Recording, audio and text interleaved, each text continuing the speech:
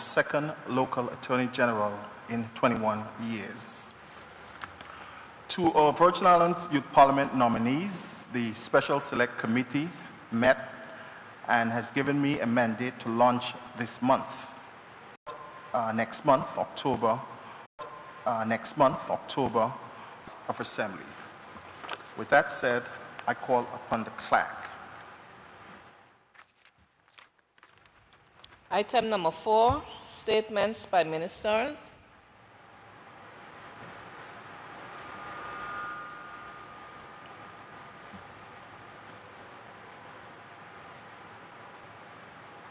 I call upon the Premier and Minister of Finance and member from the 1st District, the Honorable Andrew A. Foy, to give his statements.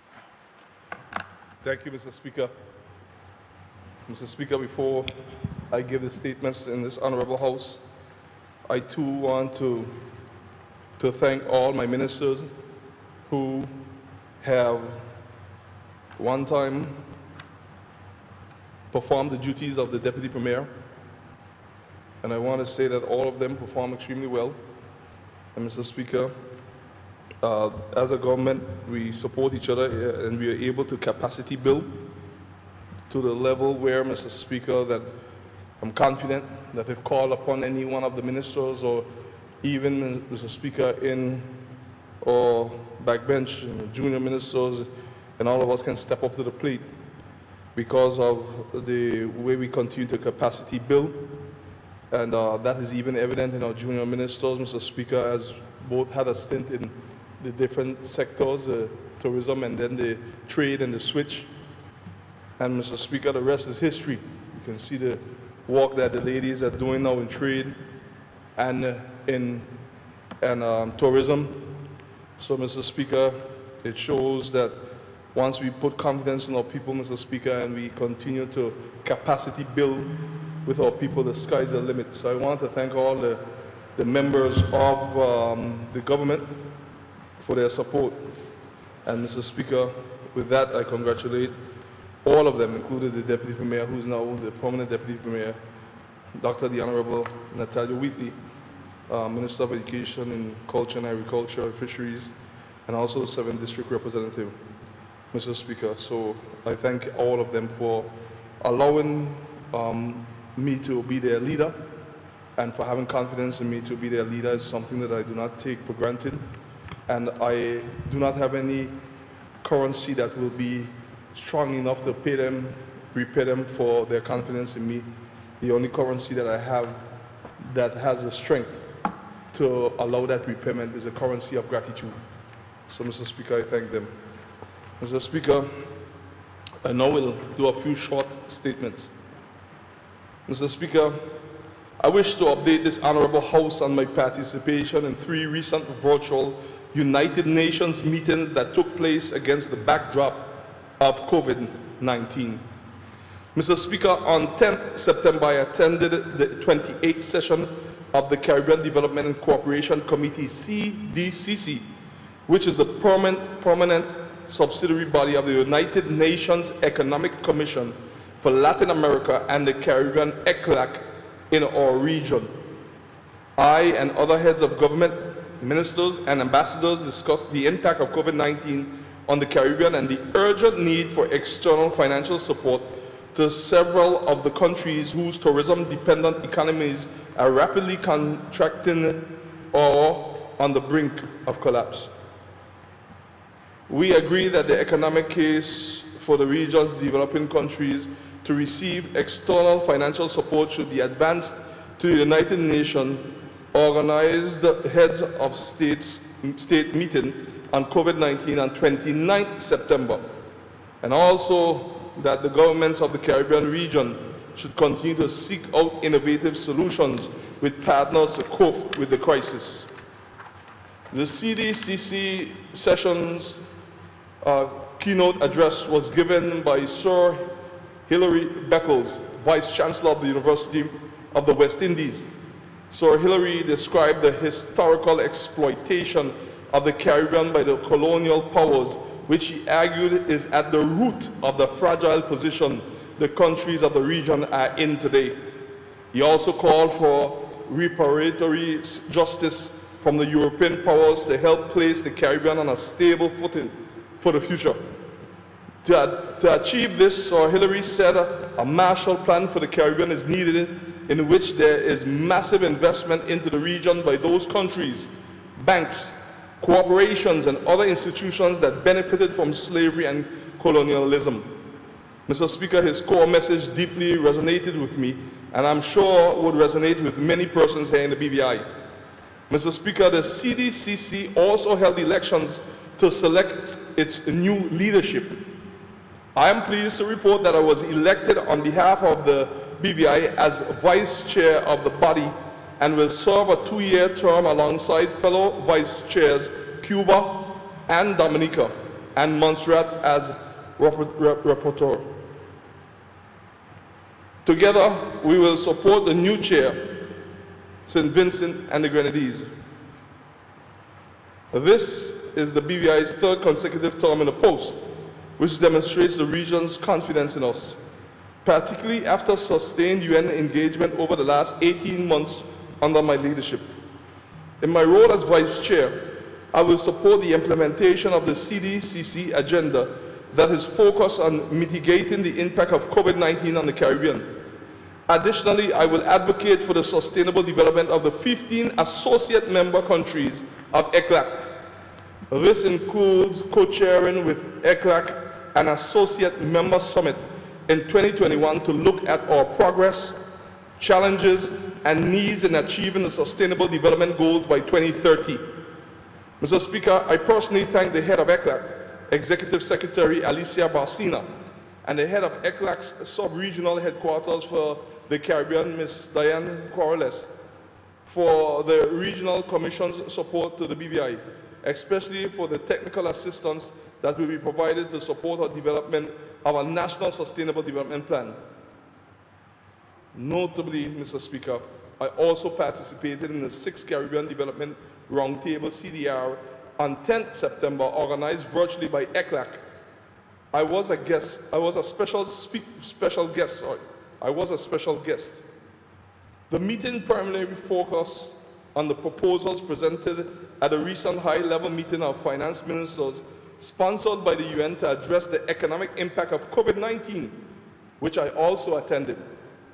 The finance ministers called for extraordinary measures to support developing countries that are economically struggling due to the coronavirus pandemic. In my remarks at the CDR, I provided an update on the BVI's own COVID-19 challenges and called for the international community to finally establish vulnerability as the key criterion for determining assistance to small island development states, SIDS, regardless of income level. I also emphasized that in the eventual global recovery from COVID-19, the BVI has a positive role to play in channeling the needed investment over the medium to long term to help return the world economy to a healthy rate of growth so that people can live better lives. This was well received by ECLAC. Mr. Speaker, as the UN continues to grapple with COVID-19, my government will remain engaged with the relevant agencies and forums to ensure our views are heard. Mr. Speaker, I look forward to updating this Honorable House in due course on the full range of the support the BVI is receiving for the UN family of agencies to support the COVID-19 response.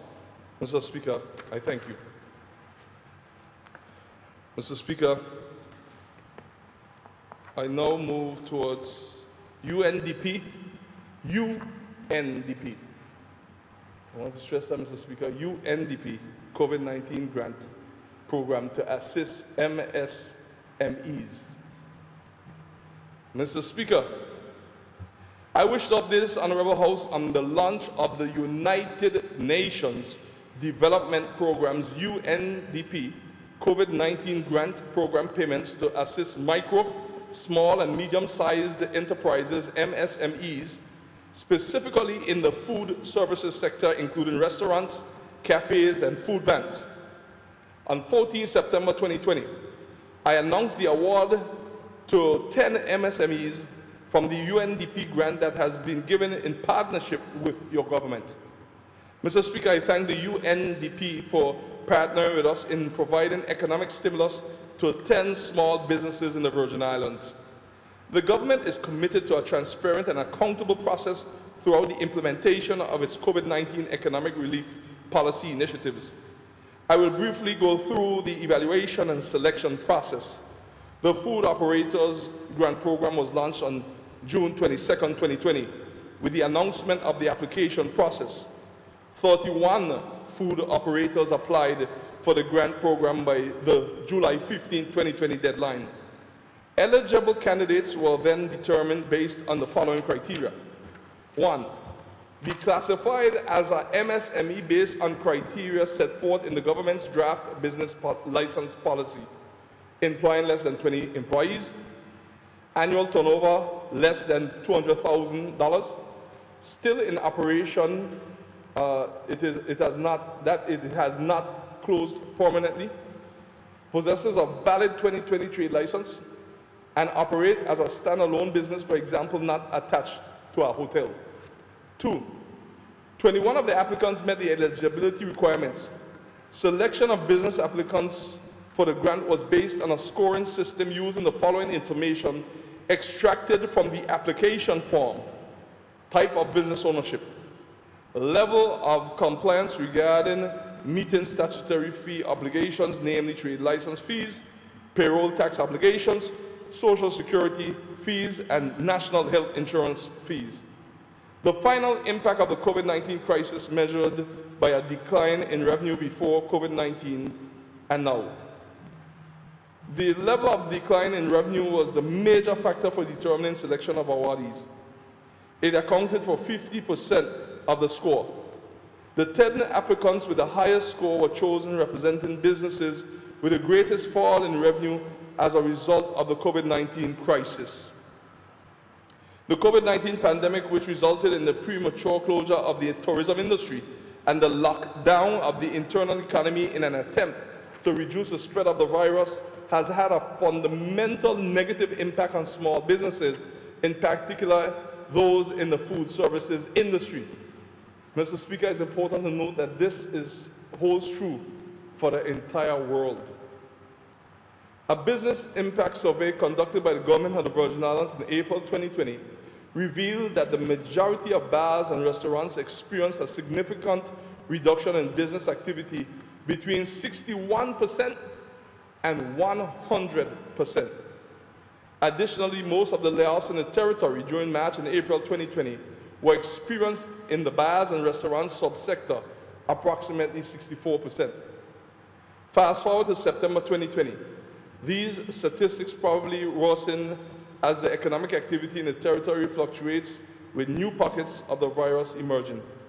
As part of my government's commitment to the tourism sector and micro, small, and medium-sized enterprises and MSMEs, we have partnered with the United Nations Development Program, UNDP, to assist MSMEs in the food service industry.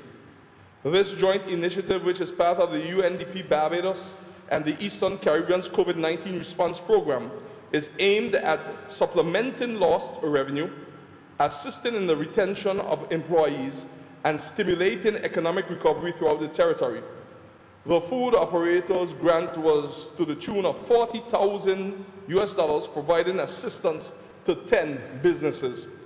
Mr. Speaker, each qualifying business was awarded a check of $4,000 each this week to support operational expenditure.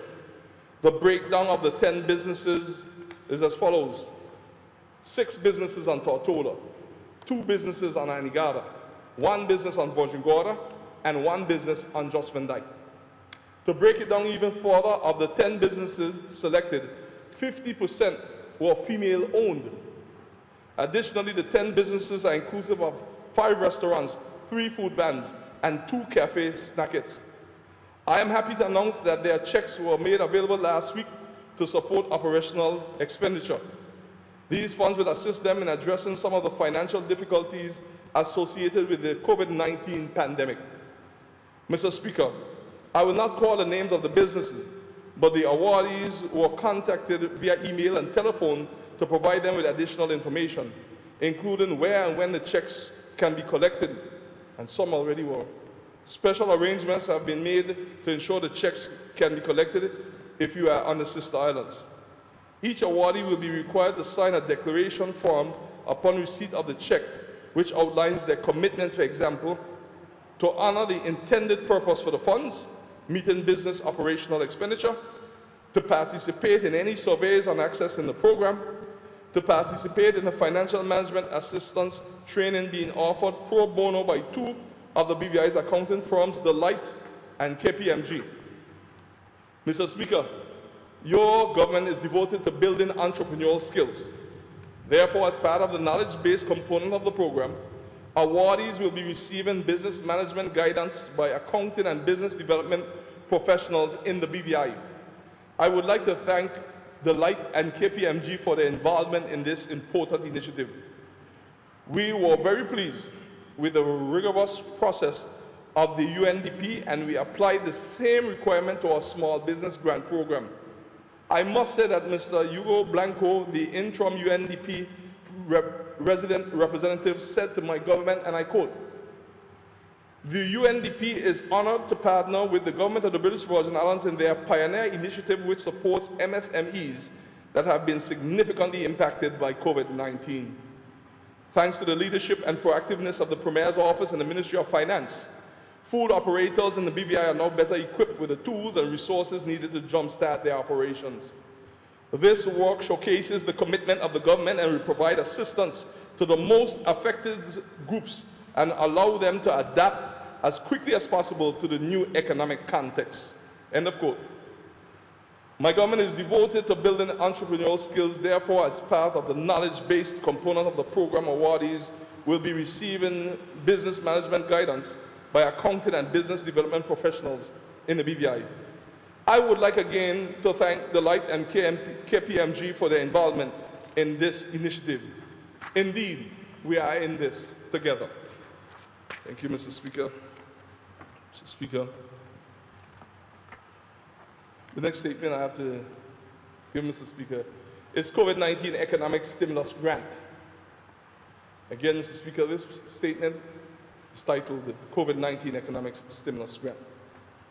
Mr. Speaker, I wish to update this Honourable House on the launch of the government's COVID-19 Stimulus Grant payment, where all qualifying micro, small and medium enterprise MSMEs businesses will be receiving some degree of help from the limited allocations we are able to make available amidst the challenges of the global pandemic.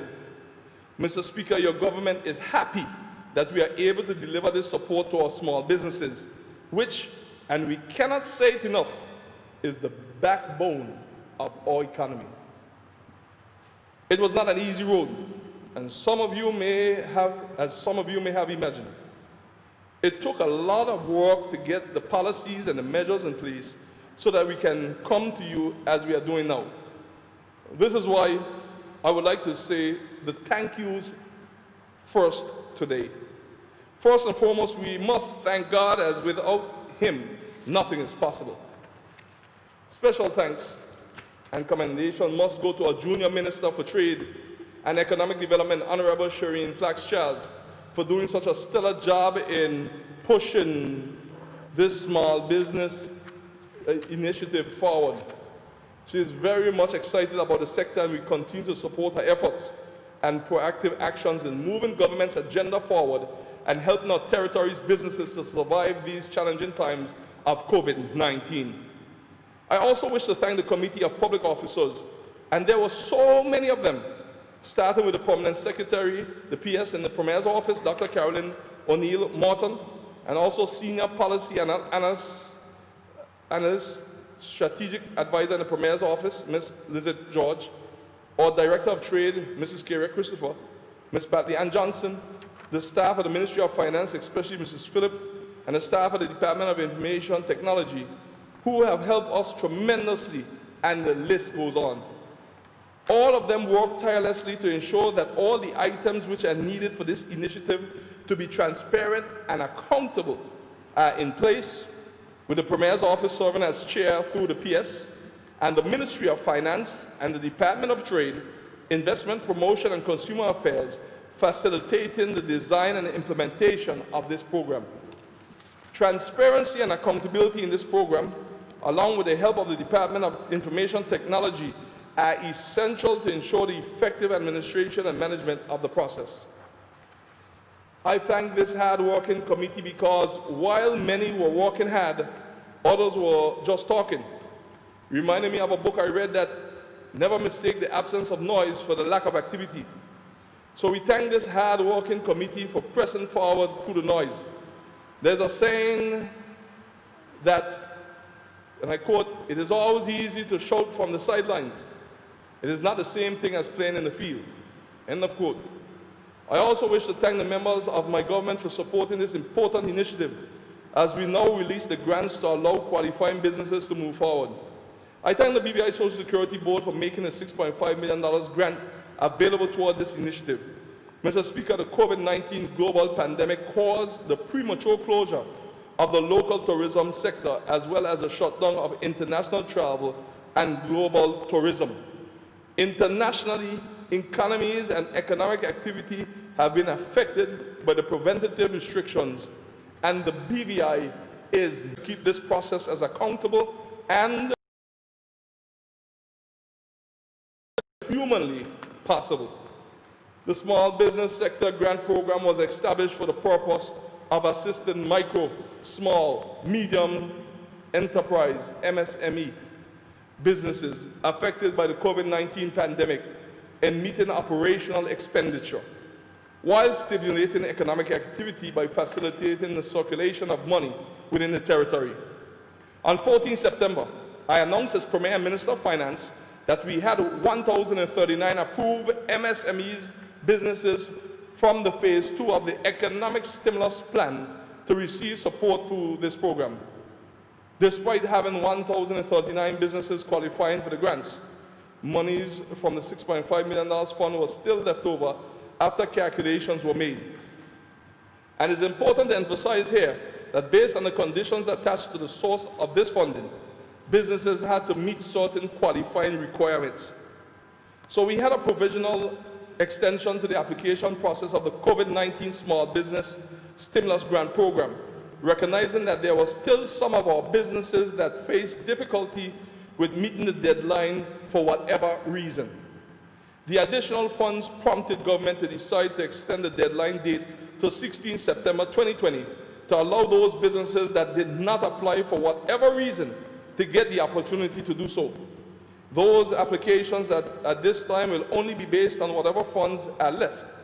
So persons who did not meet the original deadline for whatever reason will still be able to get some assistance for their businesses. The Junior Minister for Trade will inform the public once this process is completed. It was our intent for everyone who can qualify to get an opportunity to make an application. We are a fair government with a heart for stimulating jobs for the people and assisting entrepreneurs. We want businesses to thrive. We want people in jobs. That is why we are here working for our businesses. The reality is the length and depth of the impact of COVID-19 on small, vulnerable states like the BVI is still unknown because COVID-19 remains fluid and no one has been able to set an end date for the virus either through discovery of a cure or a vaccine. Mr. Speaker, you would recall that this government presented our $62.9 million Phase 2 COVID-19 Economic Response Plan, which contains several programs to help support families and small businesses during these trying times. The plan, together with the details of the bureaucratic hurdles that your government was navigating through to get it in place for implementation, were made known long in advance with periodic updates. But of course, there are those in our society who prefer to sow seeds of chaos during this period of distress by trying to muddy the waters for your government and to incite fear and worry in the minds of the people when there is no need for this. But your government did not allow this to distract us from continuing our work for the people. This government recognizes that COVID-19 has caused and continues to cause a significant economic impact on workers and on businesses, and this is worldwide. That is why we put forward those initiatives to assist our people in coping with this pandemic. I would like to talk a little about how the funds for this program are being distributed. Let me say here that for the purposes of this program, loss in business revenue was used to evaluate the impact to the businesses, which resulted in a more targeted and equitable distribution of funds to the recipients. Since the needs of the businesses will most definitely outstrip the value of the program of $6.5 million, MSMEs will only be able to receive a certain percentage of losses in the form of a grant. The grants have been processed and disbursed in accordance with Cabinet's decision from the approved Small Business Sector Grant Program via the COVID-19 Economic Stimulus Package.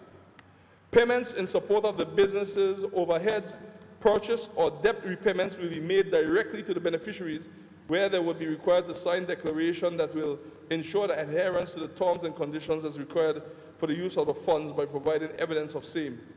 I urge our businesses to ensure that these funds are used to create a lasting impact and lasting benefit on their operations. This is important for accountability. Let me say here that at the end of the application deadline on 21st August 2020, some 1,423 businesses applied. I repeat, 1,423 businesses applied and were reviewed in accordance with the set guidelines for distribution of the grant. Of the 1,423 businesses that were reviewed, 1,039 businesses were successful and are in the process of being awarded grants in a timely manner, ranging from $1,592 to $7,955. Given the current curfew and restricted movement and gathering of persons, regrettably, a formal face-to-face ceremony for an official handover of checks is not possible at this time. Mr. Speaker, I announced the Small Businesses Grant Program and the breakdown of the 1,039 businesses that qualified to receive the grant in various amounts. This maximum range mentioned previously is to ensure that as many businesses as possible will be able to benefit as a means to stimulate economic activity. I will now give a breakdown to this Honorable House of the distribution of funds by district. For security purposes, we will not release the names of the businesses, but I will share information based on districts as follows. District 1, number of businesses 68, the total number of grant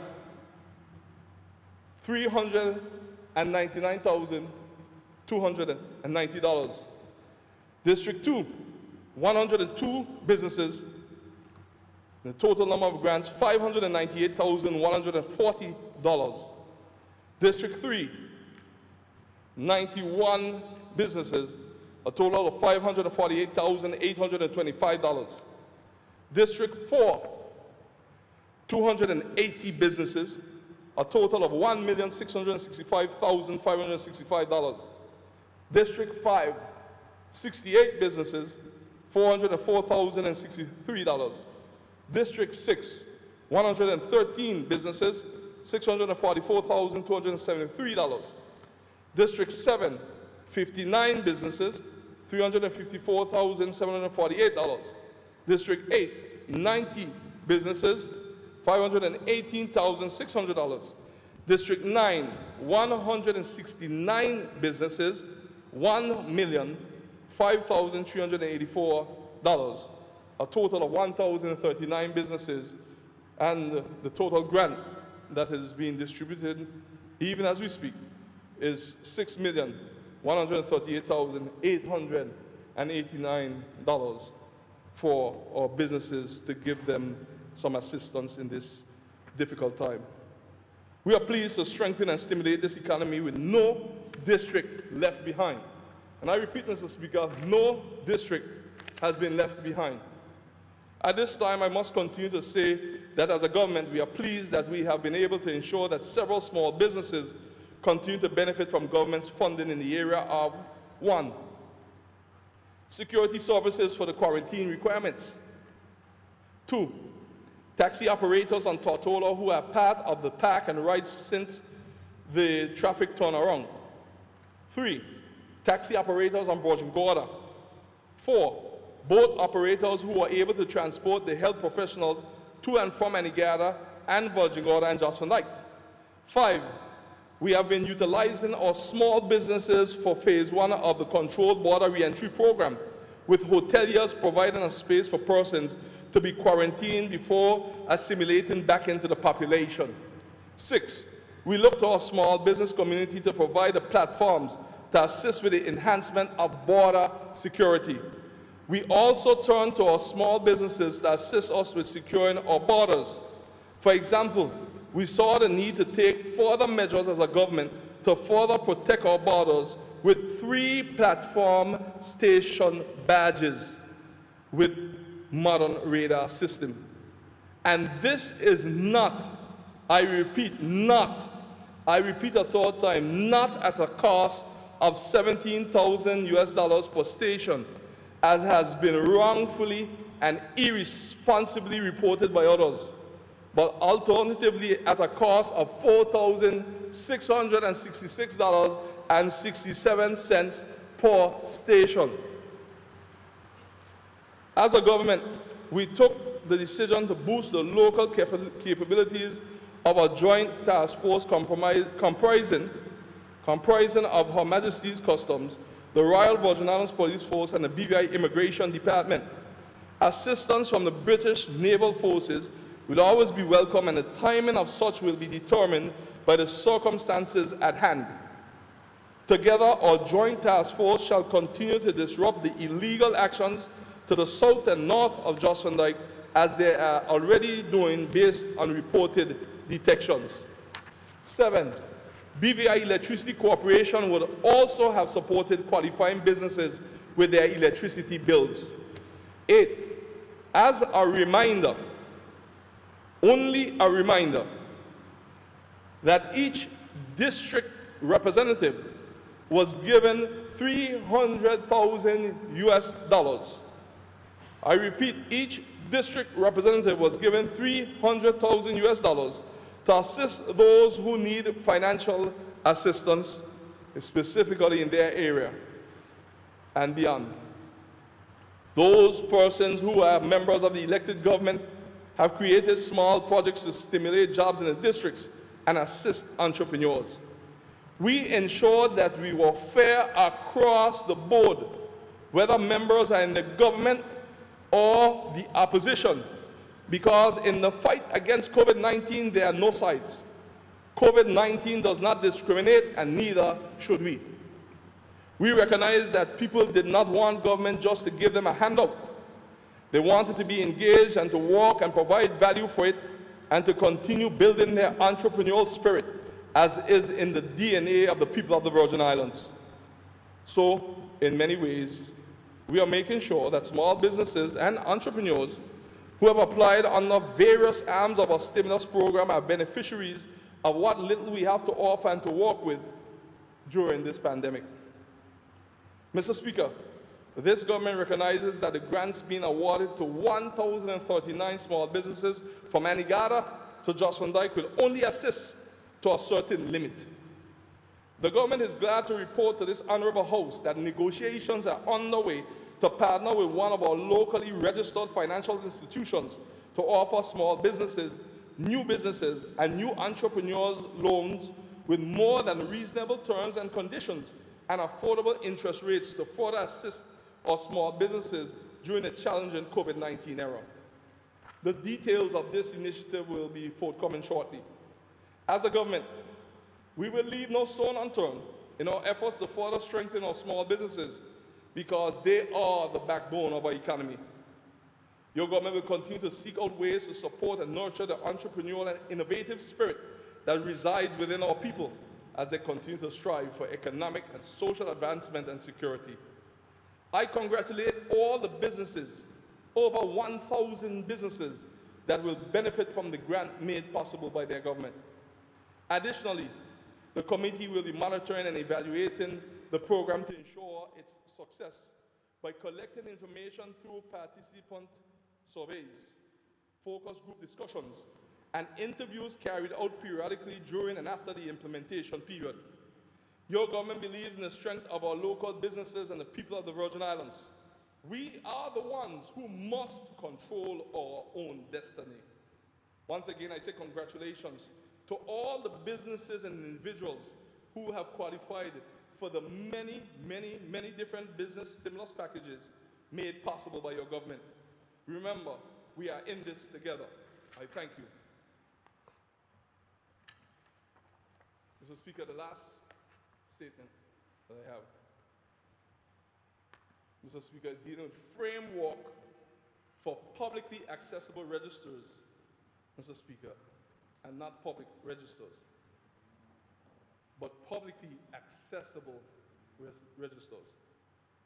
Mr. Speaker, I wish to update this Honorable House on certain developments as regards to publicly accessible registers of beneficial ownership. In an update to the financial services industry in July 2020, I mentioned that your government had recently written to the government of the United Kingdom to remind them of our continued commitment to the exchange of beneficial ownership information under the exchange of notes signed in 2016. Noting that we were getting closer to significant milestones in the area of beneficial ownership, I advised the industry at that time that your government was continuing to take note of developments in this sphere.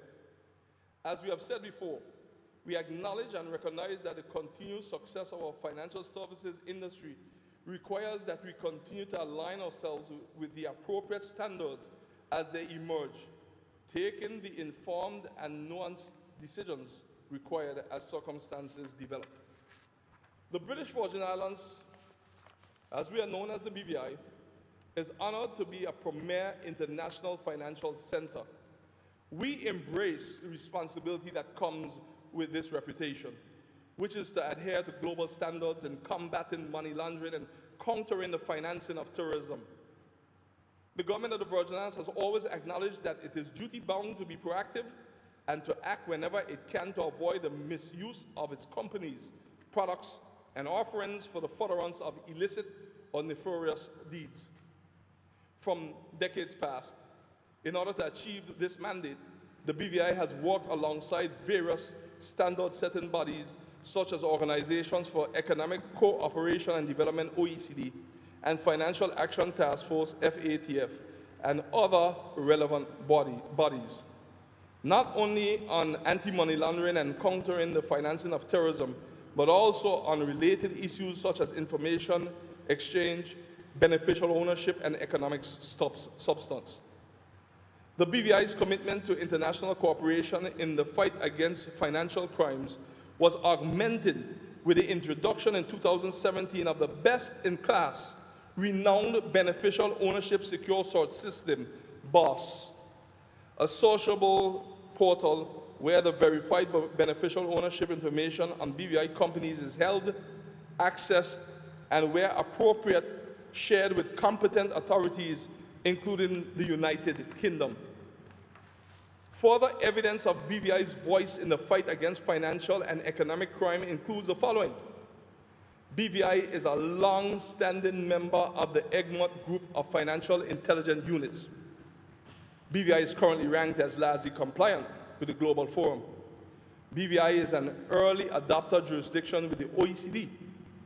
BVI is party to the exchange of notes on the exchange of beneficial ownership information.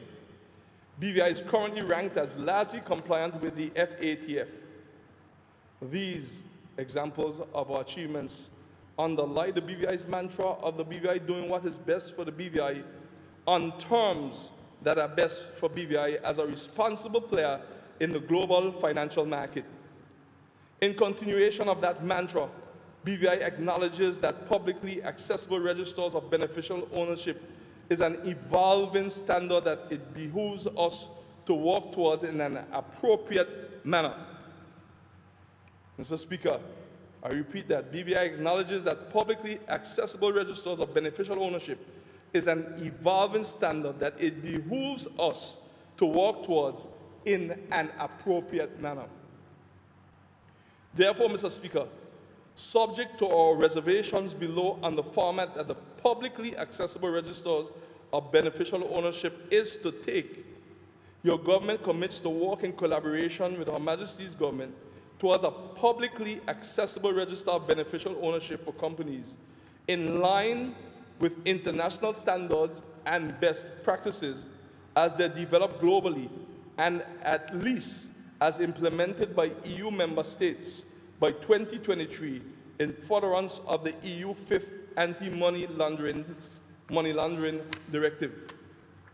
I wish to emphasize, as stated above, this undertaking is subject to our reservations, which include that the format must be in line with international standards and best practices as they're developed globally and at least as implemented by EU member states.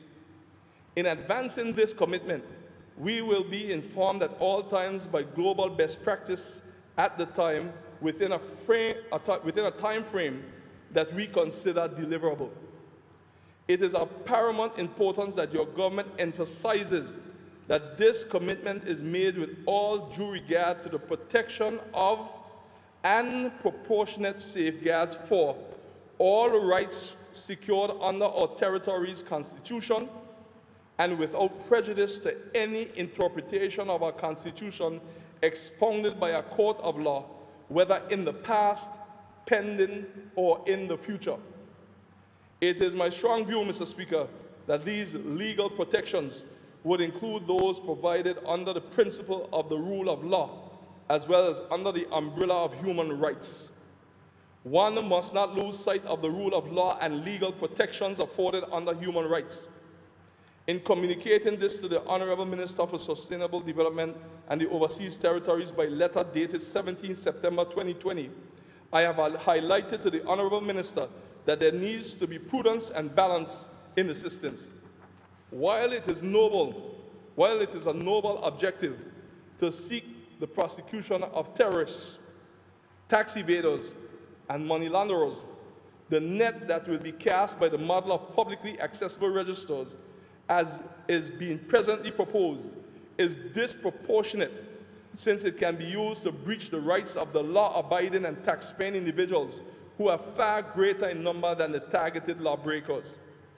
The innocent could also be deprived of their safety and enjoyment of their legitimate property, as they and their families could be exposed through the publicly accessible registers to their personal information being easily accessible by persons with ill intent, such as kidnappers.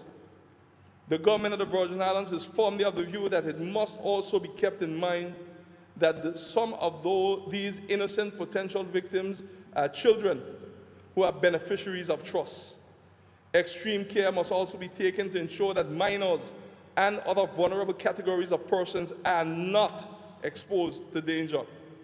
There is need for concern that publicly accessible registers could be of more use to the prurient and ill-intentioned than those we seek to assist. And in the BVI, we do not believe that outsourcing supervision of corporate ownership to the public is a sustainable or legitimate policy. It is important to note that issues like these are being deliberated in many places with the aim of establishing the most prudent balance between the various interests that must be sought and protected as the global industry searches for an appropriate solution to more efficiently and effectively support law enforcement. The standards that the global industry eventually adopts will be informed by these factors. And I repeat, the standards that the global industry eventually adopts will be informed by these factors. You would agree, Mr. Speaker, that in a highly competitive industry such as financial services, where the stakes are high enough to make or break a national economy, such as that of the BVI, in an instant, it is prudent to be cautious not to prematurely adopt policies that would compromise the BVI's competitive advantage and endanger the economy. Further, there are available models that allow access to the various levels of data with built-in safeguards, such as warrants approved by the court based on the demonstration of probable cause. These pose significantly less risk to the financial services industry, while satisfying the objectives of law enforcement to identify and prosecute terrorists, tax evaders, and money launderers, while not disproportionately infringing on the rights of the innocent and law-abiding. It is the BVI's submission that such models are worth exploring in the meantime. Mr. Speaker, your government will continue to closely monitor the developments in the international financial services industry and ensure that we remain in compliance with all the relevant requirements. And this is important to the territory's competitive position. Within 12 months of the AMLD5 implementation review, presently slated for January 2022, the Minister of Finance will provide a statement to the House of Assembly on the state of play of publicly accessible registers of beneficial ownership at that time.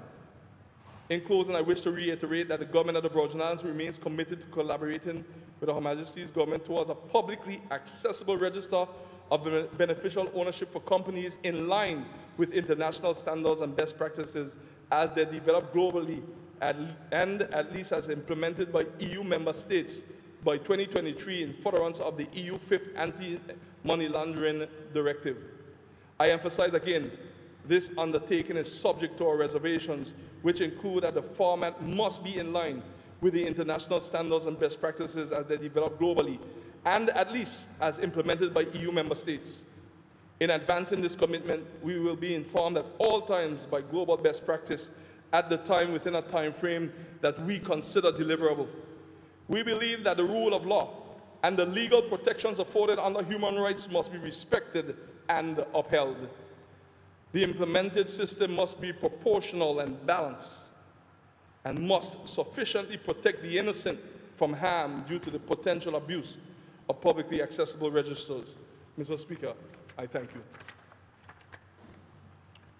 I thank the Premier for his statements. I now recognize the Deputy Premier and Minister for Education, Culture, Youth Affairs, Fisheries and Agriculture, and member for the 7th District, Dr. the Honorable Natalia D. Whitley. Mr. Speaker, I thank you for the opportunity to deliver two statements. Firstly, Mr. Speaker, thank you for your kind congratulations, along with the Premier on my appointment as Deputy Premier. I wish to recognize my colleague ministers who served admirably through their respective stints as Deputy Premier. They have inspired me and continue to inspire me and continue to be a source of guidance and support. I also thank the Premier for his mentorship of me. I'll seek to conduct myself in a manner befitting of this particular office, and I'll seek my best to serve the people of the Virgin Islands in this capacity. And I ensure I'll let persons in my constituency know that by no means will this mean that they'll be neglected in any way, but I'll use this office and every other position that I have to work together with members of the House of Assembly and the Cabinet to ensure that all the people, including people in my constituency, are well looked after, Mr. Speaker. This first statement is on the scholarship program. Mr. Speaker, I am pleased to be able to make a statement today on the scholarship program, which is administered through the Ministry of Education, Culture, Youth Affairs, Fisheries and Agriculture. Despite the trying and unprecedented times the territory is facing today, the government of the Virgin Islands remains committed to providing the financial support necessary for its people to have access to tertiary education. This past August, Mr. Speaker, for the first time since the territory was devastated by the two major hurricanes in 2017, this government was pleased to be able to award 32 scholarships in various areas of study, including medicine, nursing, engineering, law, social work, agriculture, food and nutrition, construction management, automotive technology, teacher education, and construction management. The process was a competitive one, which saw well over 90 applications being submitted for consideration. All eligible applications were brought forward for consideration, and applicants were interviewed by the Virgin Islands Scholarship Committee. Let me pause at this time, Mr. Speaker, to thank the members of the Scholarship Committee for their diligence in carefully reviewing the applications, conducting interviews, and making recommendations to ensure that students from a wide cross-section of disciplines were recommended for this year's awards. And let me say, Mr. Speaker, that it was ultra-competitive.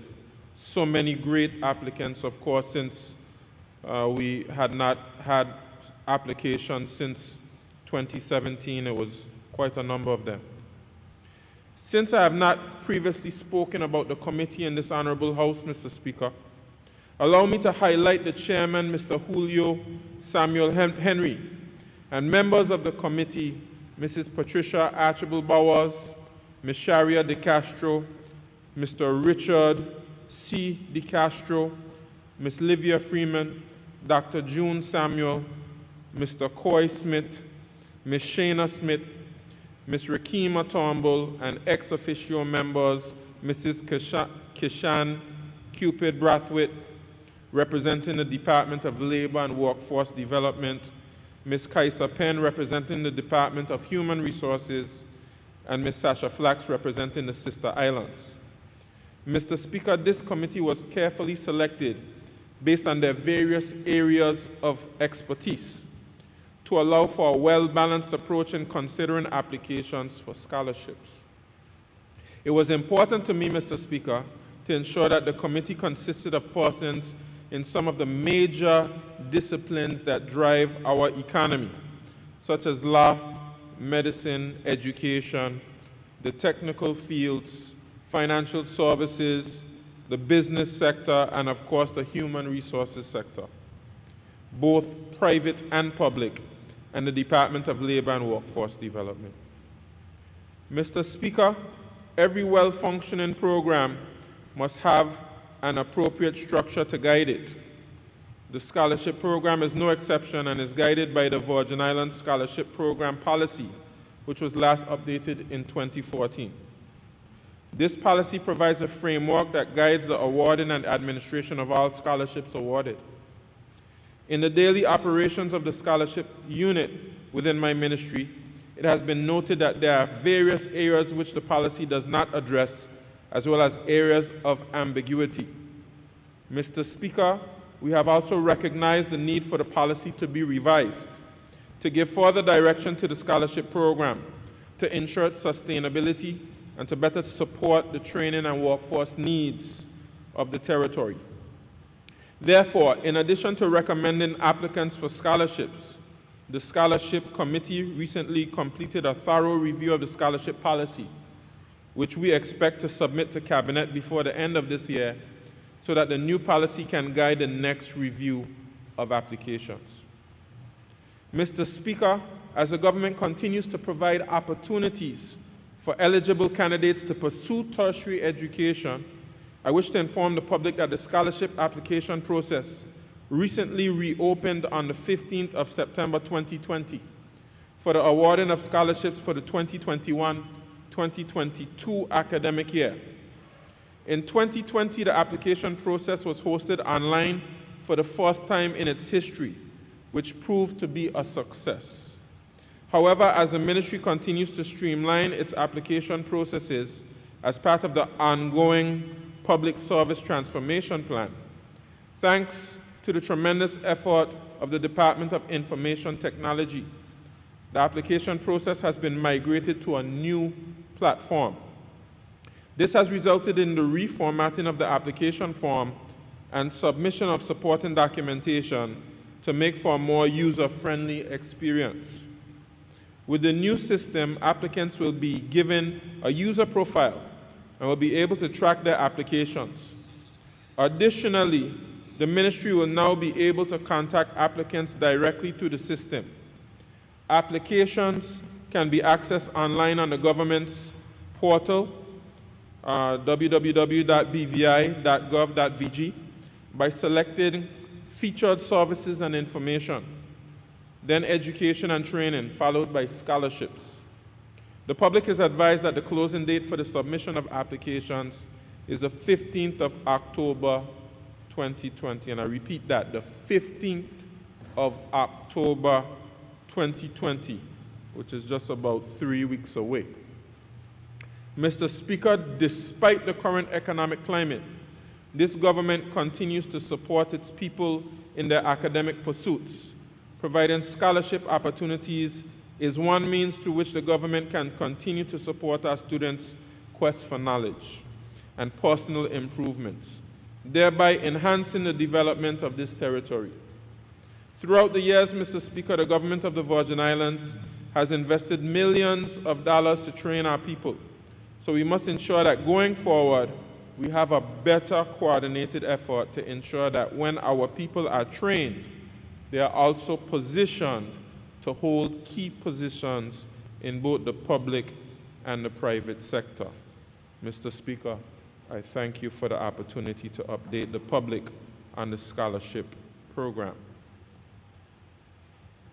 My next statement, Mr. Speaker, is a statement on the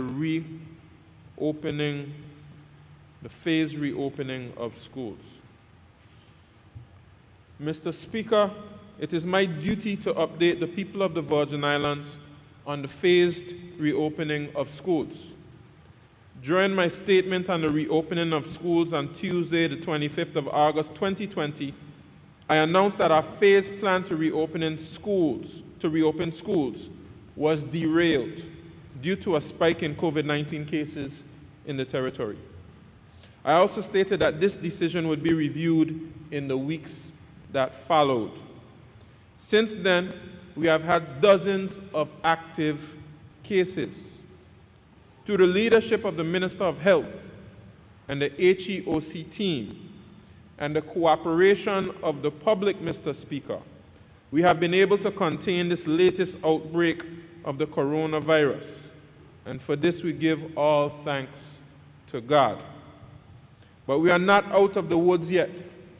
And Mr. Speaker, I encourage everyone to remain vigilant and adhere to the various health and social distancing guidelines as we continue in our efforts to combat the virus. As a result of the continued progress that the territory has experienced with the identification and isolation of positive cases, with the widespread testing and reduction of new positive cases, and with the many recoveries of infected persons, I'm pleased to announce, Mr. Speaker, that we are now poised to resume our phased reopening of schools. During last week's Cabinet meeting, Cabinet received the HEOC COVID-19 Situation Report number 28 and made various decisions in regard to the territory's schools. Mr. Speaker, one such decision was to instruct the Attorney General's chambers to amend the Suppression Order number 6 to allow private schools, daycare centers, preschools, and colleges to open for in-school instruction where approved, following inspection by the Social Monitoring Task Force and the Ministry of Education, and in compliance with the social distancing protocols of 6 feet and sanitization measures. Mr. Speaker, it is of paramount importance that everyone understands that all educational institutions must have measures in place to safeguard the health and well-being of our children and our teachers as stipulated in our framework for the reopening of schools. and they will not be allowed to open if that is not there. This is a serious responsibility that we must all work together on. Mr. Speaker, our public school system will also open, but in a phased manner. I repeat, in a phased manner, Mr. Speaker. This has been misreported in some quarters. We recognize that all students are not able to access online education in the same way, and therefore, Cabinet further decided to allow the following groups back into our public school classrooms: technical education students, students with special needs, and marginalized students and adult education students, as specified and approved by the Chief Education Officer. Mr. Speaker, last week, a new Public Health Order 2020 has now been gazetted to give effect to Cabinet's decision. As was done during the Trinity term, all institutions are asked to make the necessary preparations and contact the Chief Education Officer, who will make the arrangements for inspection with the Environmental Health Division. Mr. Speaker, all schools will be expected to comply with the requirements outlined in the Ministry's framework for the reopening of schools, which include some of the following provisions. Mr. Speaker, all persons on school campuses must wear a mask or a face shield. Visitors to school campuses will be restricted. Each school will decide how visitors will be accommodated with the restricted guidelines. School schedules will be outlining lunch and break periods and having them occur in a staggered manner to ensure control of students gathering in groups. Mr. Speaker, I wish to emphasize that schools should continue to engage students through a series of online interactive sessions utilizing Cisco WebEx, Zoom online platform, Class Dojo, Facebook, WhatsApp, Instagram, Google Meet, Google Hangout, combined with Google Classroom, emails, and Power School for sending and receiving assignments, even for those who are attending classes on the campus. Mr. Speaker, I already outlined the plans of the ministry for this academic year to ensure that we work with every child to get the best academic results. I'm calling on all parents to be diligent in ensuring that their children have a structured place in which to engage in school. Mr. Speaker, over the next few weeks, I will further engage in discussions as I seek to have another phase of the reopening framework implemented, of course, subject to Cabinet's approval. The schools will be prepared appropriately to accommodate students. Clear demarcations must be placed separating the spaces for each student. Wash basins must be visible for hand washing. Sanitizers must be in all classrooms for ongoing sanitation throughout the day. Mr. Speaker, before I close, I'm pleased that the ICT unit of the ministry has been able to commence the distribution of Virgin Islands digital education tablets ahead of the start of a new school year. I'm aware that there have been some challenges which have resulted in the interruption to the distribution schedule. I was disappointed to learn about the extensive damages to the loan devices. This lack of due care and attention to protecting these loan devices has contributed to the current challenges. I wish to give parents the assurance, however, that the unit is working tirelessly to make additional VIDEs available and to create alternative solutions to the existing challenges. For those parents who have already collected their devices, please note that the ICT unit is in the process of emailing the credentials to allow students to access the applications on the VIDEs. Emails are being sent to the students via schools' accounts. The ICT unit will continue to exercise so that students who have already collected their VIDEs can access the textbooks. Mr. Speaker, I know that some parents in grades 7 to 9 are becoming anxious because they have not yet received their VIDEs. However, I wish to assure them that during these first 2 weeks, no new material will be taught. Emphasis will be on various orientations, providing psychosocial support, coping strategies, COVID-19 health and safety tips, classroom etiquette, classroom expectations, including online etiquette, overview of the course material for the term, submission of assignments, academic ethics, etc. During week 2, emphasis will be on building basic subject readiness skills. By the end of this period, we expect to have solved the existing challenges. Mr. Speaker, we are indeed grateful to God for this breakthrough to allow some of our students to return to the classroom. Mr. Speaker, we came together virtually on this past Sunday, the 20th of September 2020, to thank God for His grace and His tender mercies, and to ask continued protection of our teachers and students. We committed the 2020-2021 school year into His hands in our annual Back to School church service. I thank the Acting Chief Education Officer, Mrs. Connie George, and Education Officer, Mrs. Haida Selwood, for organizing this service. And I thank all those who participated. It was truly a wonderful way to start the school year. Mr. Speaker, I thank you for the opportunity to update the public on our plans for a phased reopening of schools. May God continue to bless the people of these Virgin Islands. I thank you. I thank the Minister for his statement. I recognize the Minister for Transportation, Works and Utilities and member for the 5th District, the Honorable Kai M. Reimer. Mr. Speaker, I too share your sentiments in congratulating the Deputy Premier on his appointment. And indeed, he'll have my support as well as I'm sure my other honorable colleagues. Mr. Speaker, I rise to provide this honorable House with an update on the many outstanding invoices that I've been faced with having to settle since taking office in March 2019, some 19 months ago.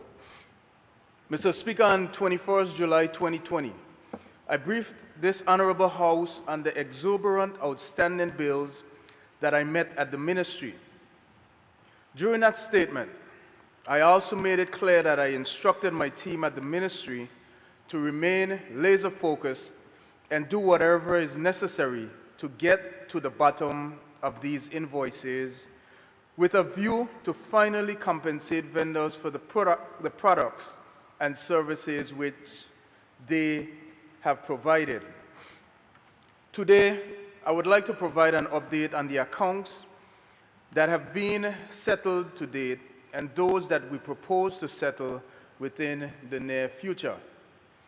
So far, the ministry has processed a total in the amount of $645,173.38 of outstanding invoices for services rendered for more than 10 years ago.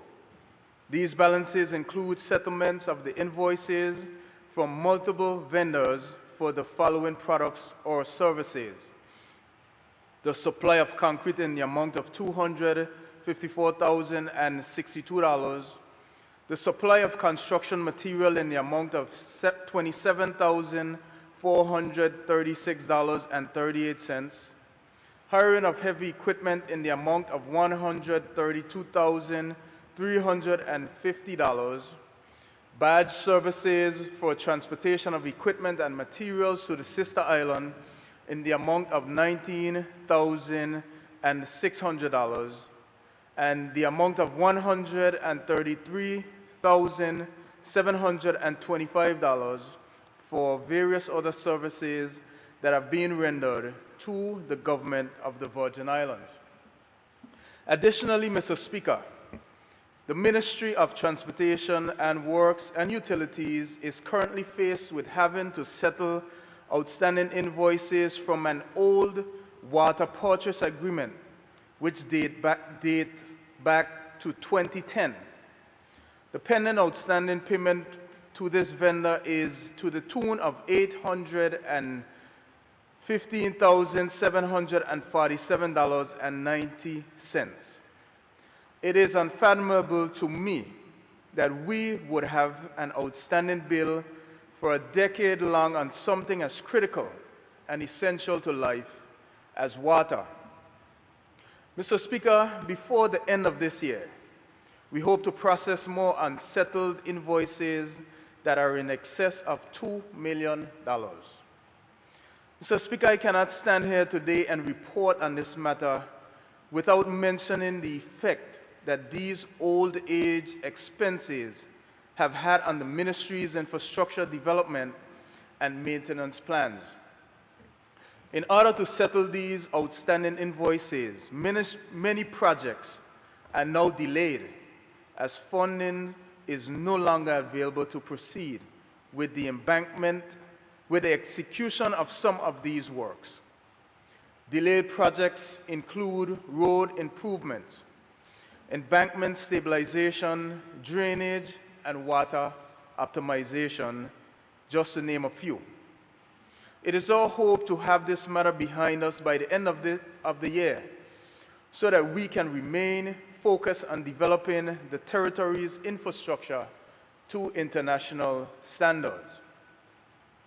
May I also say that it is an injustice to anyone who, having provided goods or services to any consumer, especially to the government, and having to met the required standards of quality for the goods or services to be accepted for payment to be delayed for such an inordinately long period. Such delays affect the cash flow of these companies. It impedes their ability to meet their own commitments and to pay their own bills. It hampers their growth. It affects their employees. It can cause them to go out of business. I want, on behalf of this government, to apologize to those businesses that were affected by the untimely settlement of these legitimate payments.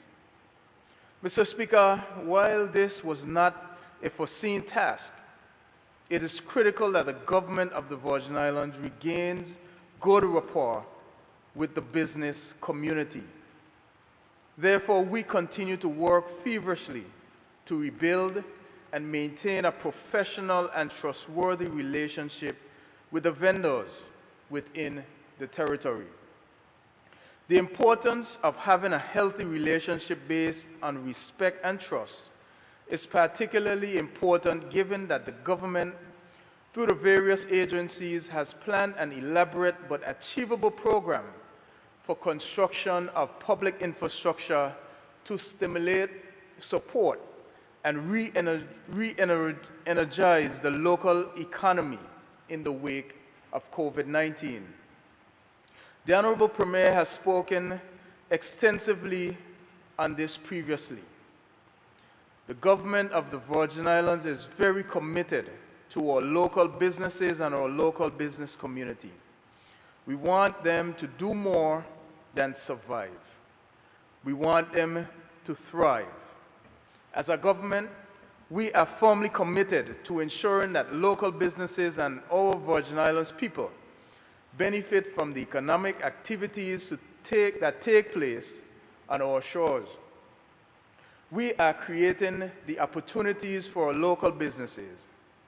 We are creating the environment for them to access these opportunities with transparency, accountability, and value for money being key considerations. And therefore, I wish to reassure our goods and services providers that they will be treated with the courtesy, respect, and professionalism they deserve. Mr. Speaker, permit me to reiterate the economic, ethical, and moral importance of settling debt. Governments have a responsibility to the business community to ensure that there is a fair and even exchange of goods, services, and compensation for what was received. We cannot continue to acquire a good or a service and not settle our debt in a timely manner. This is a gross disservice to our vendors, and as a government, we must do better than this. This government intends to lift the bar in how we conduct the affairs of the people. Mr. Speaker, I appreciate your indulgence in allowing me to update this honorable House on this very critical matter. Thank you. I thank the Minister for his statement, and I recognize the Minister for Natural Resources, Labor and Immigration, and member for the 9th District, the Honorable Vincent O. Whitley. Thank you, Mr. Speaker, for the opportunity to lay two short statements before this honorable House. New Chairman, Labor Arbitration Tribunal. Mr. Speaker, as the Minister for Natural Resources, Labor and Immigration, I have responsibility for the appointment of a tribunal under the Labor Code 2010, number 4 of 2010, as part of the mechanism for the settlement of labor disputes. Under Section 29(3) of the Labor Code 2010, I am empowered to appoint a chairperson of a tribunal, and I am pleased to announce that Cabinet agreed that Mr. Jamal Smith be appointed as chairman with effect 1st August 2020 for a period of 2 years. Mr. Speaker, he is the first Virgin Islander to hold this post since the creation of the tribunal. Being a qualified legal practitioner since 2002, a former chairman of the BVI Chamber of Commerce and Hotel Association representing employers, a former professional support lawyer in a BVI office of an international law firm representing employees, the owner of his own private practice with an affiliated office in Hong Kong, a member of the Chartered Institute of Arbitrators based in London, as well as serving on various committees, including arbitrators within the International Trademark Association based in New York. I wish to thank the previous chairpersons for their contributions over the years, who were Mr. Lewis Hunt, QC, and Mr. Paul Dennis, QC. Mr. Speaker, the tribunal had its first complaint referred to it in 2015, and over the years have had more than 25 matters. During that time, there have been only 2 formal decisions handed down by the tribunal, and some matters have been withdrawn. There are currently approximately 15 outstanding matters before the tribunal, some dating back to 2015, with 3 new matters referred to it since August 2020. As a result of a recent court decision that found that the tribunal was in breach of Section 16(9) of the Virgin Islands Constitution Order 2007, due to the inordinate length of time it was taken to resolve labor disputes, for which the new chairman was involved, the government decided it was necessary to restructure the tribunal to meet its human rights obligation to all the parties involved. And I am confident that a new chairman will ensure that this happens. Mr. Speaker, since the new chairman's appointment, he has swiftly implemented new procedural rules, namely the Labor Code Arbitration Tribunal Procedure Rules 2020, number 98 of 2020, that came into force on Monday, 31st August 2020. The chairman has since heard 6 of the outstanding matters in accordance with the new rules, and an additional outstanding matter have since been discontinued, with dates having been scheduled for several others, and hearing dates have already been set for the 3 new matters. Mr. Speaker, under Section 29(7) of the Labor Code 2010, I am responsible for providing administrative support for the tribunal. As part of a necessary restructuring of the tribunal, the current staff complement, which includes the Secretary of the Tribunal and an administrative officer, is currently under review with the current Secretary to the tribunal going on retirement leave at the beginning of October 2020. This was delayed from the previous scheduled leave date as a request of the new chairman to allow for an easy transition to the new way of doing things at a tribunal. However, the tribunal is ably assisted by a finance officer within my ministry who's working out the necessary details for the 2021 budget cycle. The human resource manager in my ministry who's also working out the new administrative support for the tribunal, and the public relations officer in my ministry who has met with the new chairman to create an online presence for the tribunal as part of the government's website. Technical support will continue to be provided by the government's Department of Information Technology to ensure that it can continue to fully function during this COVID-19 pandemic. This has resulted in the use of the government's Cisco WebEx platform to conduct hearings since 1 September 2020, and the new chairman issued the Labor Code Arbitration Tribunal Telephone and Video Hearings Guidelines 2020, number 99 of 2020, to facilitate hearings by video conference. Mr. Speaker, as a result of the COVID-19 pandemic and its impact on local businesses, we anticipate an uptick in complaints that will be referred to the tribunal in the near future. Therefore, my ministry is committed to working closely with the new chairman, and I have already held several meetings with him, both prior to and after his appointment. I will be personally assessing the work of the tribunal going forward to ensure that it meets our international obligations and the needs of our labor force. I thank you, Mr. Speaker. Mr. Speaker, I have one more statement. Update on the underemployment benefit. Mr. Speaker, I thank you once more for the opportunity to update this Honorable House and the territory on the activities of the Social Security Board. Mr. Speaker, it is a known fact that Social Security continues to play a pivotal role in improving the standard of living for all who call this territory their home. Mr. Speaker, although I have said it before, it bears repeating.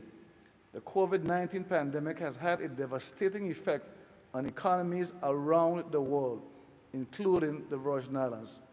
This government, in its efforts to slow the spread of COVID, we implemented several measures, including a 24-hour curfew. This resulted in the unemployment of thousands of persons.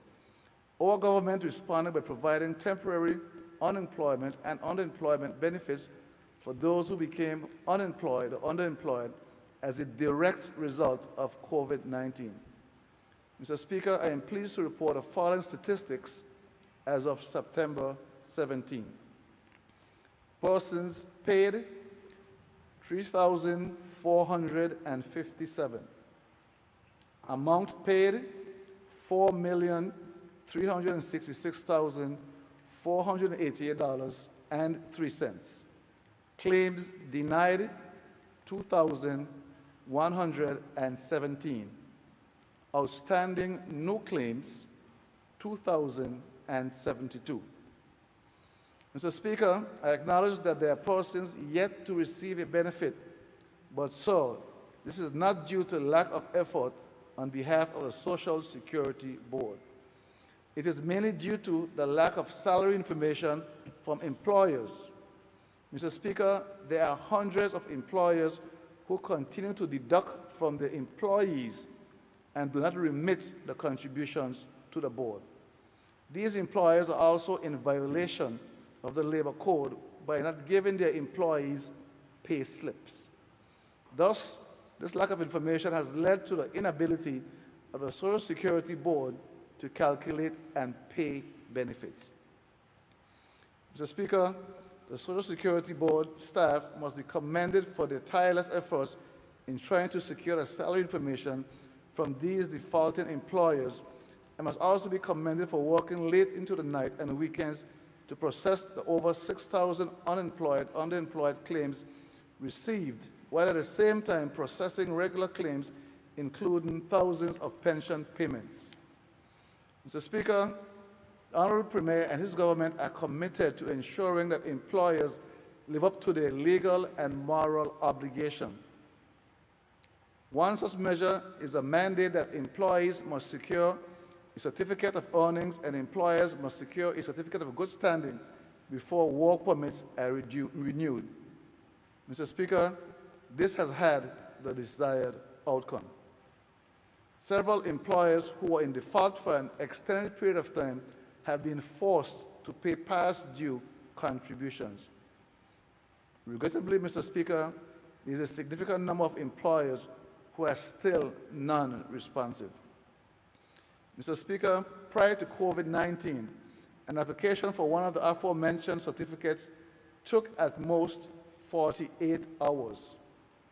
Due to the large increase in the number of applications, approximately 100 NHI and 100 Social Security per week, it is taking much longer as the Social Security Board has not employed additional resources. Therefore, to ensure that applications obtain certificates in time to file for their work permits, Social Security Board and NHI is asking that the process apply 1 month prior to the expiration of their work permits. Yes, you can apply 1 month before it expires. Mr. Speaker, Social Security continues to live up to the reason for which it was created, that is, to pay benefits. Presently, there are 3,160 persons receiving monthly pensions. From January 1st, 2020 to August 31st, 2020, the board paid $18,508,691.09 in pensions and $2,030,321.09 in short-term benefits. Mr. Speaker, I am grateful to the visionaries who are responsible for the creation of this safety net for the people of this territory. I cannot imagine a kind of life our seniors would have without their monthly pension checks. I wish to note here that in anticipation of some sort of curfew, pensioners were paid early last month to ensure that they were able to purchase their necessities. Mr. Speaker, the ILO recognizes adequate housing as a basic human right, and so does this government. Earlier this year, on May 28 to be exact, the board signed a contract for the construction of its first affordable housing program totaling $17,939,104.32. I am pleased to report that construction on 7.414 acres of the Joes Hill property commenced on July 1st, 2020. The project, comprising a construction of 25 buildings, will include 52 residential units of a mix of 1, 2, and 3-bedroom living quarters and a commercial space. This honorable House and the good people of the Virgin Islands should note that at the end of August, notable progress had been made on the property. The existing roadways were cleared and a lower entrance on the property in the Longbush area was created. The upper retaining wall at the Joes Hill entrance has been poured up to 60% of its final height, and backfilling works had commenced. The foundations for the three-story condos are far advanced, and the slabs for the ground floor levels near completion, and the backfill for the lower retaining walls is slated for September. Mr. Speaker, as we are all aware, the imposition of compulsory curfews in the territory due to the COVID-19 pandemic has caused many adjustments to everyday living. Therefore, Mr. Speaker, the project did not escape the reach of COVID-19, as some restrictions were inevitably placed on the work site and the efforts of the construction crew. The construction crew made several adjustments, such as suspending heavy works on the site during the September 2-week 16-hour curfew and limiting activities to include backfilling works only. Despite these modifications, I have received assurances that the project is not at risk at this stage, as the original construction scheme has enough flexibility built into it to account for possible delays in the supply chain, among other variables, due to the ongoing pandemic. Mr. Speaker, it therefore pleases me to report that to date we have not received any indication from the contractor that an extension for the completion of the project would be required. That said, the project is on track and in line with its contracted completion period of 1,275 whole days, or roughly 3.5 years. Mr. Speaker, as it concerns NHI, following a series of meetings with local network providers, the new protocols for evaluation, management, and billing were implemented effective January 1st, 2020. NHI continues to evaluate the system to find ways to reduce its claim expenses, while at the same time responding to its beneficiaries' needs in an effective and efficient manner. From January 1st, 2020 to July 31st, 2020, claims totaled 16.95 million, compared to 20.12 million for the same period in 2019. Prior to the provision of the grant funding, payments to providers were 6 months behind. Providers are now paid up to July 2020. To date, the 7.5 million stimulus for NHI support has been extended. Mr. Speaker, we will continue to do our very best to assist all beneficiaries as best we can. I thank you, Mr. Speaker. I thank the Minister for his statement. I now recognize the Minister for Health and Social Development and Territorial Member, the Honorable Corvin Malone.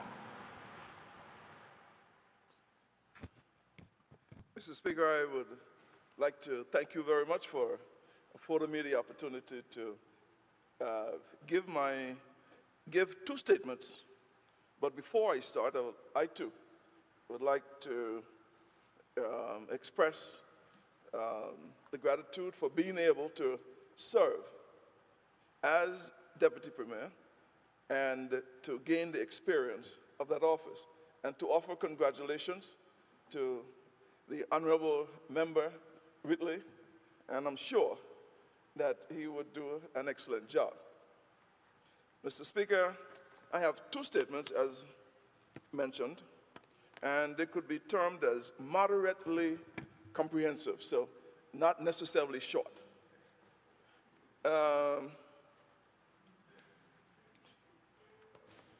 Mr. Speaker, thank you for yet another opportunity to inform the public about the work that is happening in the territory in response to the COVID-19 pandemic.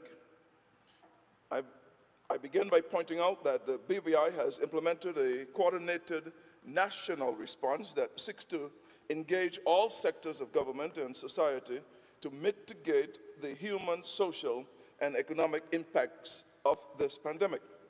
The stark reality is that both of our economic pillars, financial services and tourism, have been affected from the onset of this crisis as a result of events that lie far beyond our immediate control.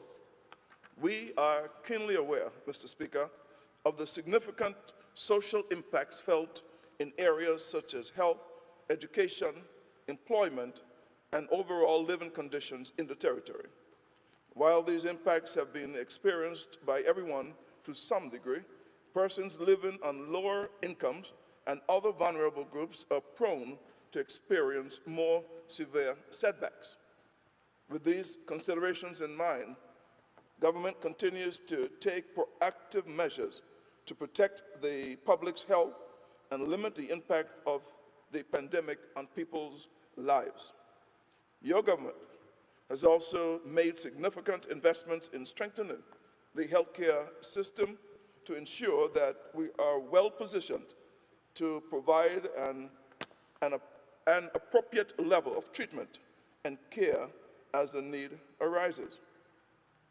Millions of dollars is being expended on new facilities, health workers, supplies, the state-of-the-art equipment in direct response to this COVID-19 crisis, and additional resources have been contributed by various donors and partners in public life. We again express sincere gratitude to the generosity towards the people of the Virgin Islands.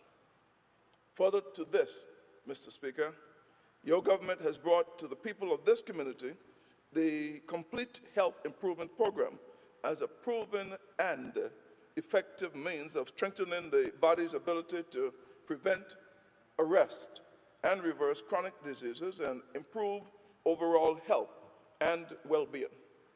A healthy immune system is better able to defend against viral infections. In addition to this balanced and comprehensive approach by the health sector, Mr. Speaker, the government has rolled out an economic stimulus plan to help bolster and expand the social protection system to meet people's basic needs while stimulating economic activities. Direct relief to households has been delivered through initiatives such as grocery provisioning, food vouchers, expanded feeding services, free water delivery, and amenities on water and electricity payments, which all helped to ensure that people's basic needs could be met. Another significant social protection intervention has been the introduction of a new unemployment and underemployment grant program at the Social Security Board. While this underemployment program provides redress for many persons, we recognize that there is still a segment of the working population whose needs will go unmet by this program. To help meet the coverage gap, an income support program has been designated to be administered by the Social Development Department, that is, and is awaiting further approval. No doubt the Premier will see to it that this is done this week. Further funding in the amount of $1 million has been earmarked for this program. In designing this new income support program for COVID-19, lessons learned from the Household Assistance Program that was implemented in collaboration with the BVI Red Cross during or following the 2017 hurricanes have been considered. Mr. Speaker, this is just to illustrate some of the ways in which government has taken a balanced and comprehensive approach to its pandemic response throughout various sectors. While no one could predict how long the economic disruptions would last, the resources available to the country are limited and therefore need to be managed carefully. The current phase of our pandemic response, the Manage It phase, recognizes that the virus is present in our population, and we must all do our part to keep safe. Until a vaccine or treatment is available, Mr. Speaker, our best defense against COVID-19 is to incorporate simple but effective prevention strategies into our daily lives. We can all do our part to protect ourselves and our families. We can isolate and prevent transmission by using physical distancing, face masks, and sensible hygiene practices.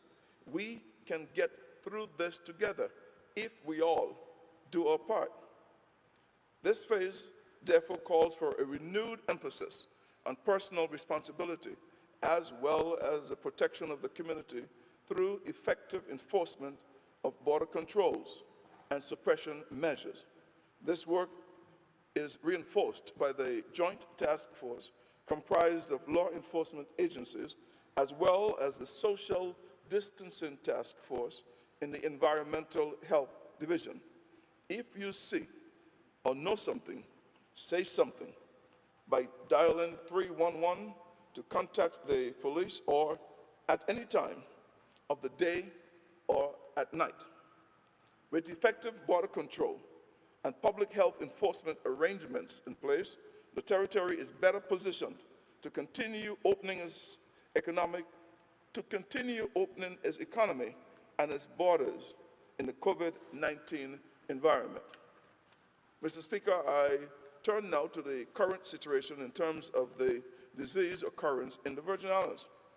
But before I do, I will set the BVI experience in contrast to both the world and more closely to the regional experiences. Of the 31,528,000 positive cases reported throughout the world, 73% have recovered and 3% have succumbed to this virus. In the region, of the 198,582 positive cases, 73% again have recovered and 2% have been reported as having succumbed to the virus. As we make this presentation, Mr. Speaker, first, second, and third world countries and island nations are preparing to reinstitute 24 hours lockdowns in response to second and third waves of the virus, while others are preparing to open their borders to regional and international travel. At all shores in the BVI, as of the 21st of September, after conducting PCR testings of over 4,546 individuals at the Dr. D. Orlando Smith Laboratory, a total of 4,455 persons tested negative. 71% were positive, and 20 results are pending. Of this amount, 61 persons, or 86%, have now recovered. 1 person, or 1%, or just a slight lower than 1%, have died, and 9 cases, or 13%, remain active. As previously reported, Mr. Speaker, the majority of persons infected with the virus were between 20 and 60 years old. However, cases have also been detected among children, teens, and older persons. 7 patients were between 10 months old to 10 years old. 3 were between 10 and 20 years old, and 3 patients were over the age of 60. More males than females tested positive, with 52% of cases recorded among males. The majority of cases, 81% that is, were detected through case contact and surveillance. The remaining 19% were among returning individuals and residents seeking health care. I wish to again record my deep appreciation for the talented and committed teams of health workers that have dedicated countless hours to case findings, surveillance, quarantine, isolation, contact tracing, testing, and treatment services. My gratitude is also extended to all the members of the Health Emergency Center, including its Unified Command and various operations cells, the Joint Information Center, and administrative teams that have worked tirelessly to develop and execute the National Action Plan against the COVID-19 pandemic. Mr. Speaker, I'm also indebted to my honorable colleagues, the members of Cabinet, the members of the House of Assembly, and what has now been phased to the Health Services Attorney General, public officers, and persons throughout the community that have contributed so generously of their time and talent. As we navigate and learn from this unprecedented pandemic and look forward and look towards the future, I pray that we will continue to take a comprehensive approach by working together across all sectors of government and society. I pray that we will seize the opportunity to digitize our society and improve efficiency throughout the wider application of technology. I pray that we will continue to engage each other and nurture open communication and trust between government and the public. I pray that our collaboration with the international community will be grounded in principles of respect and cooperation and rebound to the benefit of the people of the Virgin Islands. I pray that we will emerge from this pandemic a stronger, fairer, healthier, and more resilient BVI. And I pray that God will continue to bless the people of these beautiful Virgin Islands as we move in one accord with BVI love. Thank you very much, Mr. Speaker, for letting me introduce the first statement.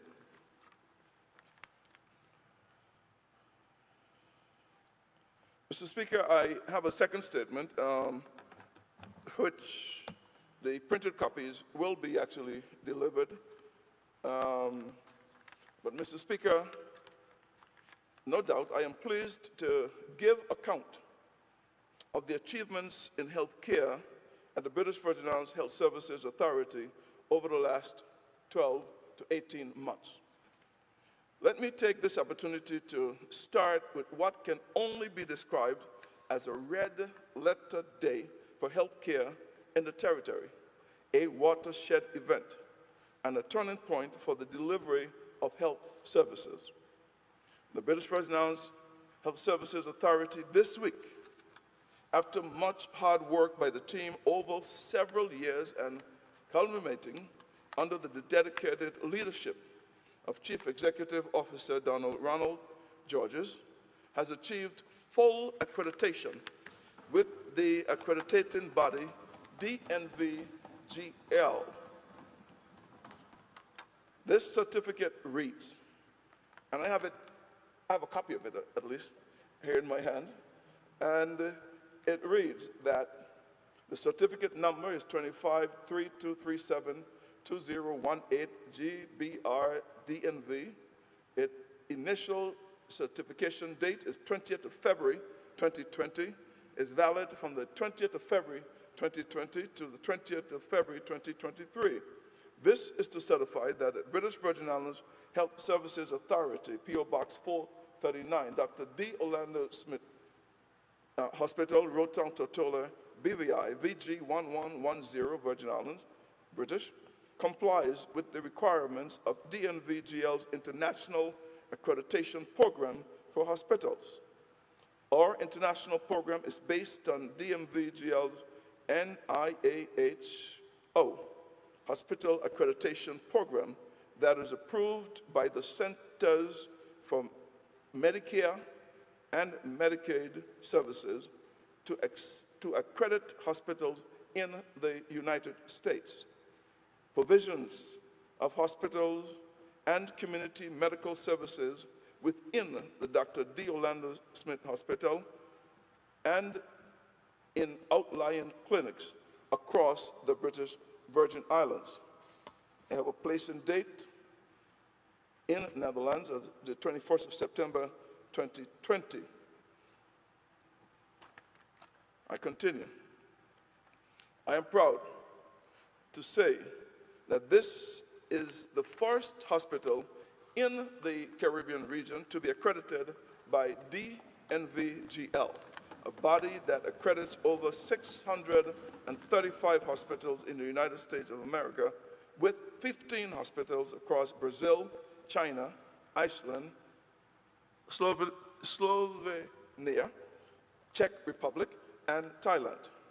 Regionally, Health City Cayman Islands, Barbados Fraternity Center, Bermuda Hospitals Board, and Doctors Hospital in Bahamas are accredited by Joint Commission internationally, while Queen Elizabeth Hospital in Barbados, Bermuda Hospitals Board, and InterHealth Canada, TCI, Limited in Cayman Islands are accredited by Accreditation Canada. It is noteworthy that the BVI Health Services Authority, which manages the Dr. D. Orlando Smith Hospital, is therefore one of only 3 public health systems in the region that has achieved international accredited status. For those who may ask, what does achievement accreditation mean in the BVI? It signifies that, as a government, we have chosen to pursue a commitment to excellence in healthcare that will help us to build more confidence among our population, attract more patients, enhance and promote safe and high-quality care for the people of the British Virgin Islands. By achieving this distinction, the BVI Health Services Authority has demonstrated its ability and commitment to providing health care that has been evaluated against global standards. International accreditation has been a long-held objective of the Ministry of Health, which has, in fact, spanned at least 4 administrations. The facilities of the new People's Hospital were designed with accreditation standards in mind. Significant financial investments have been made, and the recent award of an accreditation certificate is a result of many years of hard work by our teams. Several hundred of new policies have been created and rolled out, and extra efforts has been made over the years to review and improve the key areas that can affect the quality and safety of the care delivery by the BVI Health Services Authority. The DNV program was chosen because it is more supportive and consistent with the BVI Health Services Authority's long commitment to patient safety and total quality. DNVGL is one of the leading accreditation bodies and utilizes a departmental stepwise approach to its accreditation to ensure that organizations like the BVI HSA are placed on a path of continuous quality improvement and learning to ensure that they meet international accepted standards and best practices. Specially trained healthcare professionals who are experts in their field assessed how well the BVI Health Services Authority provides a safe environment for patient care, educates the patient about the risk and options for patient diagnosis and treatment, protects the rights of the patients, including privacy rights, evaluates the patient's condition before, during, and after diagnosis and treatment, protects patients and staff against infections, plan for emergency situations organizational-wide. Accreditation by the DNVGL is considered the gold standard in healthcare. It uses the National Integrated Accreditation for Healthcare Organization, NAHO, standards together with ISO, which is the International Standards Organization, 9001 standards for healthcare, and ISO 15189 for medical laboratories. Going forward, the BVI HSA will be expected to maintain these standards and be open to continuous monitoring and inspections. The DNVGL approach and certification also addresses and leverages guidance and best practices across U.S. Centers for Medical and Medicaid Services, Brain Attack Coalition, American Heart Association, International Organization of Standardization, and the World Health Organization. The assessment process was thorough and involved annual surveys and feedbacks that lay the groundwork for a stepwise improvement in quality and customer services throughout the entire 3-year accreditation process. The BVI Health Services Authority undertook a self-assessment, followed by a readiness assessment, and finally the formal assessment of compliance for DNV and NIOSH standards earlier this year.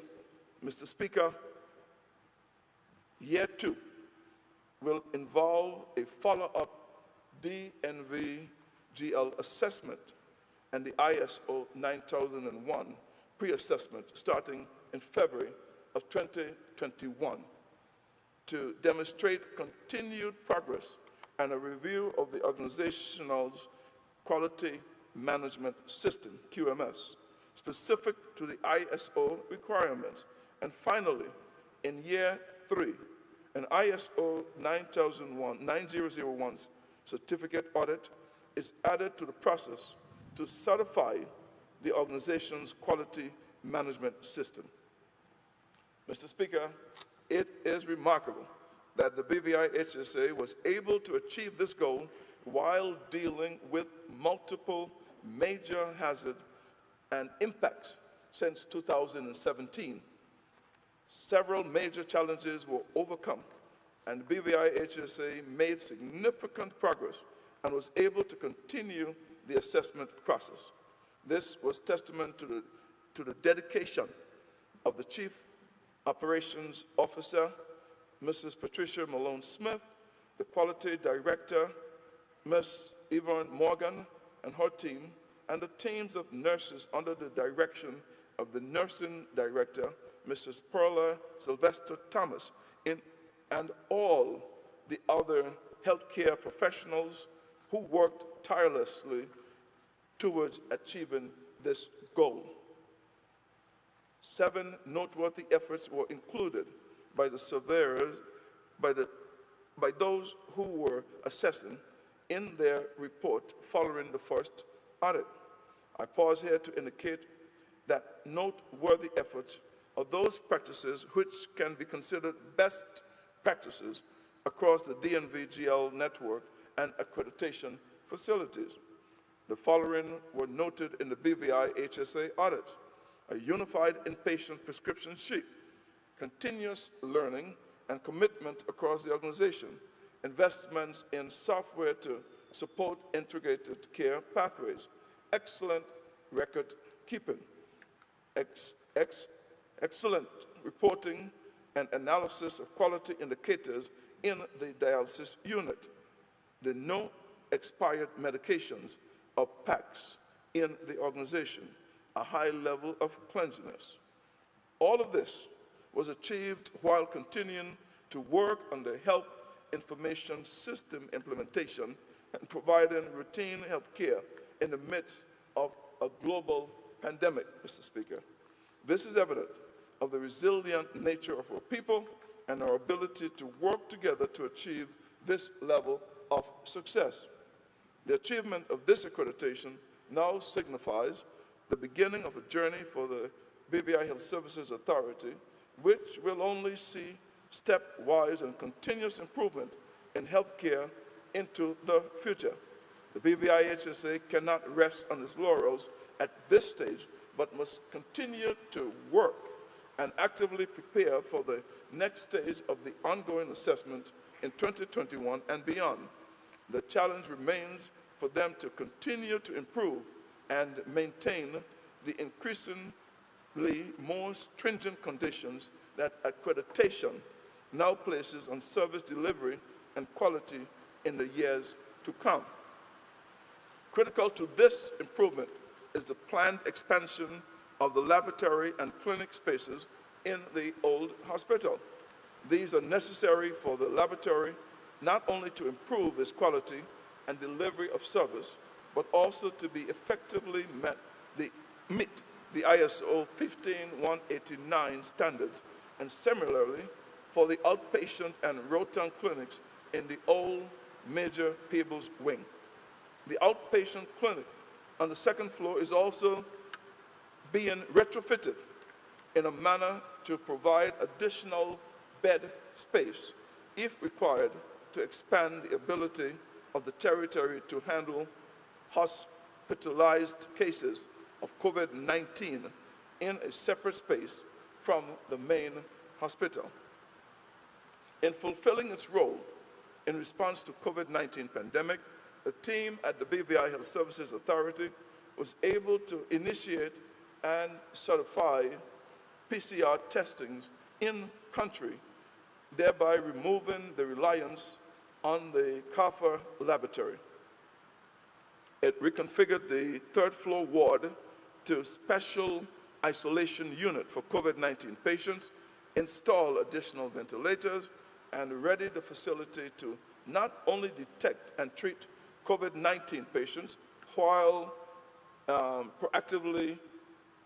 protecting staff with appropriate PPEs, but conduct multiple mass testings and routine testing exercises to facilitate the detection and control of COVID-19 in the territory. For this, they should be highly commended and recognized as they are.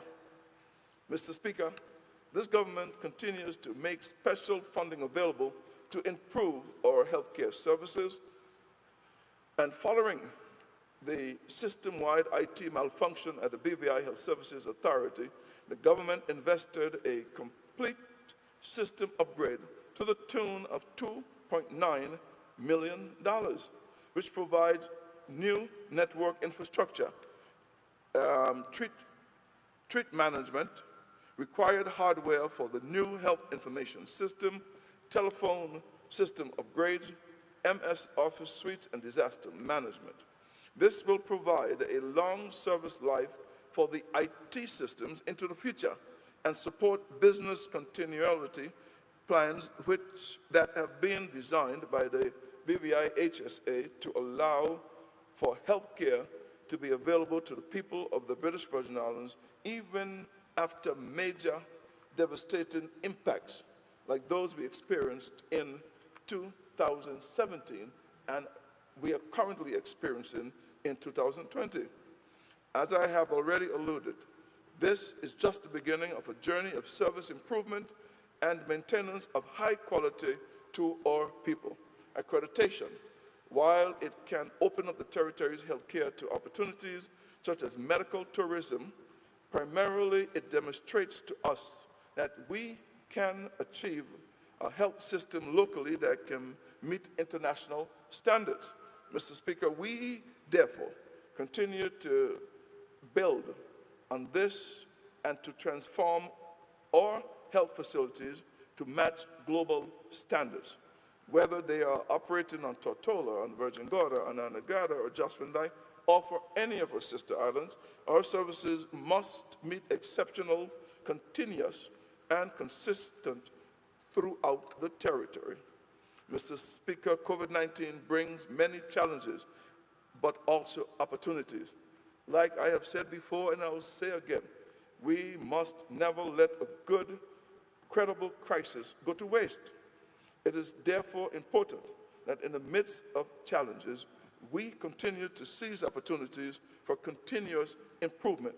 Accreditation and certification are pathways to improve our entire health system across the public and private sectors and provide opportunities to both improve services locally and develop services which can be marketed outside of the territory. Achieving accreditation makes a strong statement to the BVI community about the BVI HSA and your government's commitment to providing the highest quality health care services to our people. It is worth repeating.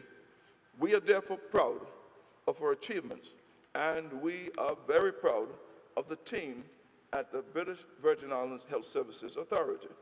Mr. Speaker, government is resolved that given the capital investments and generous corporate and individual donations over the past 15 years of over $200 million in buildings, in equipment, and furnishings, the BVI must, with capital letters, attain the best in primary and secondary care. Deliberate and specific efforts will be given to updating the 40 legislations, 50 regulations, and 35 policies that are afforded the Ministry of Health and Social Development. The team will be tasked to undertake these initiatives, which will allow health and social protection bodies to function in the manner envisaged when instituted. Earlier this year, this House passed and updated the Medical Act, and during this session, the new Nurses and Midwives Bill will be introduced, and with the members' consent, will be passed and brought into effect. We must update legislations as it pertains to private hospitals. We must get our medical acts put into effect. We must look at all of the areas that will continue to enhance the experience, from the 911 calls straight through to when you exit the hospital facilities. So, Mr. Speaker, it is a lot to say. Our journey has just begun. I would like to end by offering congratulatory remarks to the chairman of the BVI Health Services Authority, Dr. Joel Stevens, and his board for their stewardship, to the executive officer, Dr. Ronald Georges, and the management team for their exemplary leadership, and all of the healthcare staff and workers who have made all of these achievements possible under such trying and difficult circumstances, and we salute them all. As I close, I would like to remind that this is simply the beginning of a continued journey in pursuit of excellence and service in the delivery of health care and the improvement of the health of the territory. Mr. Speaker, I thank you very much for these two moderately comprehensive statements. Thank you very much. I thank you, Minister, and I thank all ministers for their statements. I call upon the clerk.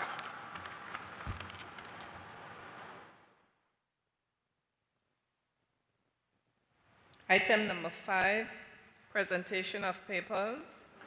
I call upon the Premier and Minister of Finance to lay his documents on the table.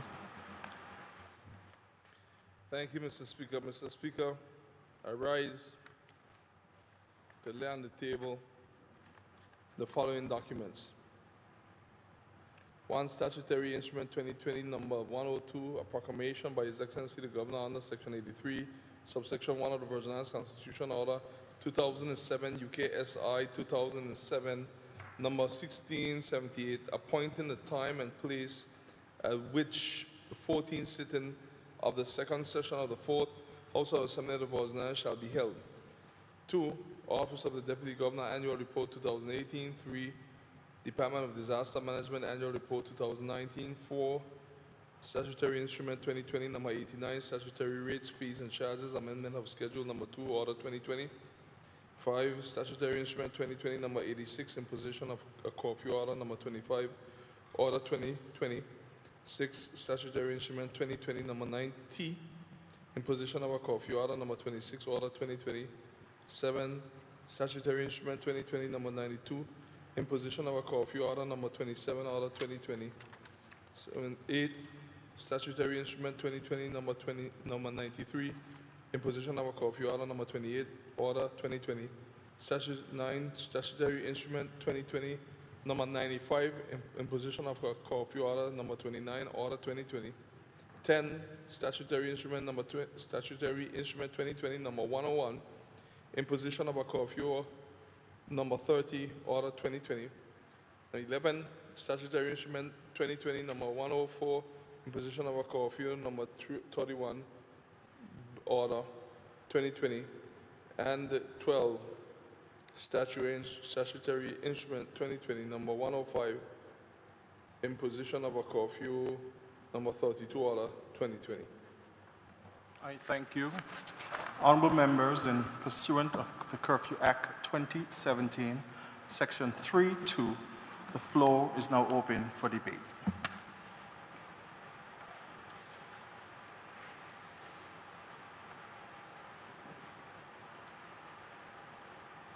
Having seen any member wishing to participate in the debate, I now call on the Honorable Minister for Health and Social Development to lay his documents on the table. Speaker, thank you very much. I wish to lay on the table the Instrument 2020 number 84, Public Health, in bracket, COVID-19 Control and Suppression Measures, Joshua Dyke, close bracket, the Order 2020. Number 2, Roman number 2, Statutory Instrument 2020 number 88, Public Health, COVID-19 Control and Suppression Measures, number 4, Order 2020. Number 3, Statutory Instrument 2020 number 96, Public Health Control and Suppression Measures, number 5, Order 2020, and number 4, Statutory Instrument 2020 number 100, Public Health COVID-19 Control and Suppression Measures, number 6, Order 2020. Thank you. I thank the minister. At this time, I call upon the Honorable Minister for Natural Resources, Labor and Immigration to lay his documents on the table. Thank you, Mr. Speaker. The Speaker, I rise to lay on the table the following document: Statutory Instrument 2020 number 91, Immigration and Passport, Prohibition of Entry number 10, Order 2020. Thank you, Mr. Speaker. I thank the ministers for laying their documents on the table. I call upon the clerk. Item number 6, notices of motions given orally. I call upon the Minister for Health and Social Development. I'm sorry.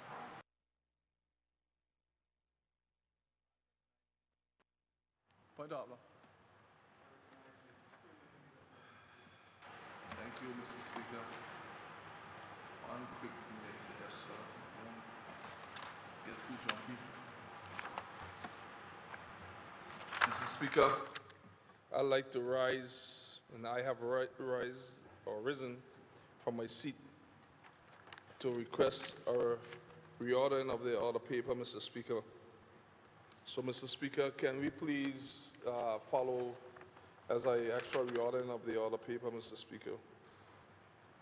Mr. Speaker, in public business, which is number 7, 1 Roman numeral 1, and then they have Roman numeral 2. I would like now, Mr. Speaker, for Roman numeral 2 to become Roman numeral 1. I would like, Mr. Speaker, for Roman numeral 3 to become Roman numeral 2. I would like, Mr. Speaker, for Roman numeral 4 to now become Roman numeral 3. I would like, Mr. Speaker, for Roman numeral 5 to become Roman numeral 4.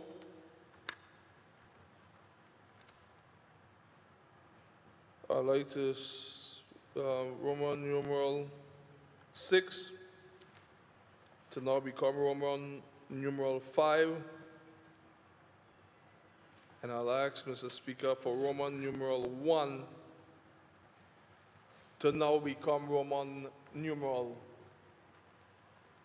6. So, Mr. Speaker, if we have to say it in a pressy form, Roman numeral 2 becomes, and 7-1, Roman numeral 2 becomes 1, and everything that comes after that under 7 will follow the same number sequence up to Roman numeral 5. But then when it comes to Roman numeral 6, the original Roman numeral 1 will now be 6.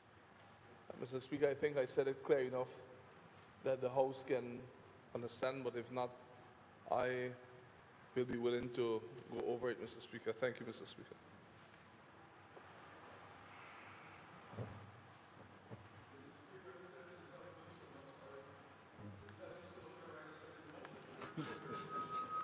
Thank you. Honorable members, the motion before this chambers is that to renumber the order of the day. Item number 7, which is found on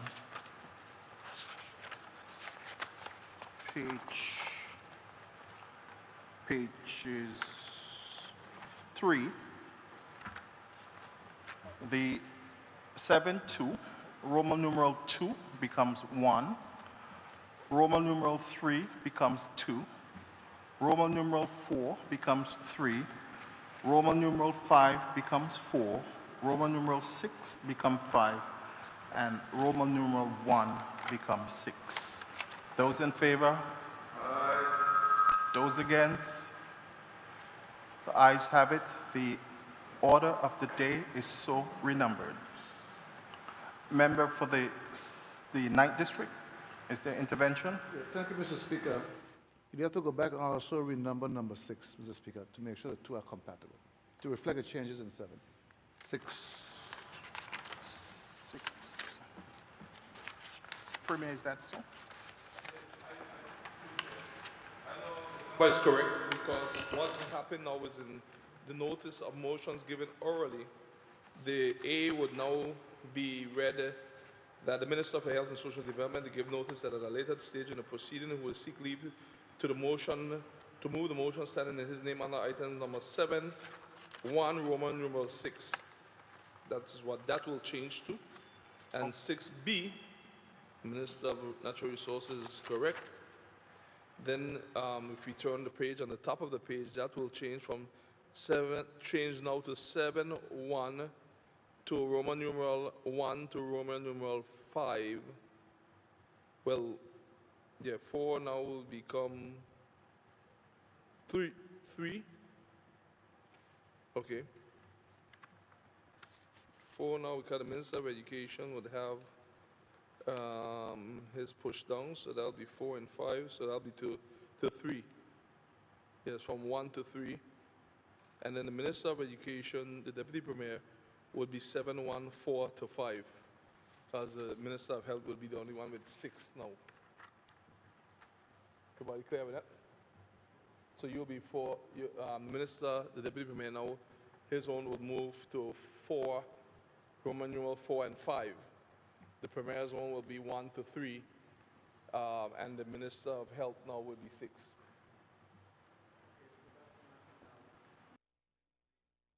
Mr. Speaker, I rise to second motion. Because the paper has already been renumbered, therefore the ministers now will have to pick up on the new changes.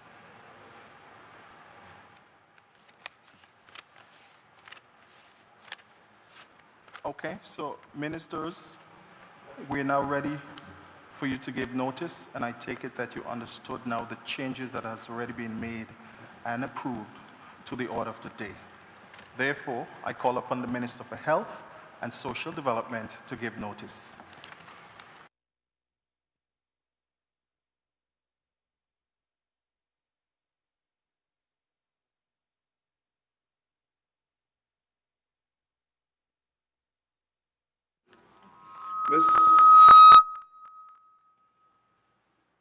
Mr. Speaker, I give notice that at a later stage in the proceedings, I would seek leave to move the motion standing in my name under item 7.1, Roman numeral 6, on the order of the day. I call upon the Honorable Premier and Minister of Finance to give notice. Thank you, Mr. Speaker. Mr. Speaker, I rise to give notice that at a later stage in the proceeding, I would seek leave to move the motion standing in my name under item 7.1, Roman numeral 1 to 3, on the order of the day. Thank you. I call upon the Deputy Premier and the Minister for Education, Culture, Youth Affairs, Fisheries and Agriculture to give notice. Thank you, Mr. Speaker. I rise to give notice that at a later stage in the proceedings, I will seek leave to move the motion standing in my name under item 7, number 1, Roman numeral 4, and Roman numeral 5 on the order of the day. Thank you, Mr. Speaker. Thank you. Honourable members, we will take a 5-minute recess because the hands-on officer is requiring a break. So the House is now in 5 minutes recess.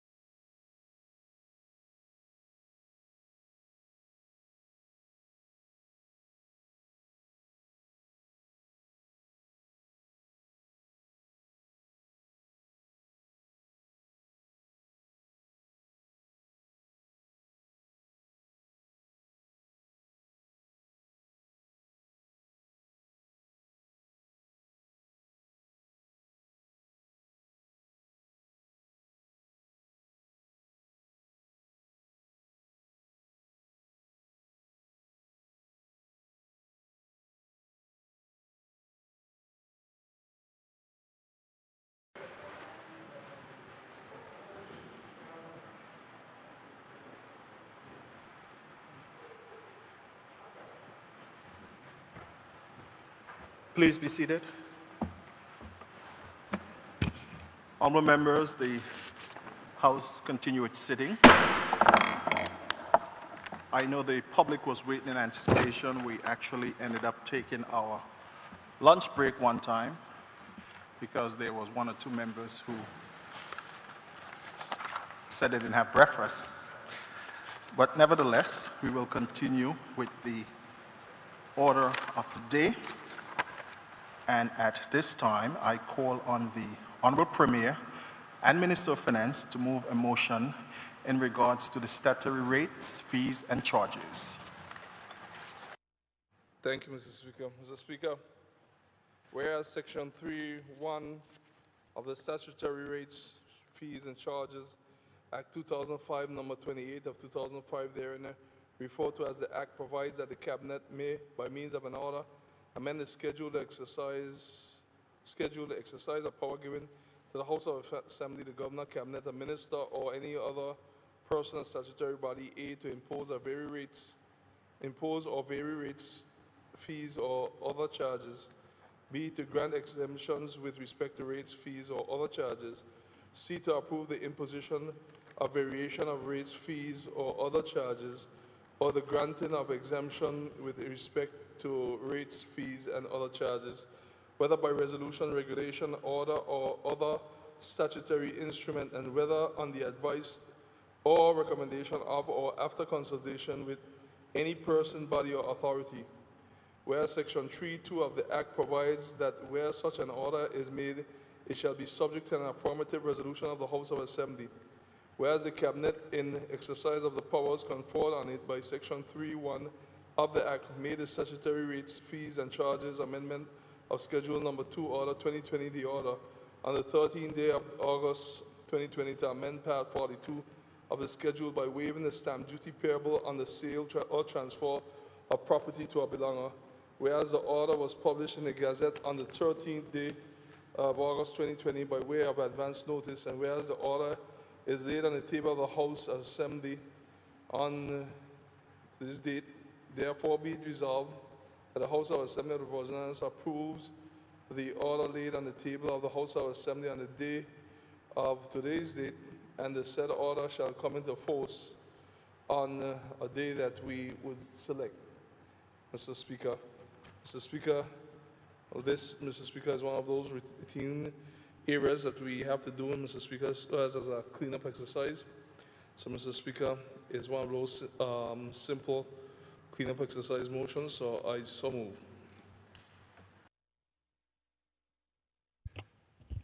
Mr. Speaker, I second the motion, and I will reserve my right to speak. Thank you, honorable members. The motion has been moved and seconded. The floor is now open for debate.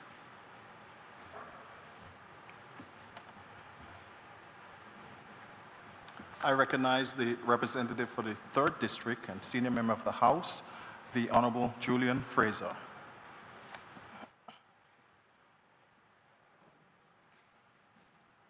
Thank you, Mr. Speaker. Mr. Speaker, this issue is quite popular because it's spoken of in many circles, but not enough information, as far as I'm concerned, is given. I would imagine that such a motion decision would not be taken unless there had been a demand for it.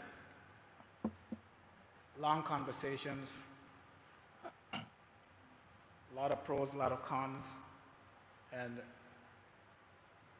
agreement being reached. What I would like to find out, Mr. Speaker, if the Premier, the mover of the motion, would be so kind to do, is to explain the rationale behind the decision. It comes at a time when we are faced with this pandemic, And for a while, the only time the legislature or the House of Assembly met for a while, it was for emergency sessions. And despite all that was going on or is going on with the COVID-19, the Premier saw fit to take this decision. I would presume that maybe it has something to do with the economy or why he saw fit to bring this before us at this particular time, Mr. Speaker. So I'm just seeking knowledge, which I think that other people may be doing the same thing, trying to find out the rationale behind waiving the stamp duty. And is this going to be the norm for BV Islanders going forward vis-a-vis land sale? It's not something that I've paid a lot of attention to, Mr. Speaker. It being around for as long as it has, we took it for granted that that's the way it's supposed to be. I am not someone in the real estate market to know what real benefits is it bringing? Who does it benefit? What happens after? I think I saw somewhere where if you were to transfer the land within 7 years, you would then be liable for the stamp duty that you didn't pay. But that is something that must have been looked at as well.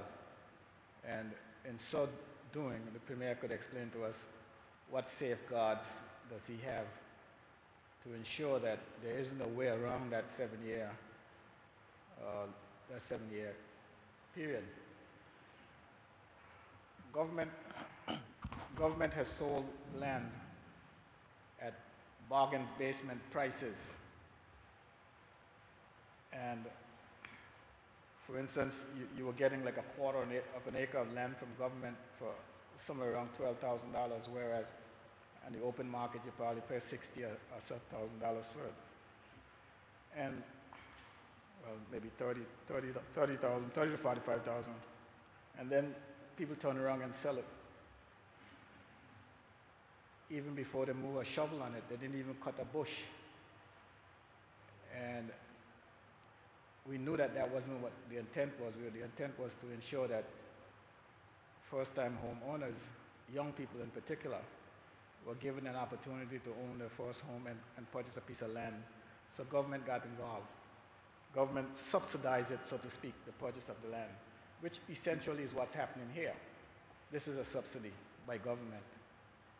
And I'm not one who is arguing against it. I just need to understand it. Thank you, Mr. Speaker. I thank the member for the 3rd District. I recognize the member for the 4th District, the Honorable Mark H. Vanterpool.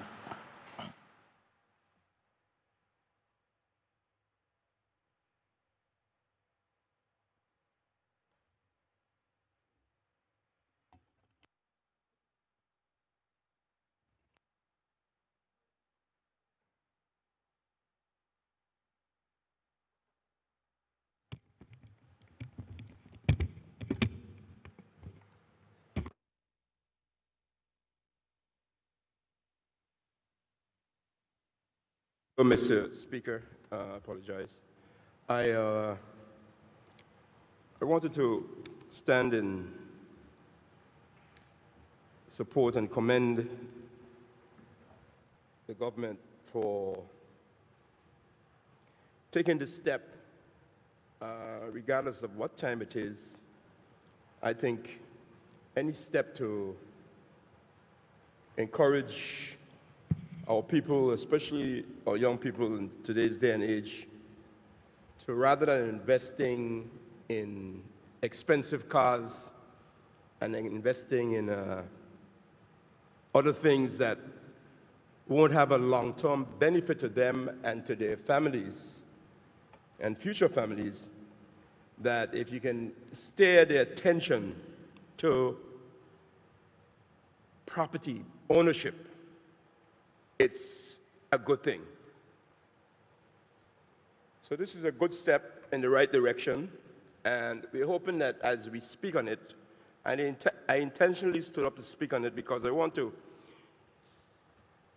lend my voice to bringing it to the attention of young people out there, especially, and others, who can stop and think to make a good investment in purchase of property, as it goes a long way for your stability and for your family. And I think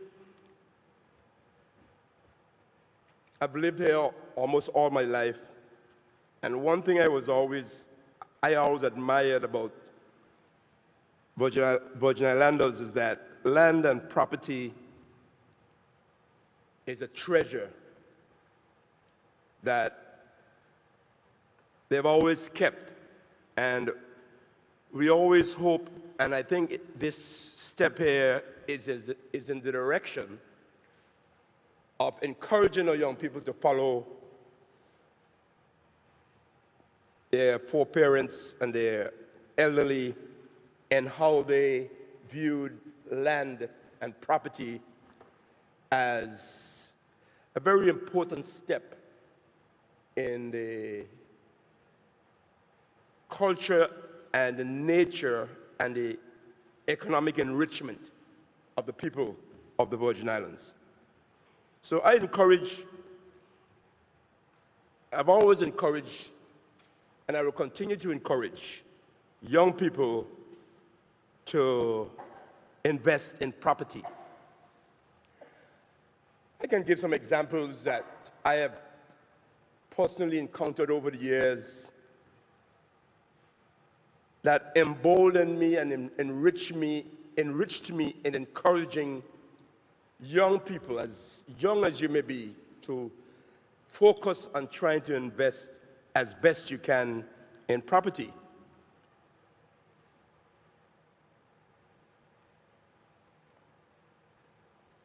I looked at the papers some time back where at the age of 17,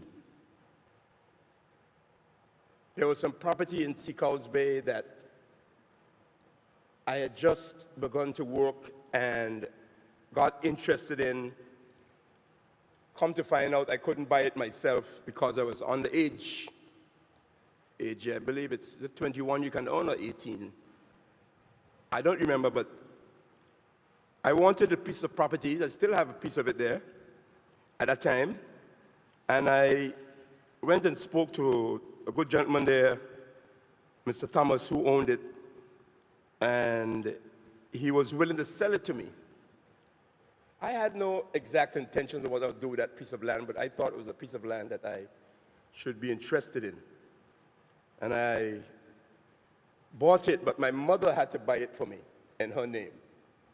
And later on, when I made 21, she transferred it to me for love and affection. So I didn't have the penny stamp duty then. And that was when I was 17. I remember seeing the document. That little piece of land was very useful to me, even though I didn't build on it at the time. It was used many times to borrow money against, to help to do things that were important for me to do. It even helped me, in fact, when my family was beginning to build a house on a piece of land I bought when I was 23 in McNamara. To build a house, I had to sell a piece of that land down there to be able to make a down payment on a piece of land in McNamara, but I kept a piece of it. Just to show, Mr. Speaker, I'm trying to show the value of the investment in property. Whereas when you invest in a car, it devalues over time. But when you invest in property and land, in the BVI especially, compared to many other places, the value of the land appreciates, it goes up. The land that I bought for $4,000 in Seacoast Bay when I was 17, The recent value, I think, was close to $100,000.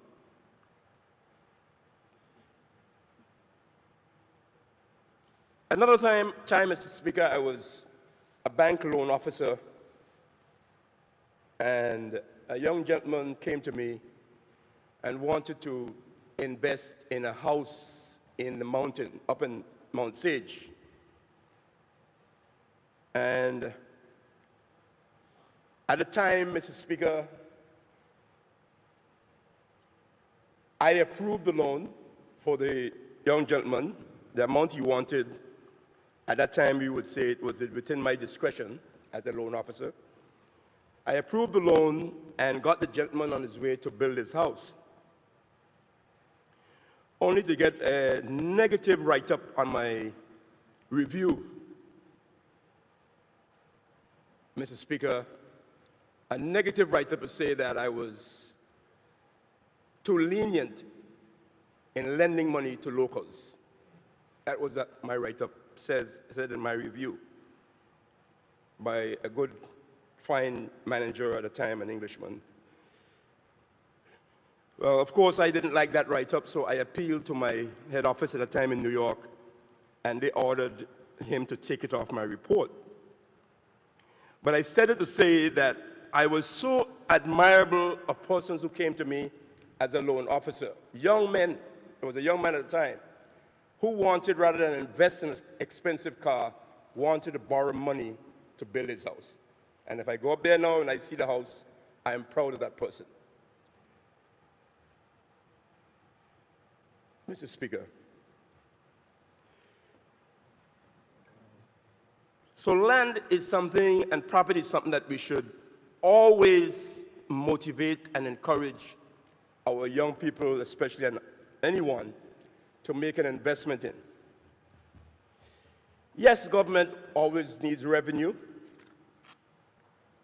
but we have to balance it with trying to invest and encourage our people to invest in ourselves.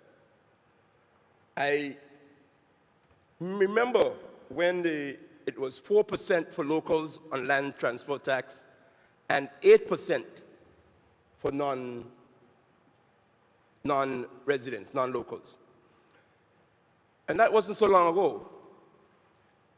But we were able to agree to increase the non-locals tax revenue to 12%. And even then, we had a pushback and negatives about that. But it was 12% it was increased to.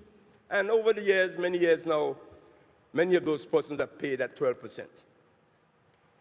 But as much as we may think that 4% for a person just buying a piece of property, let's say for using a rounded number of $50,000, if he's buying a quarter acre or a third of an acre, or whatever it might be, and he has to pay $2,000 in taxes at 4%. You'll be surprised at that $2,000. When he pays that $2,000, most likely he has to pay some of the fees for registration, some of the fees for survey, some of the fees for lawyer, and by the time you're finished, you might have paid, besides the $2,000, perhaps another $3,000 to get it all completed. In fact, if you're borrowing money from the bank, you have to pay 1% of the $50,000, that's another $500, then another 1% to the lawyer who drew up the documents. By the time you're done, you'd have paid $5,000 out. And so anything to help that young person or that individual reduce the cost of purchasing a property helps. And that's why I like this effort to encourage people to buy more property from among ourselves. So I support it. It may sound simple, and perhaps we have not promoted it as well as we should, and maybe we will promote it more before next year, May. But I want to use my voice and lend my voice to encouraging young people to buy property. Even if you can't build on it as yet, it does not rot, as the old people would say. It doesn't rot. It's your property, it will stay there, and whenever you can build a little bit on it or develop it, you can. But it's better than buying a fancy, expensive car. I would encourage you. It goes a long way. I have tried to use that same principle to encourage my children to invest in property. Buy property when you can. And even if you can't develop it yet, make sure you have that property. It's a very good thing. I have no regrets in what I've done in buying property, and I want to encourage others to take this opportunity now, where you are exempted from paying the 4% and try to make that investment. So that's an area that I believe, Mr. Speaker, among other areas. And I may go a little further and make the comment, because while the government has made an effort to incentivize persons to buy property, Mr. Speaker, I am appalled. I don't know if the word should be used as appalled, but at least I'm surprised that banks, and I have always tried to understand the economic reason why banks believe that they are more interested in lending money towards buying cars than buying land. It's always a surprise. Yes, they may get more interest in a short time or whatever it might be, but then you're not investing as a bank in the future economic growth of the country, which will eventually help you as a bank to grow economically also. The short-term gains is not always the right gain or the only gain. Sometimes you have to invest in the people in the territory as a bank so that those people in turn can invest with you. And therefore, when banks tell you that they can only lend you 50% of the value of the land, but they can lend you 90% or sometimes 100% of the value of the car, it just amazes me. Why are you lending the person a piece of land that costs $50,000, the person has to go and find $25,000 when you only lend them $25,000? Why couldn't you lend the person who's buying the land that isn't going to rot, your security will be there for a long time? Why couldn't you lend them the 90% or 100% as you do for a car? Yes, I don't believe in a government stipulating to the private sector how you should operate. But in areas like these, I believe the government should at least encourage or incentivize the banks and other institutions like that to invest in a better way when it comes to land ownership in the BVI, Mr. Speaker. So those are the kinds of things that I think we need to continue pushing forward to, encouraging. And I want those persons out there listening to know that here is an incentive that the government is offering. As best as you can, take advantage of it. But in conjunction with what the government is offering, I want to say to the banks, you must come on board now. I believe some may have or some may have been thinking about it.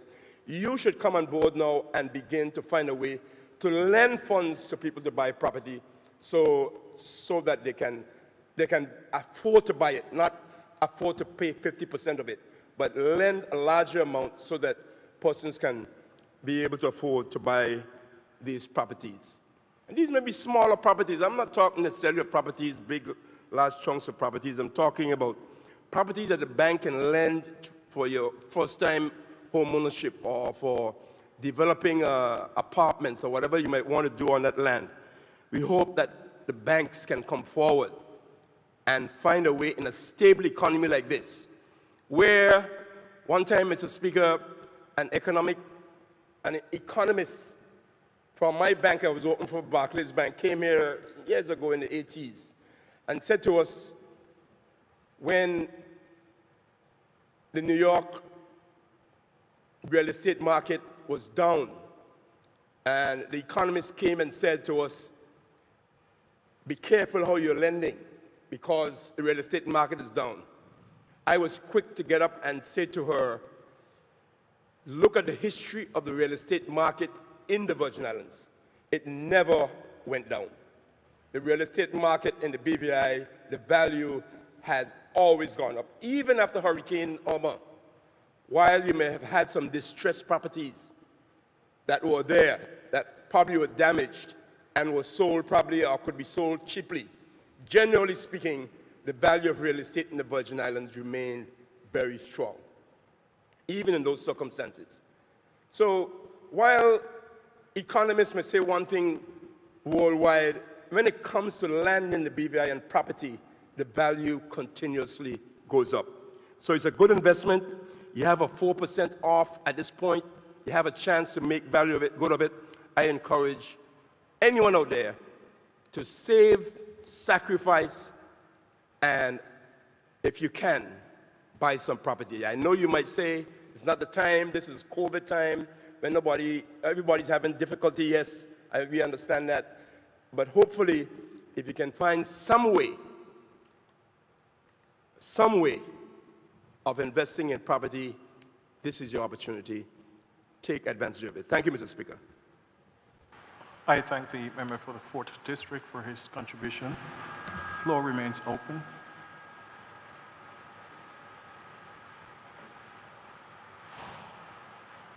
I recognize the Honorable Minister for Health and Social Development and Territorial Member, the Honorable Carvin Malone.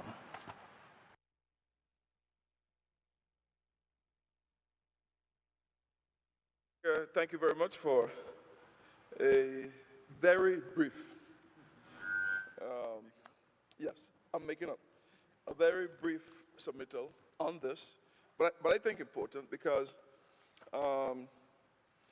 it is a people without a land will become a lost people. So it's biblical, isn't it? But in the Constitution, in the preamble, it also states that recognizing that the people of the Virgin Islands have a free and independent spirit and have developed themselves and their country based on qualities of honesty, integrity, mutual respect, self-reliance, and the ownership of land, engendering a strong sense of belonging to and kinship with those islands. So it is placed in the Constitution, and I think it is one of those areas that defines our people. So anything that in this day, in this age, that would assist in that quest, I think it's a good thing. So I stand in full support, and I don't think this needs much of a debate, but just to, it would be remiss of me if I don't show support for this at this time. Thank you very much. Thank you, Minister. I recognize the Minister for Transportation, Works and Utilities, and member for the 5th District, the Honorable Kai M. Reimer. Thank you, Mr. Speaker. Mr. Speaker, I rise in support of this motion. Mr. Speaker, I think this is a commendable initiative, and hearing the member from the 4th speak about the whole process of the land ownership and how beneficial it has been to him and to many persons within this community. Mr. Speaker, I cannot say it would be remiss of me not to lend my voice in support of this motion. Mr. Speaker, I know this was labeled as an economic stimulus as we go through these COVID times, and I think it is quite fitting. I know some revenue will be lost, but the trade-off is knowing that we have our people owning our lands. And though the member spoke about the difference in getting a loan for a motor vehicle in comparison to gaining land, I mean, Mr. Speaker, I think it's necessary for us to review those procedures. I must applaud, though, the National Bank of the Virgin Islands. I think it was sometime recently that they announced a promotion where they will be offering loans at a reduced interest rate or something to that effect. But, Mr. Speaker, I think it's necessary for us to encourage our local people, our young people, to pursue purchasing lands, and this is a perfect opportunity, Mr. Speaker, for us to get as many persons as possible, many locals as possible, to be able to own a piece of land here in the territory. We know that some of the prices are extremely high, but, Mr. Speaker, I know that there are some offerings where land is quite affordable. So I just want to join in, especially with the minister, the member for the 4th, as he encouraged and he reached out to locals within the community. He referred to more younger persons. But, anybody that is ambitious in owning land, I think now is a time where, with the tax not being there, I think right now is a perfect time to try to own land. So, Mr. Speaker, with those few words, I just want to lend my voice and also encourage persons to seek to purchase land, and I think now is a necessary time to do so, Mr. Speaker. Thank you. I thank the member for the 5th District. I recognize the Deputy Premier and Minister for Education, Culture, Youth Affairs, Fisheries, and Agriculture, and member for the 7th District, Dr. the Honorable Natalio D. Whitley. Thank you, Mr. Speaker. I thank the Premier for moving this motion. I think it's quite appropriate, Mr. Speaker, because of the importance of land to our people, as the Minister for Health and Social Development so eloquently stated. And really, as someone who is a student of history and very proud of the legacy of our people, it goes back to the days of enslavement, when our people were blessed enough to be able to purchase the land because of the large-scale absenteeism of the planters from the United Kingdom and elsewhere, leaving the land for us to walk and to buy. And that land became the basis for a great deal of independence. And despite the fact that we are a territory of the United Kingdom, we have one of the most independent spirits that persons will encounter. In fact, I think some persons get annoyed with us sometimes for having such an independent spirit, as though we believe that we are better than others, or we don't believe that we're better than others, Mr. Speaker. We just prize our independence, and we don't see anyone as being superior to ourselves. And you can have that type of confidence when you own land, because land is where you'll build your home, and land is where you'll build your business, and land is the way that you control your destiny to a certain extent. And this was not the case in many different islands in the Caribbean, just to draw a reference, because of course you had the planters who remained in those different islands, in those societies, and continued to dominate. And the formerly enslaved persons ended up still having to work for them. And if you look in many places in the Caribbean and elsewhere, the descendants of the planter class still remain those who are in control and in power today. So land has been the basis of our development and our growth as Virgin Islands people. It's been very important to us and we must do all that we can to encourage persons to own property. So the government is doing its part by offering these incentives, even in these times, because of course it's hard times now, and some persons going through hard times might be tempted to sell their property. And I encourage those persons who sell their property. This hasn't always been the case in recent history.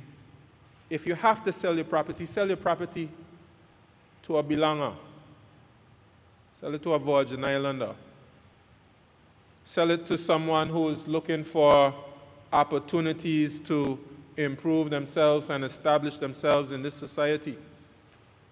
King Henry, a Calypsonian from Trinidad, sang a very powerful song, composed and sang a very powerful song, speaking about all the land that was sold to developers in the Virgin Islands in the 60s and 70s, etc. And that money done run out already. That money gone, long time. But that investment in let's say a Little Dix or a Long Bay or whatever, whichever property you can point to, Peter Island, whatever it is, I mean, those are multi-million-dollar investments, a great deal of wealth.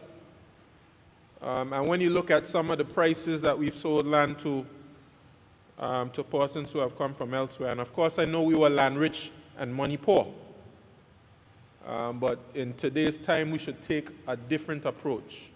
When you look at the cost of the land that we sold and how much that land is valued today and how much they sell it to, when they subdivide that property and develop and sell it, how much millions that they make just on a very small piece of property that's being developed and sold.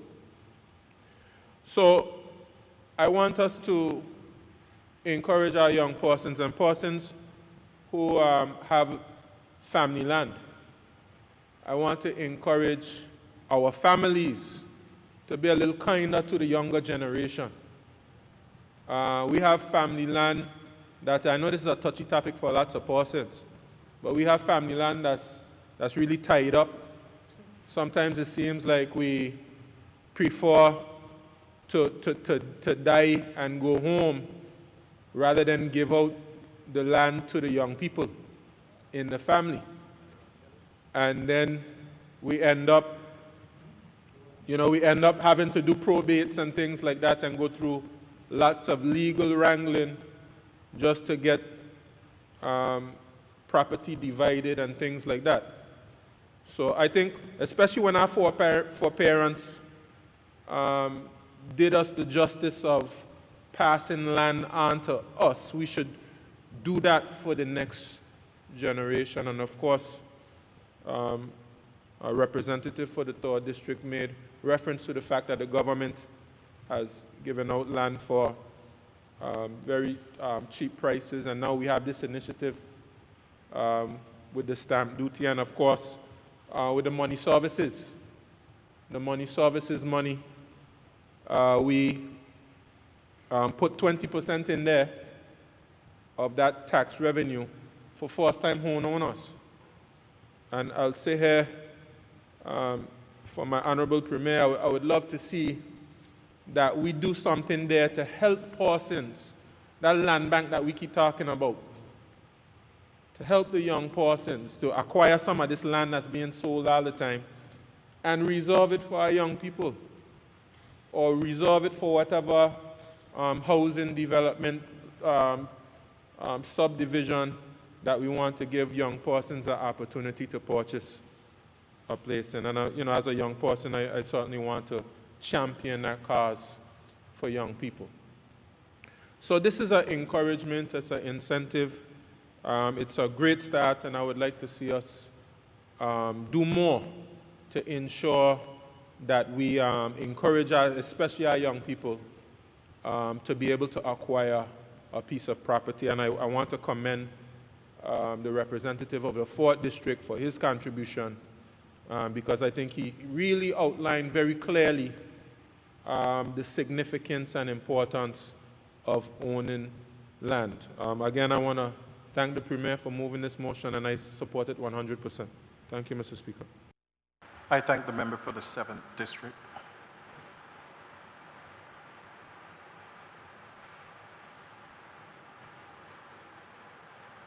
Haven't seen any other member wishing to make a contribution. I recognize the Leader of the Opposition and member for the 8th District, the Honorable Marlon A. Penn.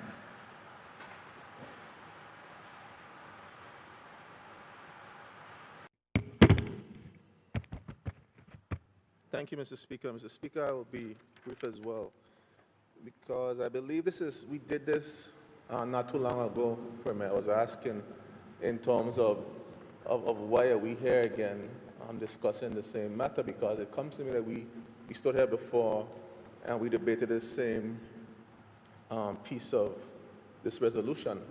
Premier said this is a cleanup exercise, so to speak, in terms of some of the areas that were left out.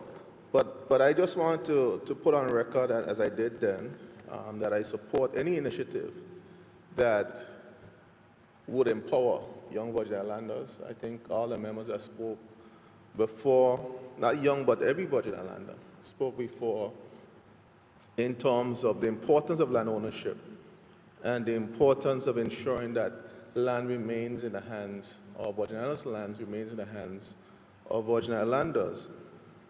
I know one of the concerns that I raised at the time was the issue of speculation, the issue of persons who are wealthy, who has the wherewithal to buy up large tracts of lands, islands, and so forth. We have to guard against that type of speculation in this, using, when we could ill afford to lose tax revenue, that persons use this opportunity to speculate and not for the true intent in which it was intended. I know there's some areas where we spoke about a timeline where they can transfer the property, but wealthy people could sit on land forever, for a good while, beyond that 7-year time frame. So those are the areas that I have concerns of, Premier, and I believe that we need to sit in committee when we discuss this to see where those issues or those loopholes could be closed as well. One of the areas as well, and I want to make it clear, I support this, but I think we need to always be mindful in terms of how these things could be misused, and what we intend for a benefit for persons could be used and misused by other persons.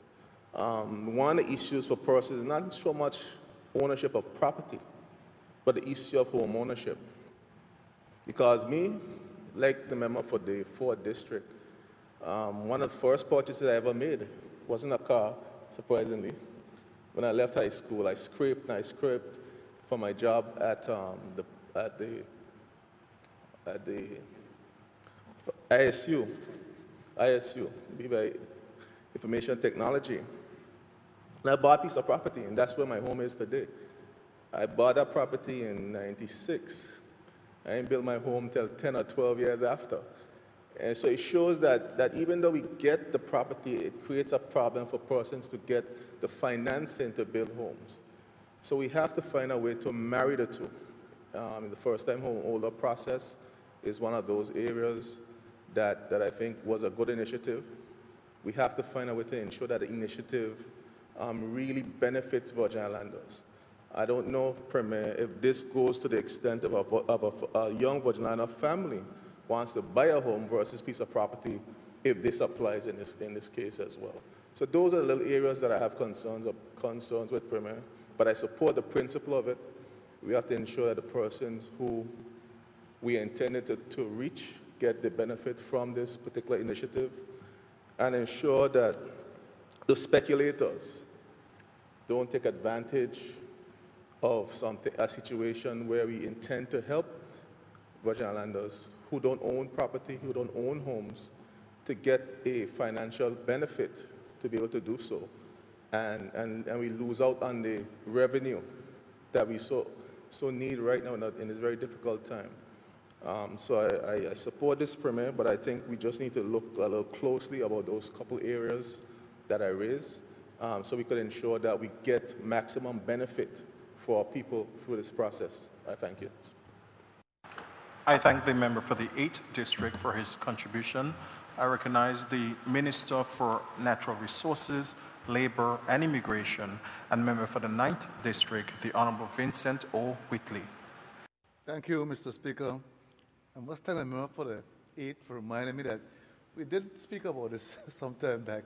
I was wondering, it sounds so familiar. I think as Minister for Lands, it would be quite remiss of me if I didn't stand to support this bill here brought by the Premier. We've heard it said many times before that who owns the land owns the country. This initiative here goes a long way towards ensuring that our people get another chance, a better chance at owning a piece of this country. Like the other member for the 4th and 8th said, I think one of my purchases too was a small piece of land.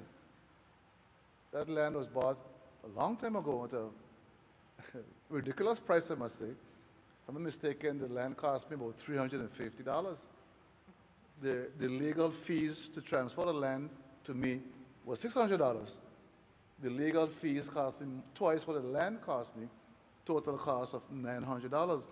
But to myself and others who at the time saw the need to start to own properties, and quite a few young persons at that time had opportunities to own a piece of the rock. I think over the years we've seen a downturn in locals trying to own a piece of this rock as prices escalated. I often heard my mom and dad spoke about what islands are being sold for, like Mosquito Island, Prickly Pear Island, Neck Island, with like 3 and 4. $5 would be a very expensive island.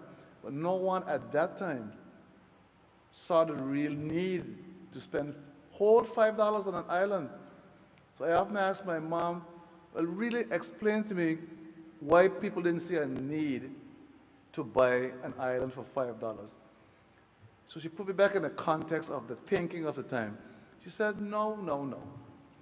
If you said, why would you buy an island? She said back then, if you wanted to buy an island, it's just for one of 2 reasons. You either wanted to rear animals or you wanted to plant food. And if that was your wish, who could stop you? So why buy the island? Just take your animals there or you go and cultivate the land. No one could stop you. I think when we started the cadastral surveys in 1967, when things began to change, the whole landscape began to change. And we began at that point in time to understand the value of land. And as tourism developed and money became more available, more persons then started to buy land. But still a large section did not see I mustn't say I wouldn't see the need, but it was a bit more difficult to own land than to buy like vehicles, like the man for the Ford said. The banks then made it more difficult to own land. Something that appreciates. And I asked a banker one time, well, why would a bank favor give me a loan to buy a car versus a loan to buy land? He said, well, basically in your culture, you so love cars, we are almost guaranteed you're going to pay for that car, whereas you might default on the land. And furthermore, if you don't default, you'll be back in the next 4 years to buy another car. But once you buy the land once, we might not see you again, which was a very selfish position, in my opinion, for the banks to have at that time. So I'm happy to see that the Premier is incentivizing right now persons to own land, those who can find it. And for those who can't find land, we've started the Josel project, which I mentioned this morning, which will give us 52 families a chance to own a piece of the island. We will be doing more. I had a meeting with my lands division last week, Thursday, I think it was, because I have said it before in this house, I'm very dissatisfied at the rate at which government can turn over land. Crown land, to me, it takes too long to go through from a person applying for land to that person receiving land. It takes sometimes 15, 20, 25 years.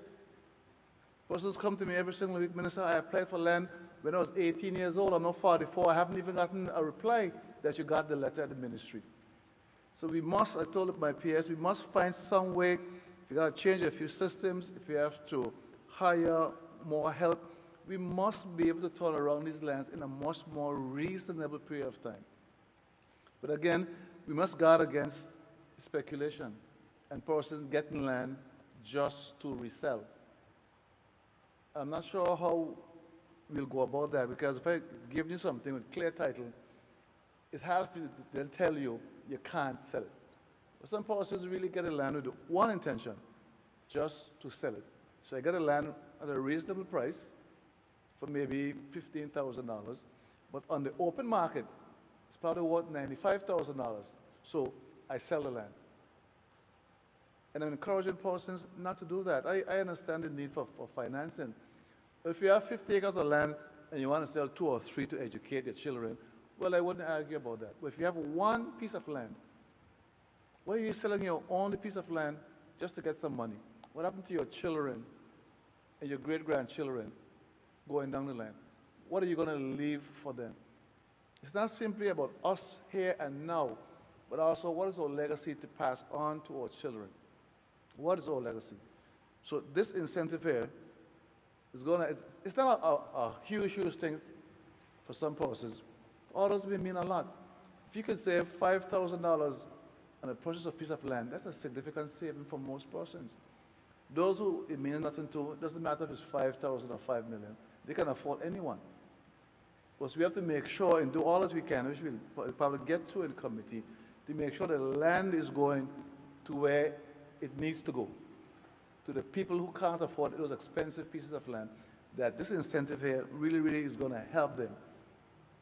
The money for the age raise is a very concern of mine. It has to do with portions of wealth, just because the opportunity is there to go and just buy up a whole set of stuff, sit in it for a long period of time, but as long as they feel, and then when things change around, they can then resell. There are distressed properties in the BVI, a lot still. And I understand the need to have money to do other things, but if you can hold on just a bit longer until things can turn around, is what I would suggest you do. Because there are persons who are here going around, their job is to find your house, give you the least amount of money for it, or property, and then turn around and sell it for the maximum amount of money. Because there are persons who all over the world who would like to have a piece of the BVI. So Premier, in our discussion, we have to make sure we guard against, maybe you should have a cap on persons' wealth who are allowed to buy. Maybe if you have a certain bank account, we say, well, sorry, this is really not for you. You don't qualify because you already have too much. I'm not sure how that would work, but we have to make sure that the intent of this bill here is going to do what it's supposed to do, which is to assist persons to own their stake in this country. The Premier often gave a joke years ago. He said it was a group of young men on the side of the road playing dominoes or cards, and a fire truck went by, whoom, whoom, whoom. He said not a single one would move. Reason being, they know it's not their house, because they don't have a house. It's only when you have a stake in something do you show more care for that thing. So if you want persons to take better care of the BVI, give them a better stake in the BVI. Let them own a piece of it. Persons that are willing to work, they're willing to earn their money to buy a piece of property. I hear it every single day. We have to do all that we can to make the opportunities available. So particularly our young people can get a chance to own property, but not to sell, to own property so they can have a stake in this economy. We so far finalized the Anegada Lands Committee and the Salt Island. The Virgin Islands Lands Committee will be coming soon to help us manage how we view our development, better tools who can get and not get, who are capable of developing land in a short period of time, so we can give our young people in particular a stake in this economy, a stake in this territory. I thank you, Mr. Speaker. I thank the member for the 9th District for his contribution. I recognize at this time the Junior Minister for Tourism and Territorial Member, the Honorable Sherry B. DeCastro. Thank you, Mr. Speaker. I want to rise in full support of this motion that is before the House. As a young person myself, I want to reach out and speak to our young people in particular, as well as our Virgin Islanders, to ensure that they, as other members have so eloquently advised, seek to own up stake when it comes to land ownership in our territory. I believe that when spoken about, it almost seems as a far-fetched concept due to lack of knowledge in terms of how the process actually works, what needs to be done to acquire property or to build. Oftentimes, we just reject to even consider it because we aren't aware of what exactly we need or how we go about doing it. So as we seek to encourage our young people, I also want to implore us to see what awareness or educational campaigns can be produced so that we can engage in dialogue with them and in layman terms, basically break down exactly what would be required of them and how exactly they could go about achieving this. I've recently seen the appetite grow for these sort of conversations, even on social media, as a platform for such dialogue. I want to commend the young people who have even sought to try to bring clarity to this. Recently scrolling through social media, I saw the Wards, Lincoln and Chantal Ward, speaking and lending their voice in various sequels of posts from an architecture and legal perspective, just trying to give young people guidance in terms of how they go about this. Also, Mr. Delon Vanterpool, from an accounting perspective, he sought to give insight as well to encourage our young people, because most persons were saying, we know we want to do it, but we don't feel we can. And so maybe it doesn't happen tomorrow, but how exactly do I prepare myself? How exactly do I secure the finances? How do I save?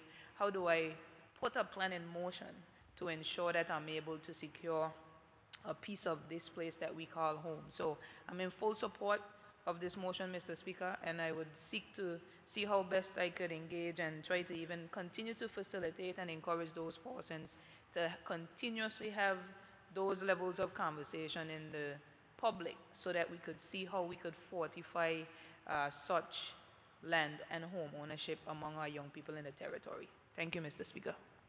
I thank the territorial member for her contribution. At this time, I recognize the Junior Minister for Trade and Economic Development and territorial member, the Honorable Shireen D. Flax Charles. Mr. Speaker, I too rise in support of this bill, resolution, as a member of a family. We were very lucky that our father and mother paid great emphasis on procuring land for their children. It came at a time, to Mr. Speaker, when persons did not believe that land should be given to girl children. And my father took a lot of flack for that. But I will tell you, that small piece of land that was given to me, I will never, ever give it up. I will never sell it. And so this means a lot to me that we as a government, we're trying to put incentives in place to make it a little easier for persons within the communities to purchase land.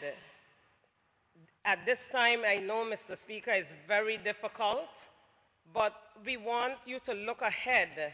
Young people, other persons who might not have a piece of land and they might be hitting 40 or 50, there is still hope.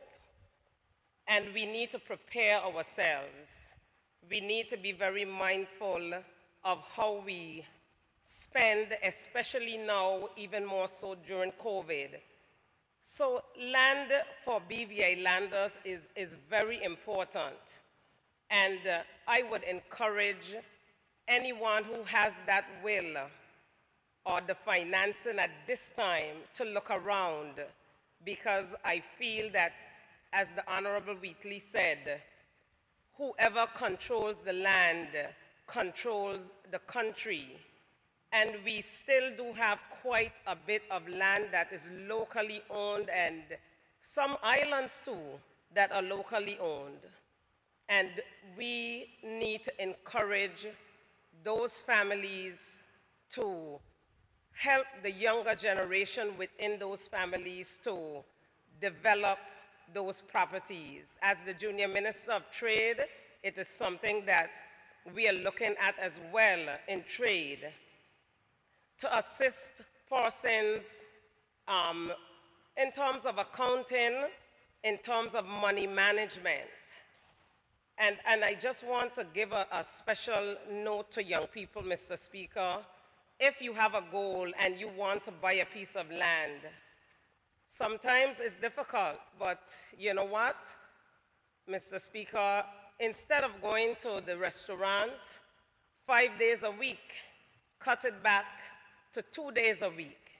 That money that you're spending, Mr. Speaker, to buy food on the outside, not knocking the restaurants or anything, they need to make money as well, but if you have a goal, work on that goal. You have to make sacrifices in order to achieve that. And just today alone, Mr. Speaker, I've had about 4 persons message me asking about home ownership or land ownership.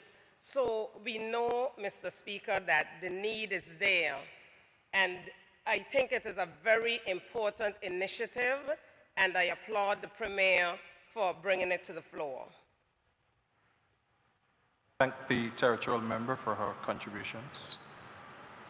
Members, the floor is still open. I recognize the member for the 2nd District, the Honorable Melvin M. Turnbull. Thank you, Mr. Speaker. Mr. Speaker, I want to stand to lend my voice to just give my support to this initiative as I did before. And Mr. Speaker, the Junior Minister for Trade ended on the trend of thought that I will be on. Because, Mr. Speaker, while the initiative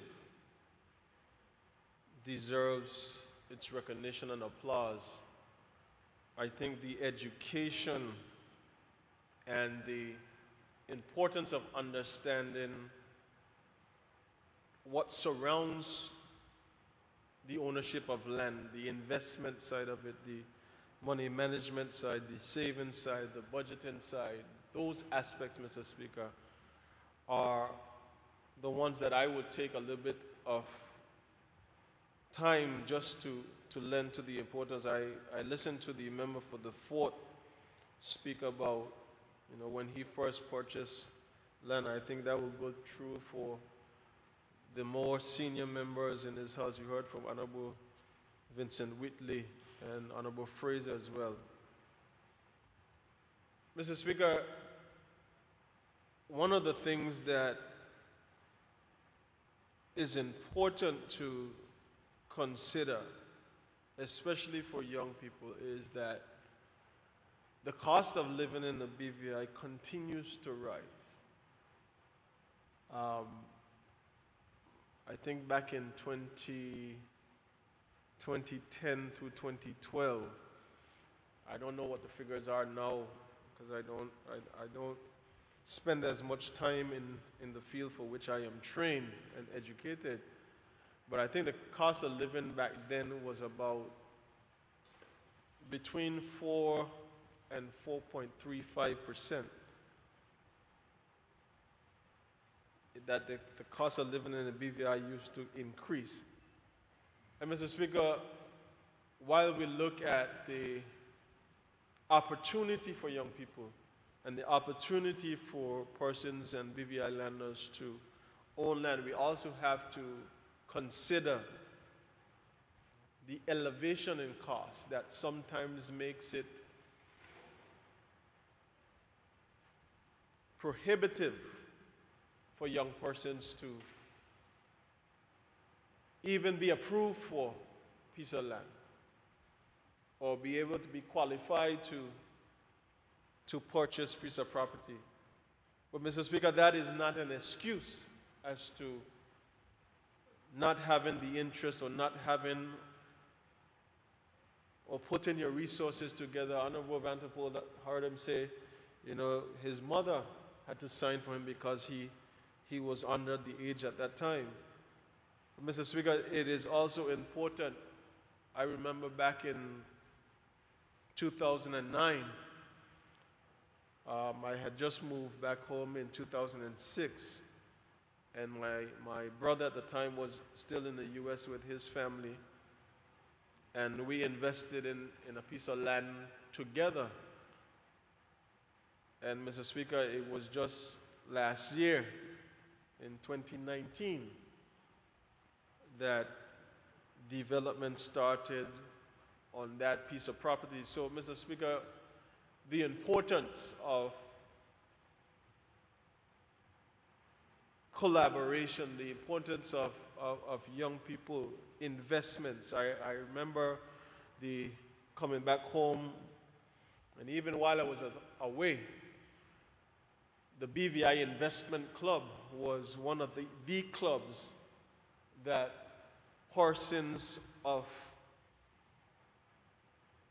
BVI nationality, professional businessmen and businesswomen, that was the talk of the town, because they set out on a path, Mr. Speaker, to own not only land, own businesses, own property, own establishments, Mr. Speaker, and even develop them that were owned by us. Because, Mr. Speaker, while we are here, I believe it is important for us never to forget where we came from. And I'm not going to go through the history lesson, Mr. Speaker, but it is important to understand that while our forefathers and our parents and grandparents were not wealthy in terms of the capital as the money, they were blessed with the land.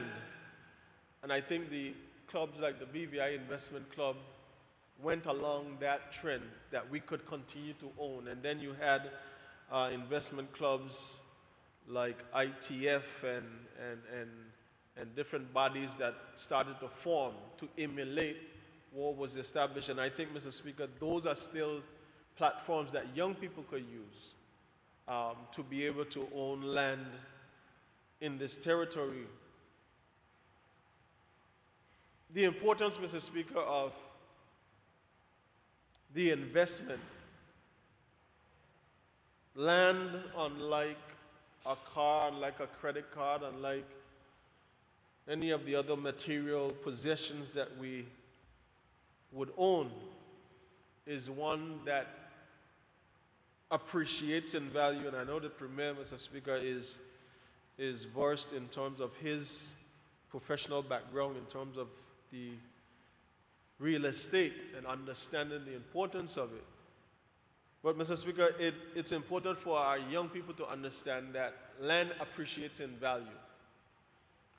And this investment can be used as a continued investment over the lifespan of the individual, as well as passed on from generation to generation, even help with development of businesses and things of that nature. So, Mr. Speaker, I want to just say to young people and the forums that Honorable De Castro spoke about, I was paying attention to it, Mr. Speaker. I didn't contribute to it. I was just looking on and proud to see that our young people are engaged, Mr. Speaker. They're engaged in not just having a conversation, but they're engaged and interested in becoming what we continue to say that they are, the future leaders of this territory. And to be a leader in this territory, Mr. Speaker, you must have some sort of stake, some sort of investment in this territory. So I commend them for continuing these type of discussions. And I pray, Mr. Speaker, and I hope that we as the persons that they have entrusted their leadership responsibilities to will do everything in our power to not just listen to their conversations or recognize their conversation, Mr. Speaker, but pave a pathway. And I don't know where it came from, Mr. Speaker, but something happened, something shifted in these generations from my grandparents and my parents' time to the older generations and the one that are coming my age and the one that are coming below me. Something shifted. Because now sometimes you hear more often than not, when young people are aspiring to come up and develop themselves and just seeking opportunity, you hear a lot of rhetoric in terms of, are they looking for a handout? And Mr. Speaker, I don't believe that that's what our young people are looking for. I believe our young people are looking for a hand up. And it is as simple, Mr. Speaker, as just sharing knowledge. It's not about always giving money, because it is not about money, Mr. Speaker. It is about just sharing, listening to some of the stories, listening to some of the ideas of professionals who are in business. Like I spend time, Mr. Speaker, I spend a lot of time with our seniors because I understand the importance of how I came to be. When you hear Honorable Vincent Milley, I sometimes, because he keep himself so well, Mr. Speaker, the Lord takes care of him. But he keep himself so well, I forget how old Honorable Whitley is sometimes, because he goes back to, him and Honorable Malone goes back to 1960 something. I wouldn't even thought about. But and Honorable Vanderpool and Honorable Fraser here on my right, you appreciate, Mr. Speaker, you appreciate the richness of the culture. You appreciate the in-depthness of, I don't want to use the word uneducation, so I'm going to use the non-traditionally educated people that we had, that our forefathers and our parents and grandparents were. They didn't have the whole education. Mr. Speaker, they were intelligent as intelligent can be. Beyond their years, because what they sought and put value to, Mr. Speaker, is some of the things that we now in this day will just cast on the side. But in their wisdom, they saw it important to hold on to land.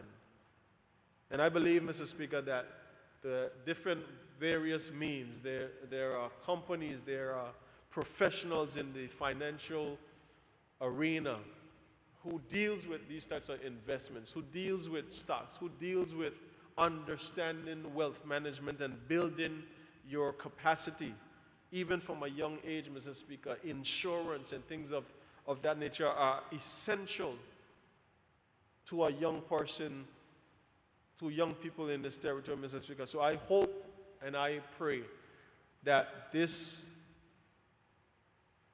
initiative, Mr. Speaker, and this resolution that is now being revised or cleaned up, Mr. Speaker, I hope that we will take the opportunity, or even not just depend solely on the government, but the business persons in the community, the professionals who we are speaking about, the people in the real estate, the people in the investments and finance, and even the banks, Mr. Speaker. I remember back then, I was in the States, you go to open a bank account, and the bank officer would spend time with you. Honorable Vanderbilt, you are a banker. They would spend time with you and sit down and help to educate you on the importance of what you're doing. Now is just I try to get you out as soon as possible. I just want you sign on the dotted line. And when you figure out some of the things, Mr. Speaker, Sometimes it's too late.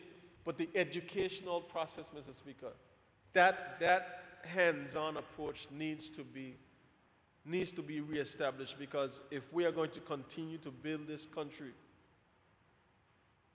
we must ensure that our people are educated. It makes no sense that we are doing all these things and creating all these initiatives if we're not at the same time educating the people to the point that they understand and they can take it over to the next level. So, Mr. Speaker, I am looking forward to, out of this initiative, to seeing young professionals, even persons who might not be so young, but owning their first piece of property and being able to help persons along and develop, whether it is housing communities or different, from the architectural and engineering standpoint, that the BVI continues to grow, continues to be developed, that the legacy that was created by our foreparents through the struggle from which they came, years and generations down the road, something like this simple as it may seem, simple initiative that is saving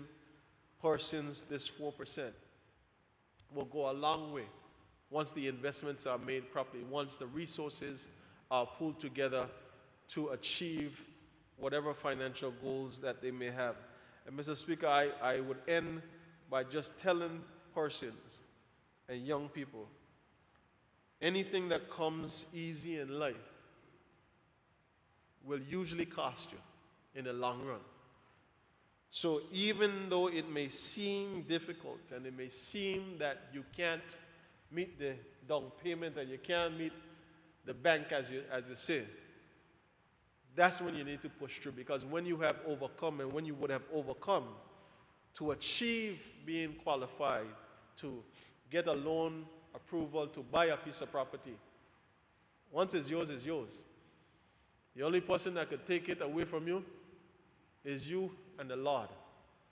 And Mr. Speaker, I believe wholeheartedly that this is a step in the right direction, a continued step in the right direction in terms of the legacy from which we came as a Virgin Island people. And I give it my support, and I encourage our young people to continue to ask the questions, and I encourage us and ask us, Mr. Speaker, in this House, the professionals around the country, don't look at it as a handout. Give a handout so that we could build this territory. I thank you, Mr. Speaker. I thank the member for the 2nd District. At this time, I recognize the Deputy Speaker and Territorial Member, the Honorable Neville A. Smith. Thank you, Mr. Speaker. Mr. Speaker, I stand here to support this motion. But the thing about talking last is a good thing, because I could say, well, what all the members said is what I wanted to say. But, Mr. Speaker, what I would like to add to this is that we have to protect our land and homeowners. We have to find a way to protect them. Because in 2017, we went through a disaster. A lot of people, homes were damaged. A lot was lost. And sometimes you have to realize that the value of land is so much greater than you think. Because when you sit and you look at the rumble that you build and see where it went, that's when you start feeling the loss. Because you own it. It was yours. You see, it's yours. And that's the thing about owning land and owning a home. When you own it, that value is there. So we have to find some sort of way that when the bank is about to take these homes, that we create some sort of land bank that we could take this land and put it aside for these people till when they catch yourself. That's what we have to start thinking also, Mr. Speaker.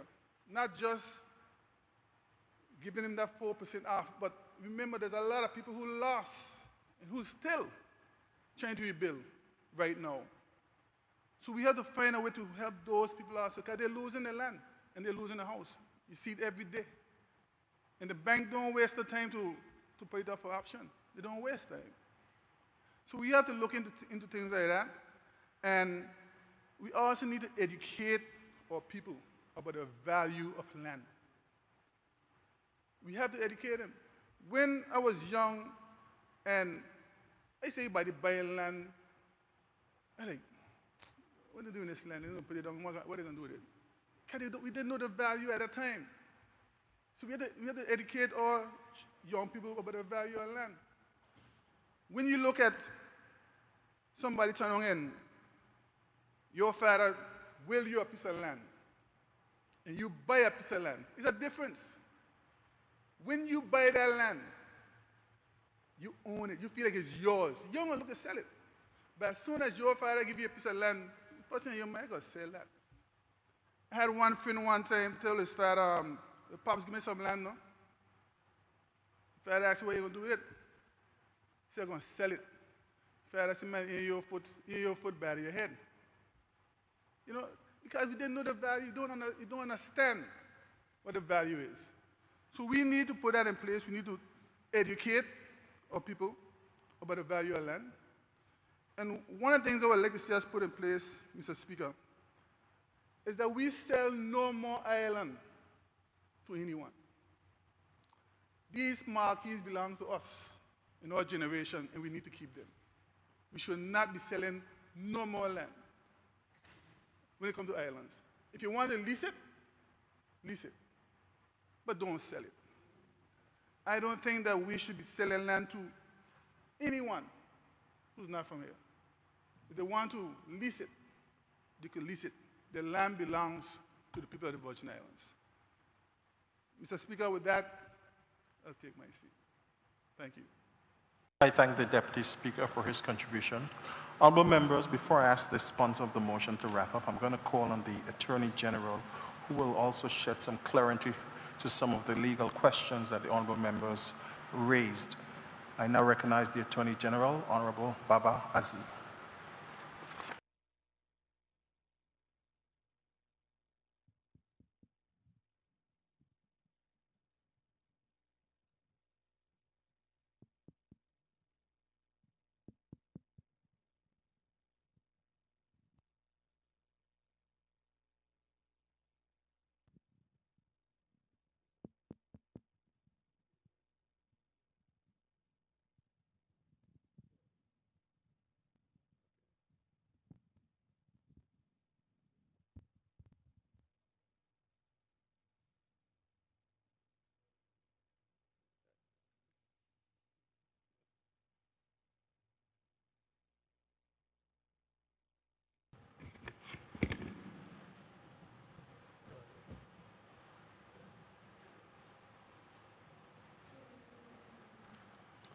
Thank you, Mr.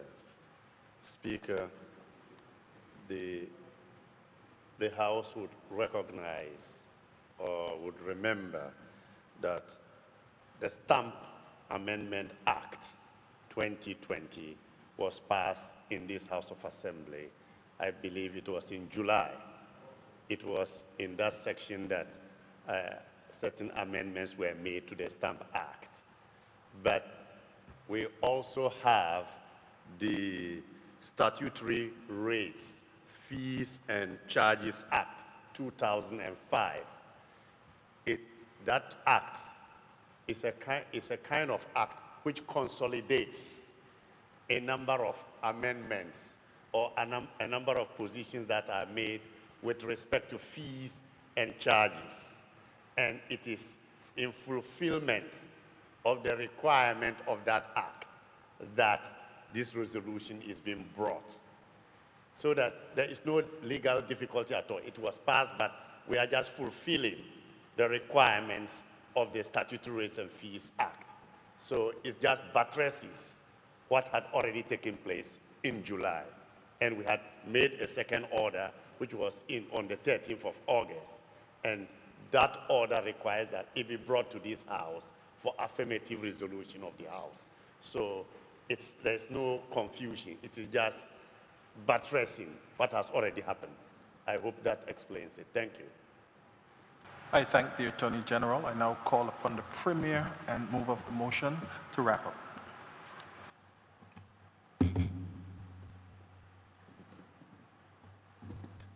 Thank you, Mr. Speaker. And I thank the Attorney General for doing that, the clarity. Mr. Speaker,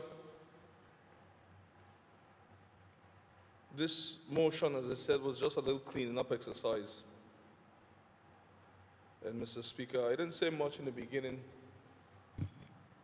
because I knew that we went through this before.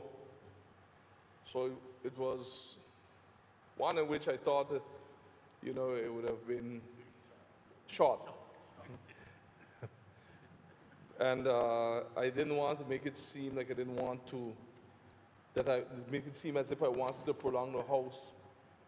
But it was important for the debate, though, for persons listening so that they can get the full gist of what the motion was relating to. Mr. Speaker, land in the BVI is like nowhere else in the world. And Mr. Speaker, in the BVI they said that there's a few things that could get you in trouble.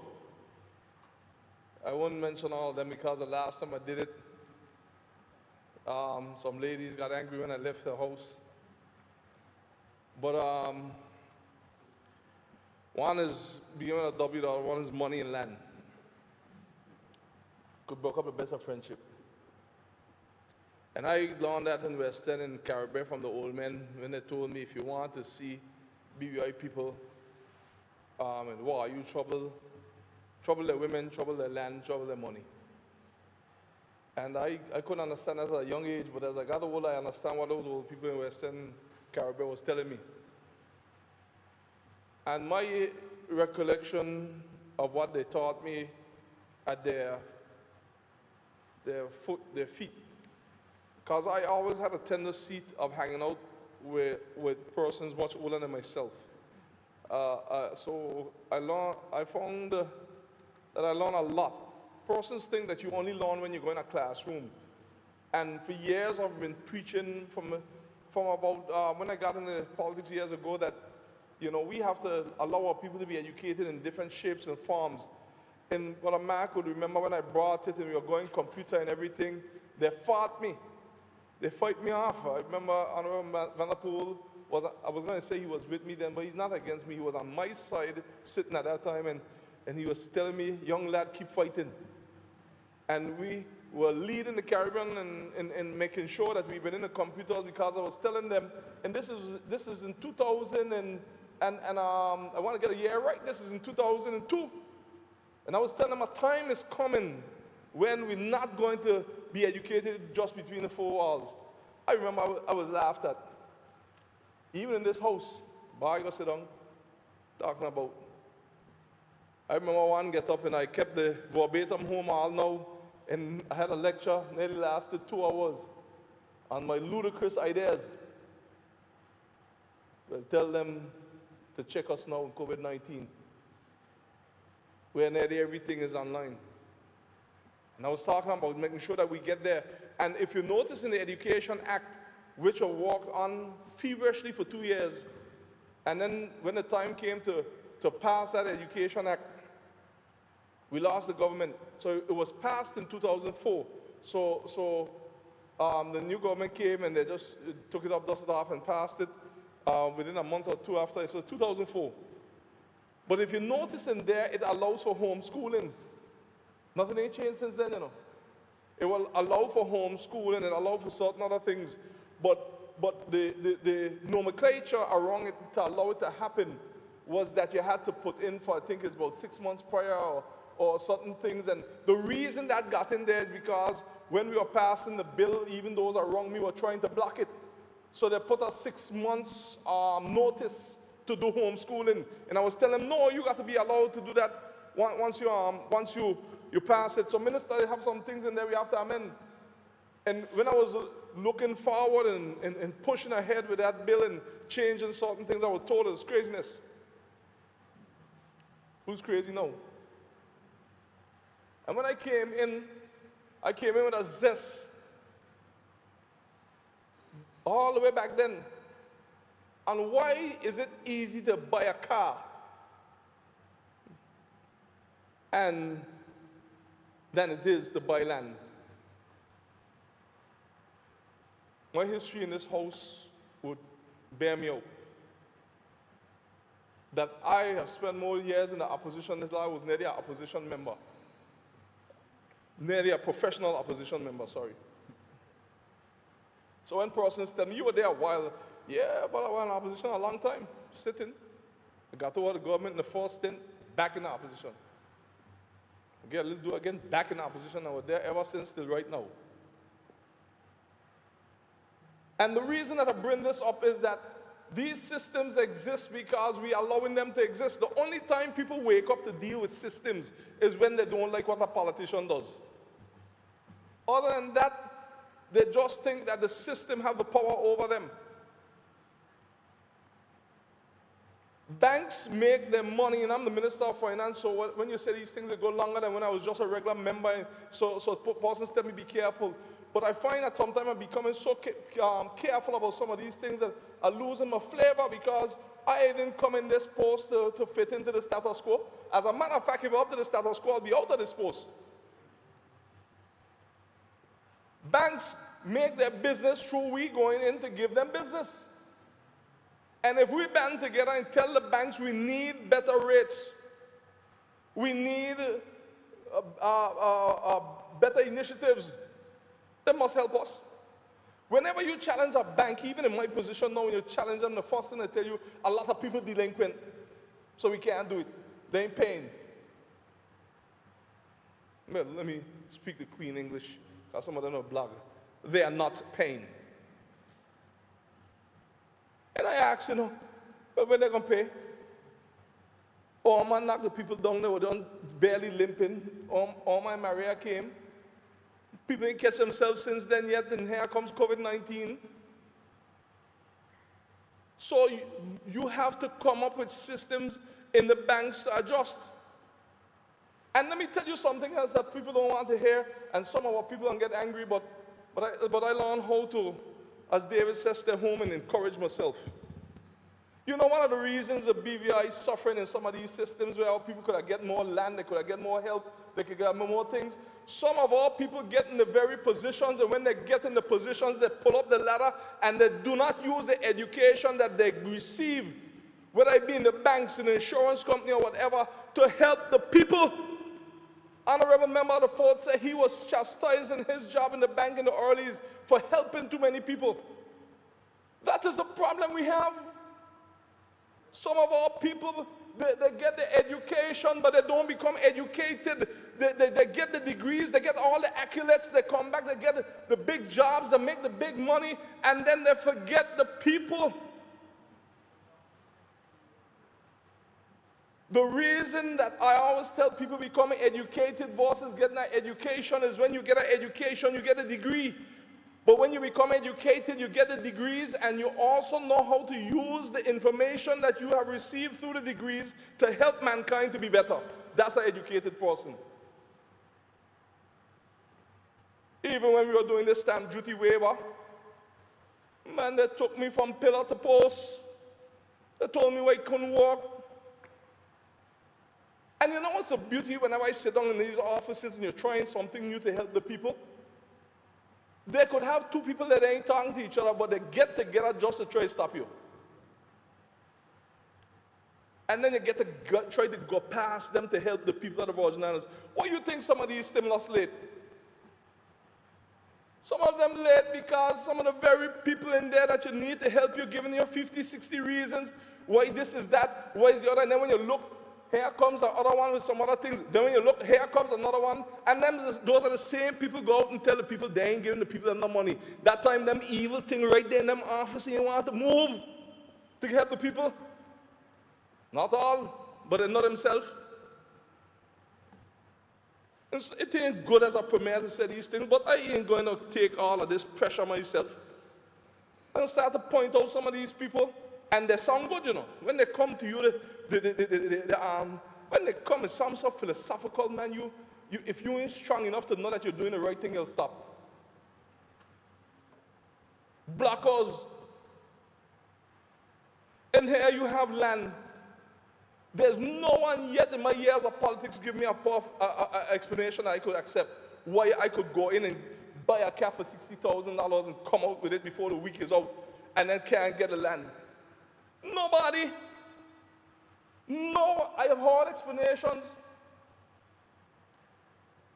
And one time when I spoke about the banks because I sleep next to a banker, when I look, somebody went and threatened my half. I sleep and tell the husband, be careful what he's saying.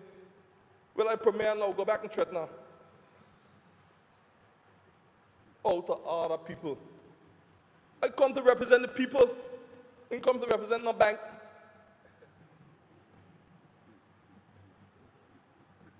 Got some people here think they could frighten you off when you represent the people.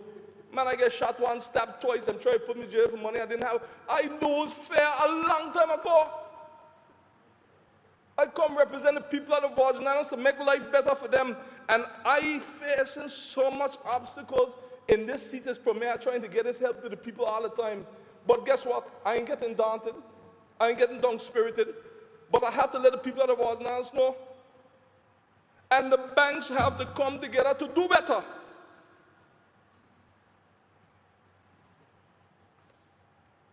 And it can happen. It must happen. I've written to the banks twice since COVID-19. And some of them have responded well. But some of the moratoriums are short. And their systems, they say don't go past 6 months, some of them. But they have to go past 6 months now. Because it's the need of the people. And when it go, I'm writing them again a third time. Because the government shouldn't have to push the bank in this environment to come up with better rates and how to help the people. You can't just focus on who owe a loan. What about all these other people? The reason some of them owe in because they want to owe, because they can't do it any better. So what systems can we come up to help the people? Let's look at this tax waiver. Government needs revenue. But if government gets revenue and the people can't get help, well, what's the sense you have it for? It's the same thing I ask with Social Security. If you have your money there and you keep it because you say you want to make sure that we're there and it's around for the next 50 years and we're not around after the next 50 years, well, who wants to spend it? And who put it there? We. I'm not saying abuse it. That's not what I'm saying. But what I'm saying is the first word is social. So if you have a social problem, it has to be addressed in a manner that will allow you to be sustainable, but help people get on their feet to help the system become even more sustainable. A lot of scholars in this place now get so intelligent they don't see it that way. They just see that, oh, you're going to hurt the portfolio, you're going to hurt this, you're going to hurt. But what about the people? If the people don't get the help, who's going to be around to pay into the systems? And if the businesses don't get the help? I said that, Mr. Speaker, because this stamp duty that we have here helping residents, you know how many young people that can afford, because there are those who don't have the money now. And they tell me, what did you put that in for? I don't have the money. Well, if you don't have the money for that, there's another stimulus for you. Benefit from that other stimulus. We have plenty of stimulus that we have going. Even in the midst of COVID-19, this government is running stimulus. And I told them during the break, I said, listen to me, we can't, there's impossible for any government to help everybody. But we're going to try. But don't let anyone make you feel bad about the good we're trying to do. And keep your hands clean. They could talk, but keep them clean. See them here, I tell them so all the time. Because the land is important, we have to help all people to get a hold of that land. You know why the hillside land, so many of our people own it?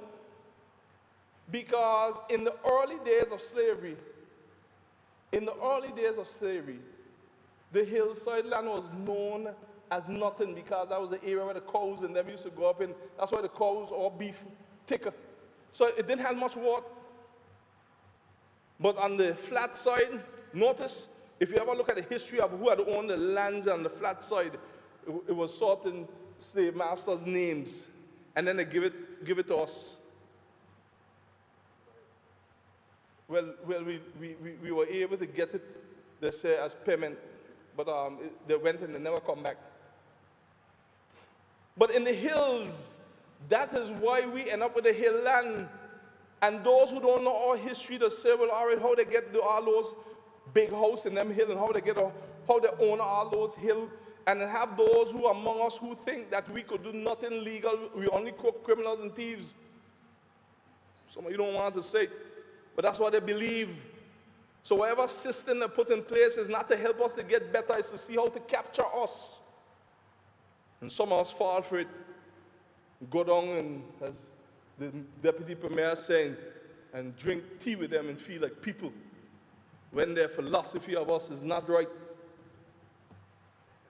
All people work hard for those lands, and like anything else, there'll always be those who didn't work hard, but all people work hard for those lands.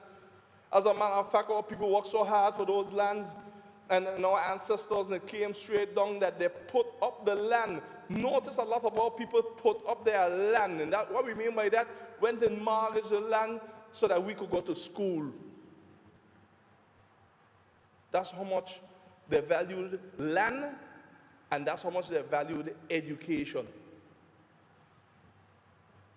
And, Mr. Speaker, as time passes, things get hard. The cost of living here high only in BVI, high in the world. So the question is now, how do we make policies and shift systems to allow for us, with our future generations, to make it an unpopular one? I'll give you, for instance, we are saying we want a land bank. We are saying that we want to make sure that they could buy homes. We are saying that we want to make sure they could build homes. All right, I heard you. But I sat here for 20 years, mostly in opposition, saying the same thing. I decided when I land here, I'm not going to say the same thing, we're going to do something. So we went ahead and said, well, all right, let's put a little 7% on the money going out, and who chooses to set out, because you don't have to set out. And out of that, we put 5 categories. One of the categories is for first-time homeowners and first-time landowners and homeowners. Once you are a Bilanger, a BVI lander.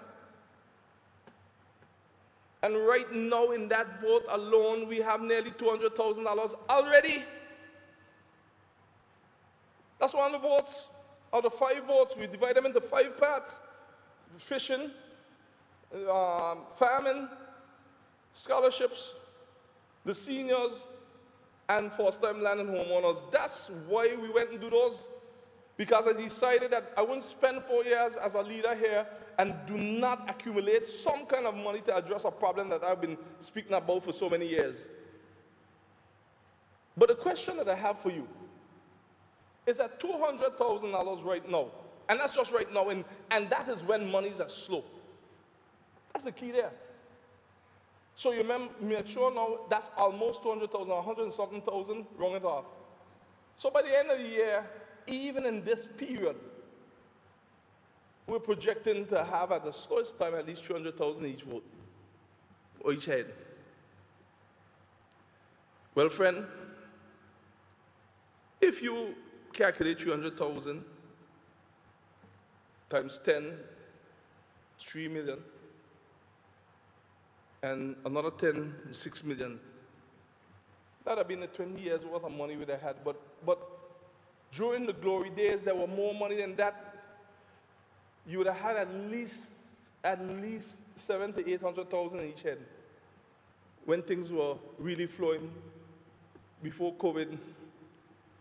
And even since Irma, it started to flow better. The question is, what we put in place over the years to help them get land? Nothing. So whenever we say we want something and you bring something to get it, we fight the very thing to get it. And then if you buckle, you don't do it, and then we have nothing. And then when we look, the time pass. And the same people who will fight you not to do it, if you didn't do it, would go turn around and ask you, what did you do? I did what you said, don't do it. Well, you're wrong, you should do something. Not me. I think it happened while I lead. That's like when the traffic turnaround came and the minister come tell me, holding his head, his little GQ head, he said, oh, Lord, Premier, everybody fussing about this turnaround. I said, Minister, listen, what you do? What is the principle behind why you're doing it? He said, well, it's been talked about for years to see what we can do. I said, well, Minister, listen, to do for what? To see if it helped the traffic. I said, well, all right, turn it around. And if it don't work, turn it back. Yeah. And if you turn it around and it needs adjustments, adjust it. But doing nothing can not be an option. I do not intend to leave this post and sit down in a little chair and cool out and say, I shoulda. What happened if I did this? What had happened if I would have do the other? No.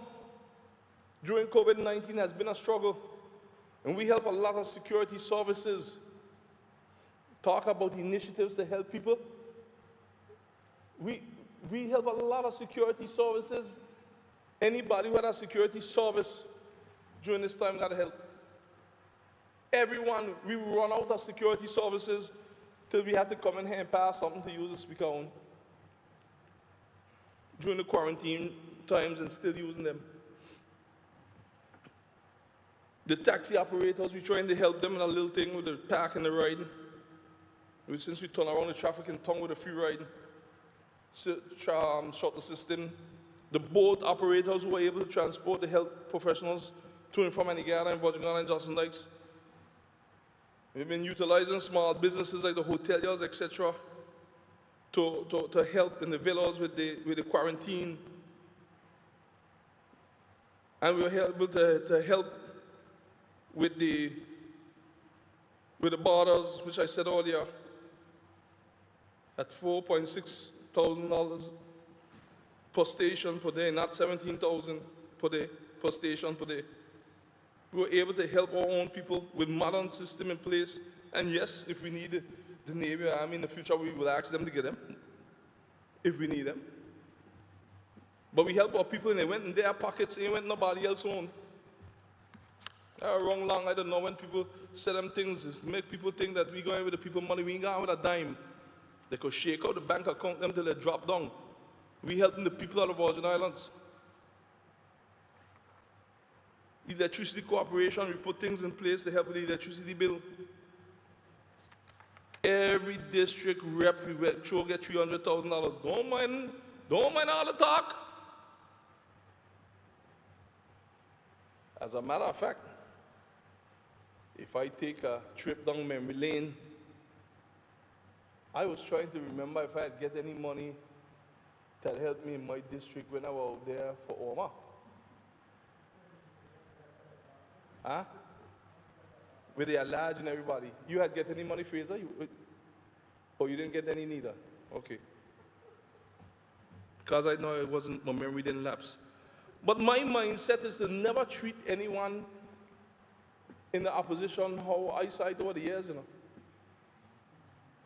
No, yes, the opposition feels so good with what we're doing with them, sometimes they stretch a little far. But I would have do the same thing too if I was over there. But it's my job to tell them, well, all right, I agree here, but I don't agree here. But it's nothing personal. We brought in the Trade Commission to help the consumer protection, and we're working on implementing that now. We passed the Cannabis Act. Whoever needed to do to get it enforced, we get it enforced in the gaming industry. And we just heard that the hospital in the middle of COVID, all these in the middle of COVID, the hospital has passed for accreditation. We thank all of those administration before who helped. But you know what's amazing about that? The hospital accreditation come a year and change us in power. And the minister, I got a WhatsApp saying the Minister of Health didn't thank enough persons who were there before. But if we had failed the accreditation, a year and change in, it would have been ours alone. But since we get the accreditation, it's everybody else own now. But I agree, it didn't start on ours, but we're the ones who put in over $3 million in it to get it done. It was lacking money, so we took a chance and we said, look, we got to get a healthcare accredited. And I told the minister, he said it earlier, we have spent too much money in healthcare not to have a #1 public healthcare facility. Look at that edifice that we have there. And from government to government, here in the last government, look how much money we're spending in healthcare per year, how much money we're spending in buildings. No, whatever the issue is, to make sure that we have to help strengthen our healthcare people that they are working with even more personnel and more structure, whatever the case may be, whether it's more equipment which we keep putting in, let's get it done. Look what COVID-19 done. We can't go anywhere else except here. So whoever it is stifling the healthcare from making sure people could get quality service when they go to the public healthcare, that stumbling block, whoever it is, you're not doing it to our government, you're doing it to the people. And Minister of Health, that's your charge. We should not be where we are right now without having a quality world-class healthcare. How much governments after governments spending it. So that means we're spending some of the money in the wrong direction, so let's get it adjusted. Right now, the minister is moving towards reviewing NHI and different areas, and I applaud him. Let's put a pedal to the metal.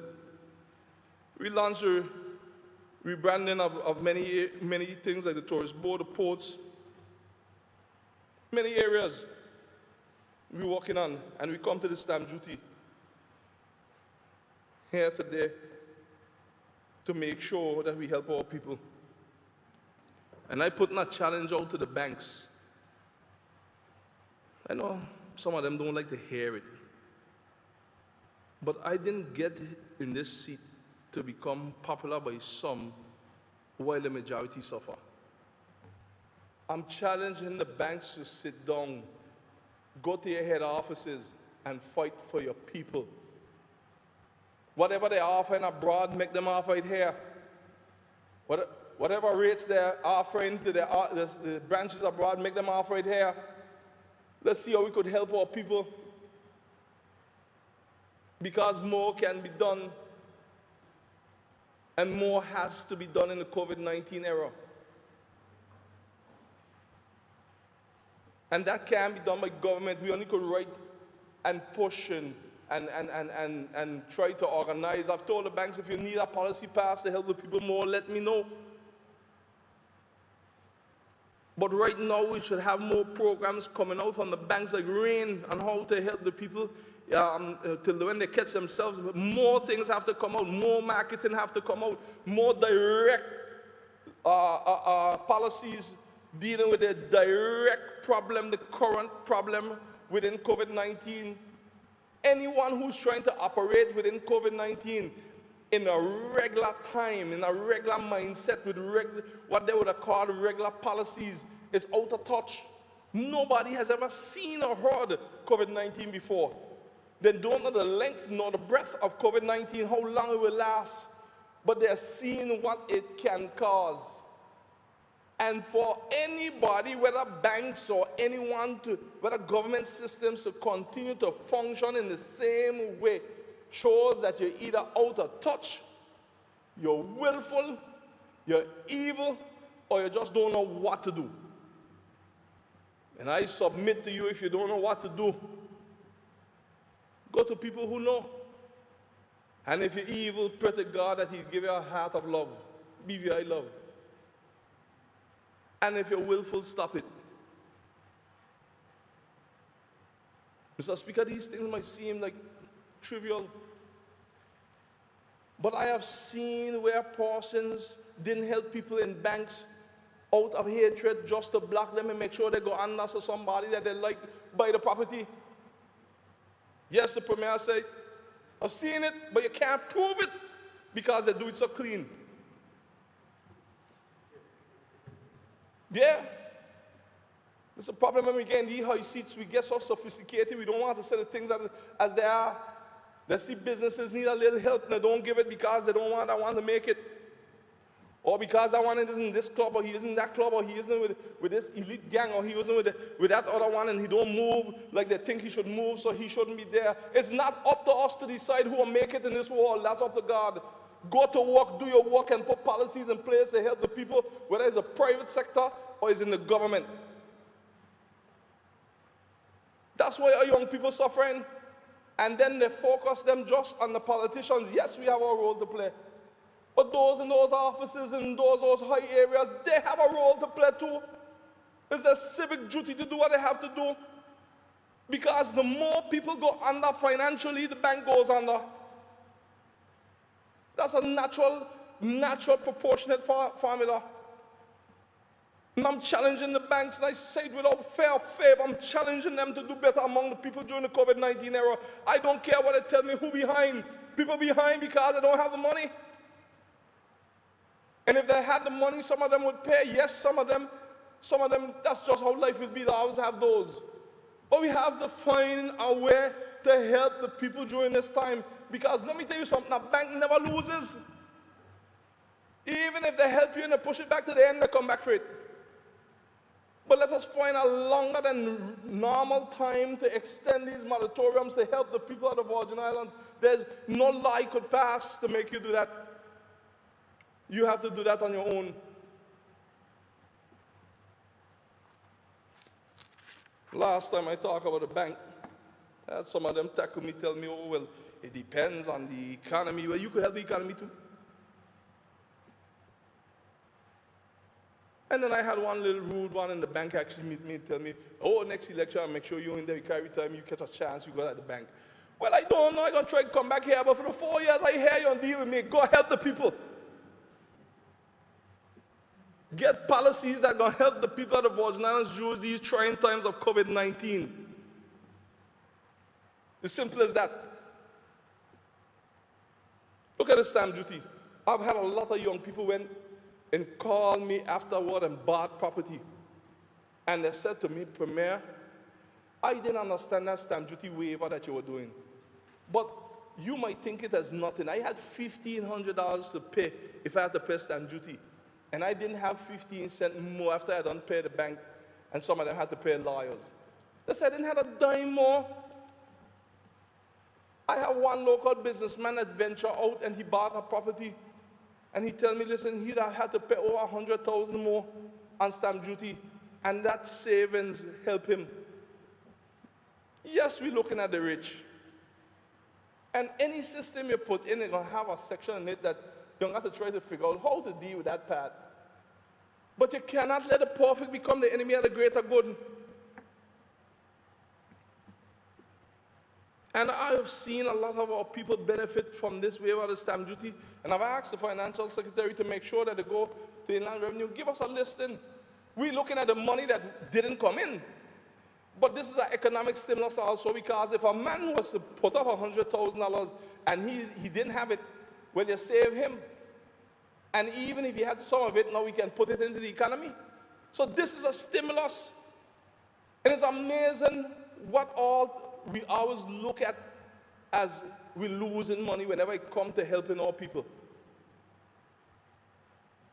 It is whenever you try to help the people of the Virgin Islands, whether black or white, you find people coming either to you losing money or that system they need. We have to stop that system because of A, B, and C. I just wonder what people just go sleep and think on. If they're gone to sleep to think on how to help the people, or they go to sleep and wake up and thinking on how to get in their way. So, Mr. Speaker, I learned a long time ago that a lot of money with little or no God is no match for a lot of God with little or no money. And that's another thing that our ancestors didn't. They built here. They built here through their faith in God. They didn't have cash money. But they end up with a lot of assets. And I think that is a policy that needs to be reviewed when banks are not looking at the land as much collateral because of concern. That's a policy that needs to be reviewed. Land, those are policies to stifle us that they must be reviewed, and somebody who went to school in these banks, whether the head offices and those who are listening to me now, have to get the fortitude to function and say enough is enough. Let us go in and look at a policy that will help.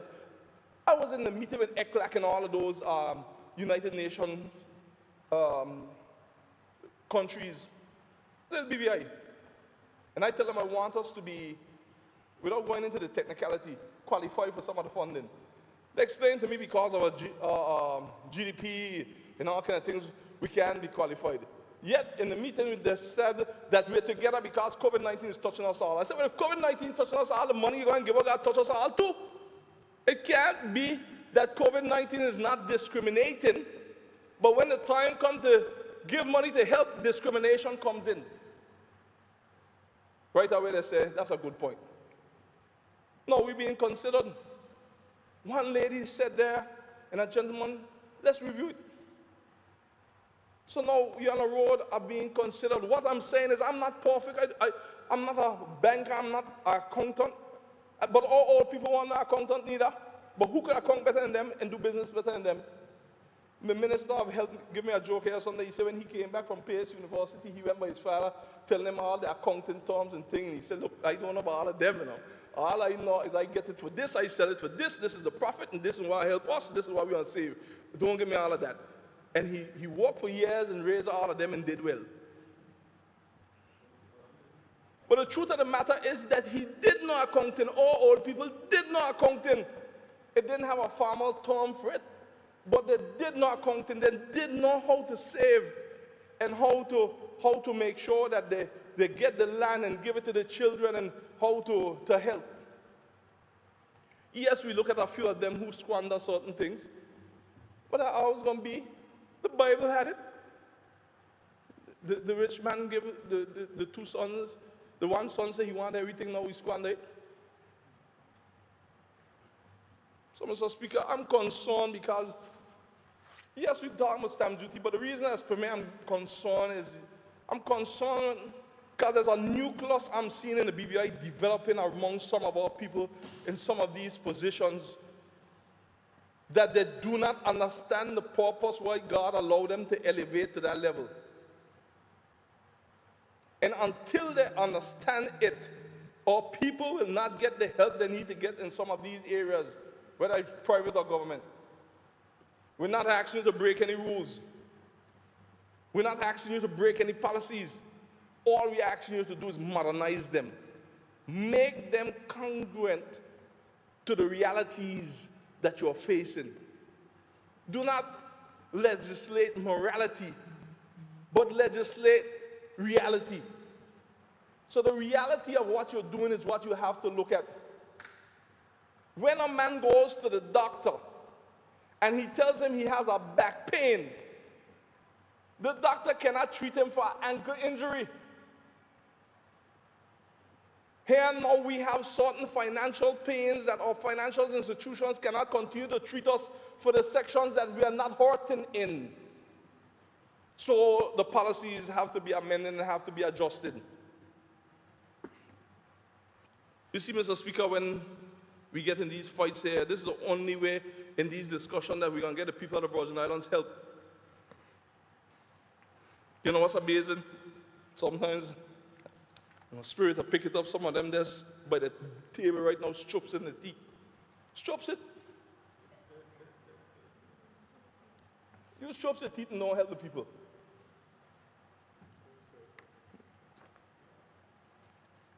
Mr. Speaker, I'll run it off by saying, I'm glad to be here with this government. And thanks for the support from the opposition on this one here for what we're doing with the stamp duty waiver. But I want to encourage our people too to stop fussing about everything and start to be proactive. The future belongs to the prepared. And if you get your hand on some money, move towards some land. Even our young brothers stop buying a heap of boats and things because until you get more land and you get more settled, so then you could take care of the boat. I just tell them so in my village, straight up, go get some land, go and learn a trade or do certain things while you have the money, while you're young, while you're strong. And register yourself inside the system, Social Security, Inland, and all of those, so that when things like COVID-19 and them come, what you paid in can then pay you back. Let's put our people in the right direction, those who are not in the right direction. And know that your thoughts count. Because the more people get together to say they had enough of something, it will never change. And again, it's easy to do it for political officials. But where we're going wrong is we think that all the issues we have are political. No. Call a meeting with the banking association and say, listen to me, the young people are saying, bam, we need it addressed. That's power. You know, let's get these things and put our people in the right direction. You see, Mr. Speaker, I just take on some big fight sometimes. The AG just say, Premier. And I say, AG, don't worry. Even while we're doing land, Mr. Speaker, all the other I mentioned about publicly accessible registers. And I'm not ashamed to say that is subject to a few things. I want to warn anybody who into terrorist financing and money laundering and tax evasion. We're not going to accept that. But we're not going to accept a wild goose chase on our companies just like so. You have to have a probable cause. And this is what I mean when you stand up to fight for something. Because I give an example to some persons when we were discussing it, a few persons, and I tell them, when you open the register and you don't have some framework to operate from that will allow people to have probable cause to be able to deal with it, not that you have anything to hide, but we also have to respect the rule of law for privacy, human rights, children's rights, for the vulnerable. But if you don't speak to people to help your people in your economy, when you're in positions, then they will roll over you and take everything from you and you wonder what happened, but you feel so good that you're drinking tea with them that you feel that you have arrived. You didn't arrive to stay. And I tell them that we have to protect the good citizens who have companies, who are doing business and have a good reputation and have no area where we could be concerned at doing something wrong. And their beneficial owner might be their child, a 6-year-old child. And you let people just go through the register just like so, because you want to put that in a law which is not going to be backed up. When challenged, it cannot win in a court.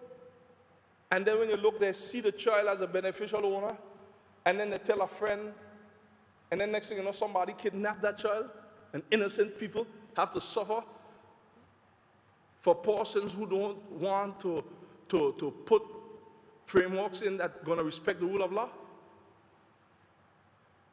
So I'm saying these things, Mr. Speaker, to give an example that when you get in a position of authority, if you have to use the authority against people, then you don't realize the authority you have.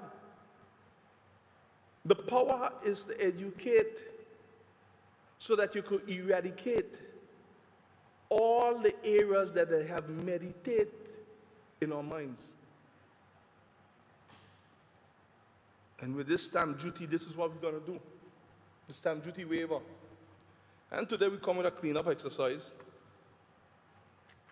And we want to encourage our young people to hold on. You know, the only thing is some of these systems we put in to help with the land banking thing, they just put in, so all the needs been there for years. So we're the one now who expected to be the microwave government. Get everything done right away. But this allows locals to buy properties from locals without having to pay stamp duty.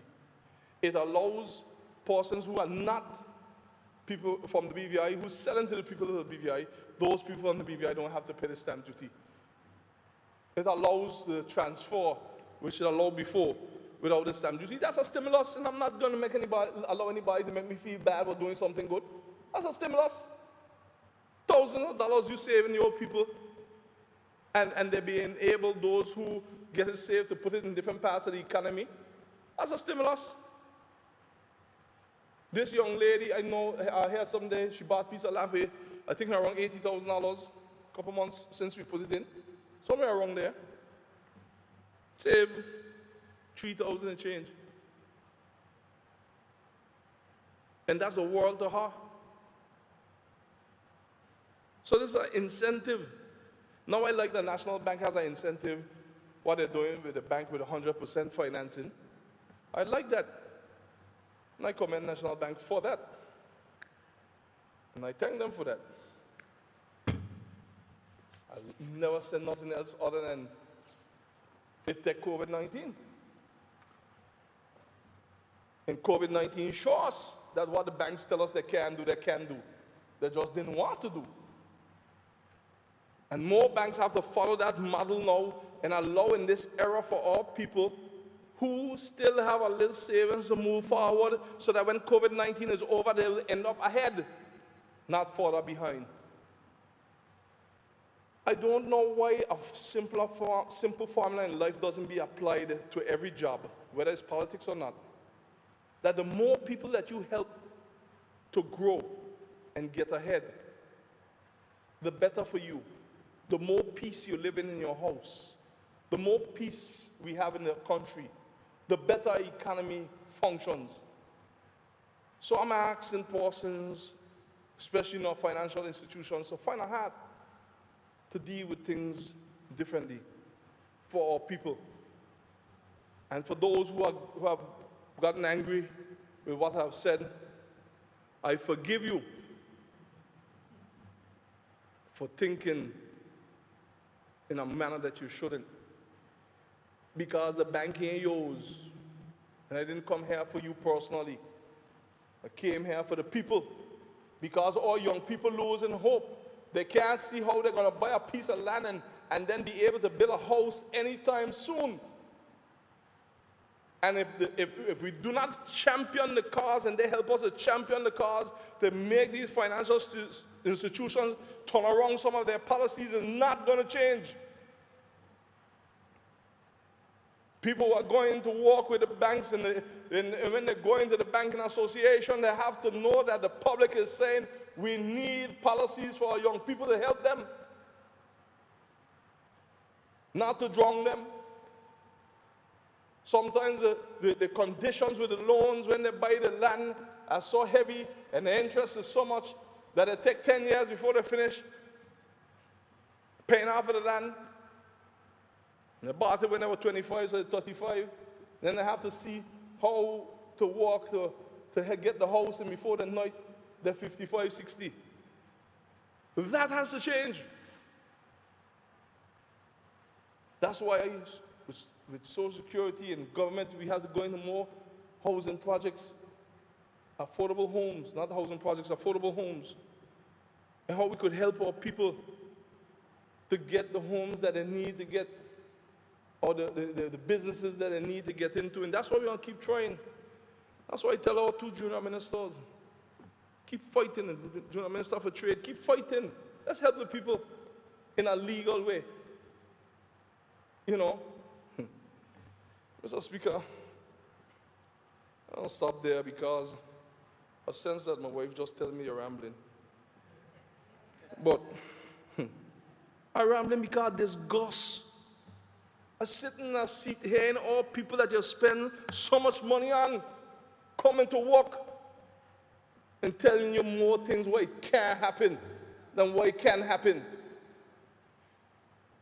And they're sitting down in some ivory towers of jobs, getting big salaries, and don't understand that you out there dealing with the pain of the people, and you're trying to let them, through their lens, get to see through the lens of the people that's hurting what's happening so that they could get the help to the people. You got nights I went home as per man, I cry. Not because of sorrow, but cry out of frustration at some of these people. They're just evil. And I have to pray to God to change my heart towards them, to come back to deal with them the next day. You know what's amazing? Even when you tell them to go help the people with whether land or what, you put something in place and then bring it back to me. Nothing. Okay, I'm going to bring something there. All right, we're going to get it stopped. But guess what? I've learned to run with patience the law that the Lord has set before me. And I'm not going to stop. I'm not going to stop. We're going to keep pushing to help the people of the Virgin Islands. Yes, there are areas government have to improve, but at the same time, you're as good as some of the engines you're given to work with. So, Mr. Speaker, I want to assure the young people, the people of this territory, we're going to keep pushing on. All these initiatives we're doing, I had to name them out. Because there are those in this house ain't going to name them for us. They're only going to name the areas where they feel that we're falling down. But we have already named areas and given out the money as fast as we could give out. As a matter of fact, I love audits. And in the 21 years I'm in politics, it's the first I see before you do a check, the auditor there now. I say, well, look here. But I don't have nothing to hide. But then they're trying to frighten off the people so they don't help the people. Some of them, not all. Don't get angry now, but that's what you're doing. You gotta get called out. Darkness only could win if light don't come on. But once the policies are there, we do what the policies say and do your work.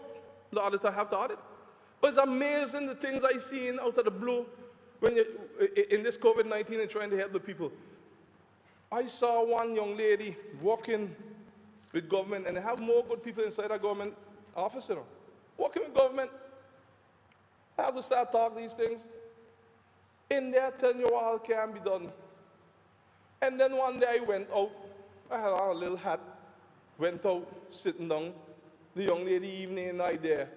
And I heard her there talking what all the government ain't doing and they ain't looking to help the people. I said, this wicked wretch.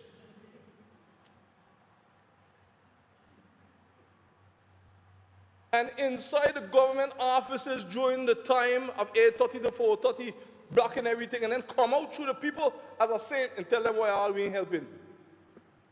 God forgive me where I was sin and said today. I know some of them will block me. I don't say that they'll block because they got 6 or 7 people blocking all day now.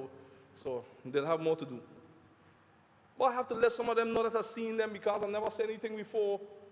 And I'm watching on. And I'm pushing on with the help of my government and the prayers of God to help the people of the Virgin Islands.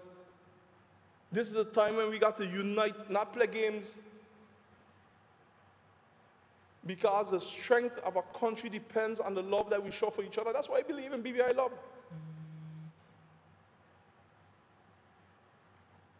So I want, by the time we finish, a lot of our young people have land, and have a home. I don't encourage people to build apartments like before. You spend a certain money and you don't get much in rent. Invest it in some other things. But if you want to do that, fine. Once you know how to deal with it. Villas, yes, because things don't pick up. Little hotels, yes, things are going to pick up. But be proactive also, my people. And don't let anybody stand in our way. Because this country is a blessing from God. So, Mr. Speaker, those short words.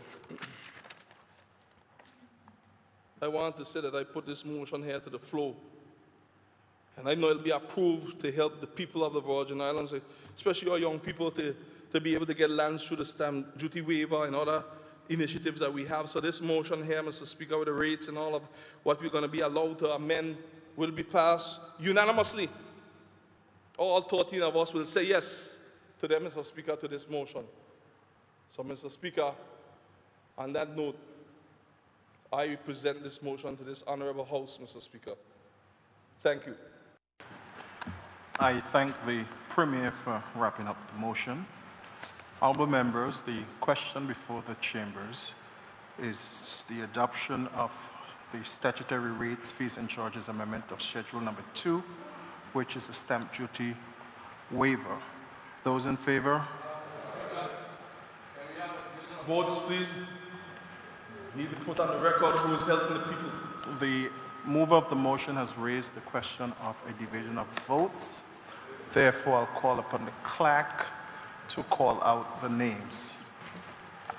Those in favor will say yes, and those against will say no. There is also an ability to not vote, which is to abstain.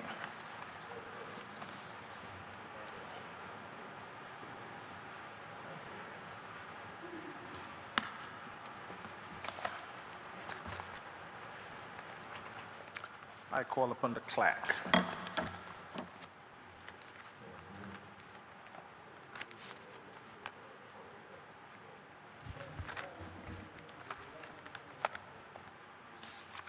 Honorable Alvaro Maduro-Payne, the 6th District.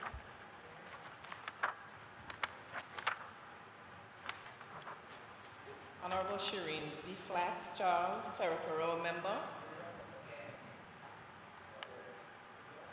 Honorable Shari B. De Castro, Territorial Member. Yes. Honorable Andrew A. Foy, Member for the 4th District. Yes. Honorable Julian Fraser, Member for the 3rd District. Honorable Calvin Malone, Territorial Member. Honorable Malcolm A. Penn, Member for the 8th District. Honorable Kai M. Reimer, Member for the 5th District. Honorable Neville A. Smith, Territorial Member. Honorable Melvin M. Turnbull, Member for the 2nd District. Honorable Matt H. Vanterpool, Member for the 4th District.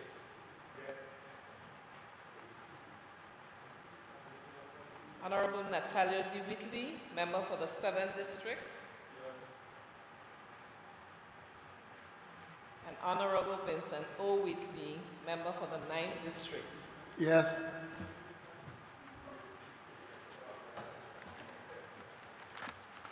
Madam Clerk, what is your tally? And by the way, the language of this House is English, as per the standing orders.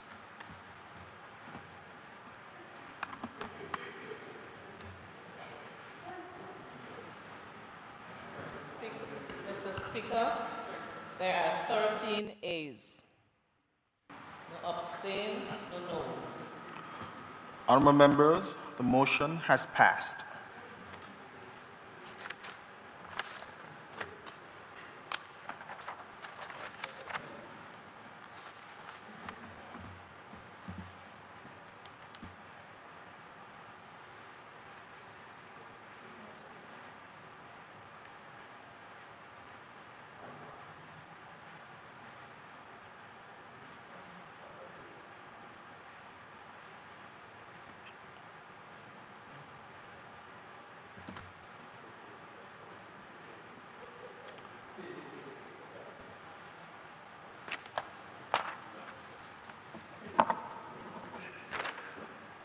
Honourable members, moving right along with the order of the day, I call upon the Premier and Minister of Finance to move a motion in regards to the member for the 4th District in relation to Section 67(3)(e).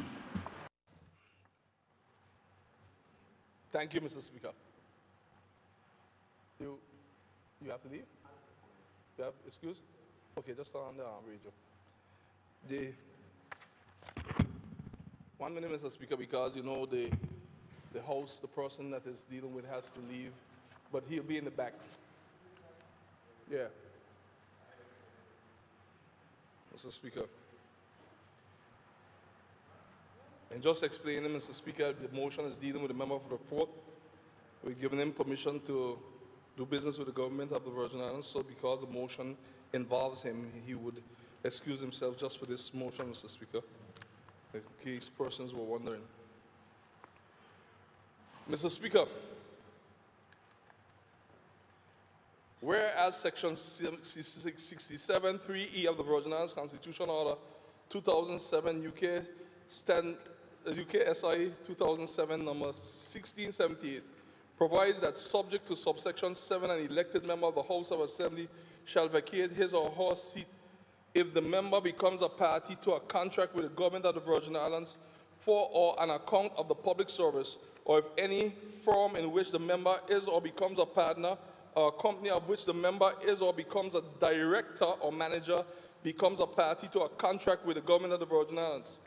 Whereas Section 67(7) provides that if in the circumstances it appears just to do so, the House of Assembly may exempt an elected member from vacating his or her seat under subsection 3E if the member, before or as soon as practicable after becoming interested in a contract with the government of the Virgin Islands by virtue of being a director or manager in a company which has a contract with the government, discloses to the House of Assembly the nature of the contract and his or her interest in the company involved in the contract. Whereas the Honorable Mark Vanderpool, MHA, is an elected member of the House of Assembly. Whereas the Honorable Mark Vanderpool is a director of K-Max Foods 1996 Limited Trading as one man whose registered office is situated in Rotown Registration, Section Block 3038B, Parcel 84/1 and 83/1, and which company provides the sale of general food, furniture, appliances, and household items services in the territory. Whereas the company has been providing services for the sale of general food, furniture, appliances, and household items to all government ministries and departments and the residents of the office of the governor. And whereas the government of the Virgin Islands, through the Ministry of Health and Social Development, made an offer to the company by letter dated 22nd April 2020 and subsequently entered into a contract with the company on the 21st day of July 2020 to provide food packages and sanitary supplies in the amount of $869,773.34 to assist the Virgin Islands population during the COVID-19 pandemic. Whereas from the month of March 2020 to May 2020, the company provided the said food packages and sanitary supplies to the government of the Virgin Islands. Whereas by virtue of being a director of K-Max Food 1996 Limited Trading, as one man, the honorable member has an interest in the offer made and the subsequent contract with the company as aforesaid. Whereas this resolution discloses to the House of Assembly the offer made and the contract signed with the government of the Virgin Islands and the interests of the honorable member in the offer and contract by virtue of being a director of the company and his company's desire to continue to provide these services. Whereas this resolution is a request by the honorable member to the House of Assembly to exempt the honorable member from vacating the House of Assembly.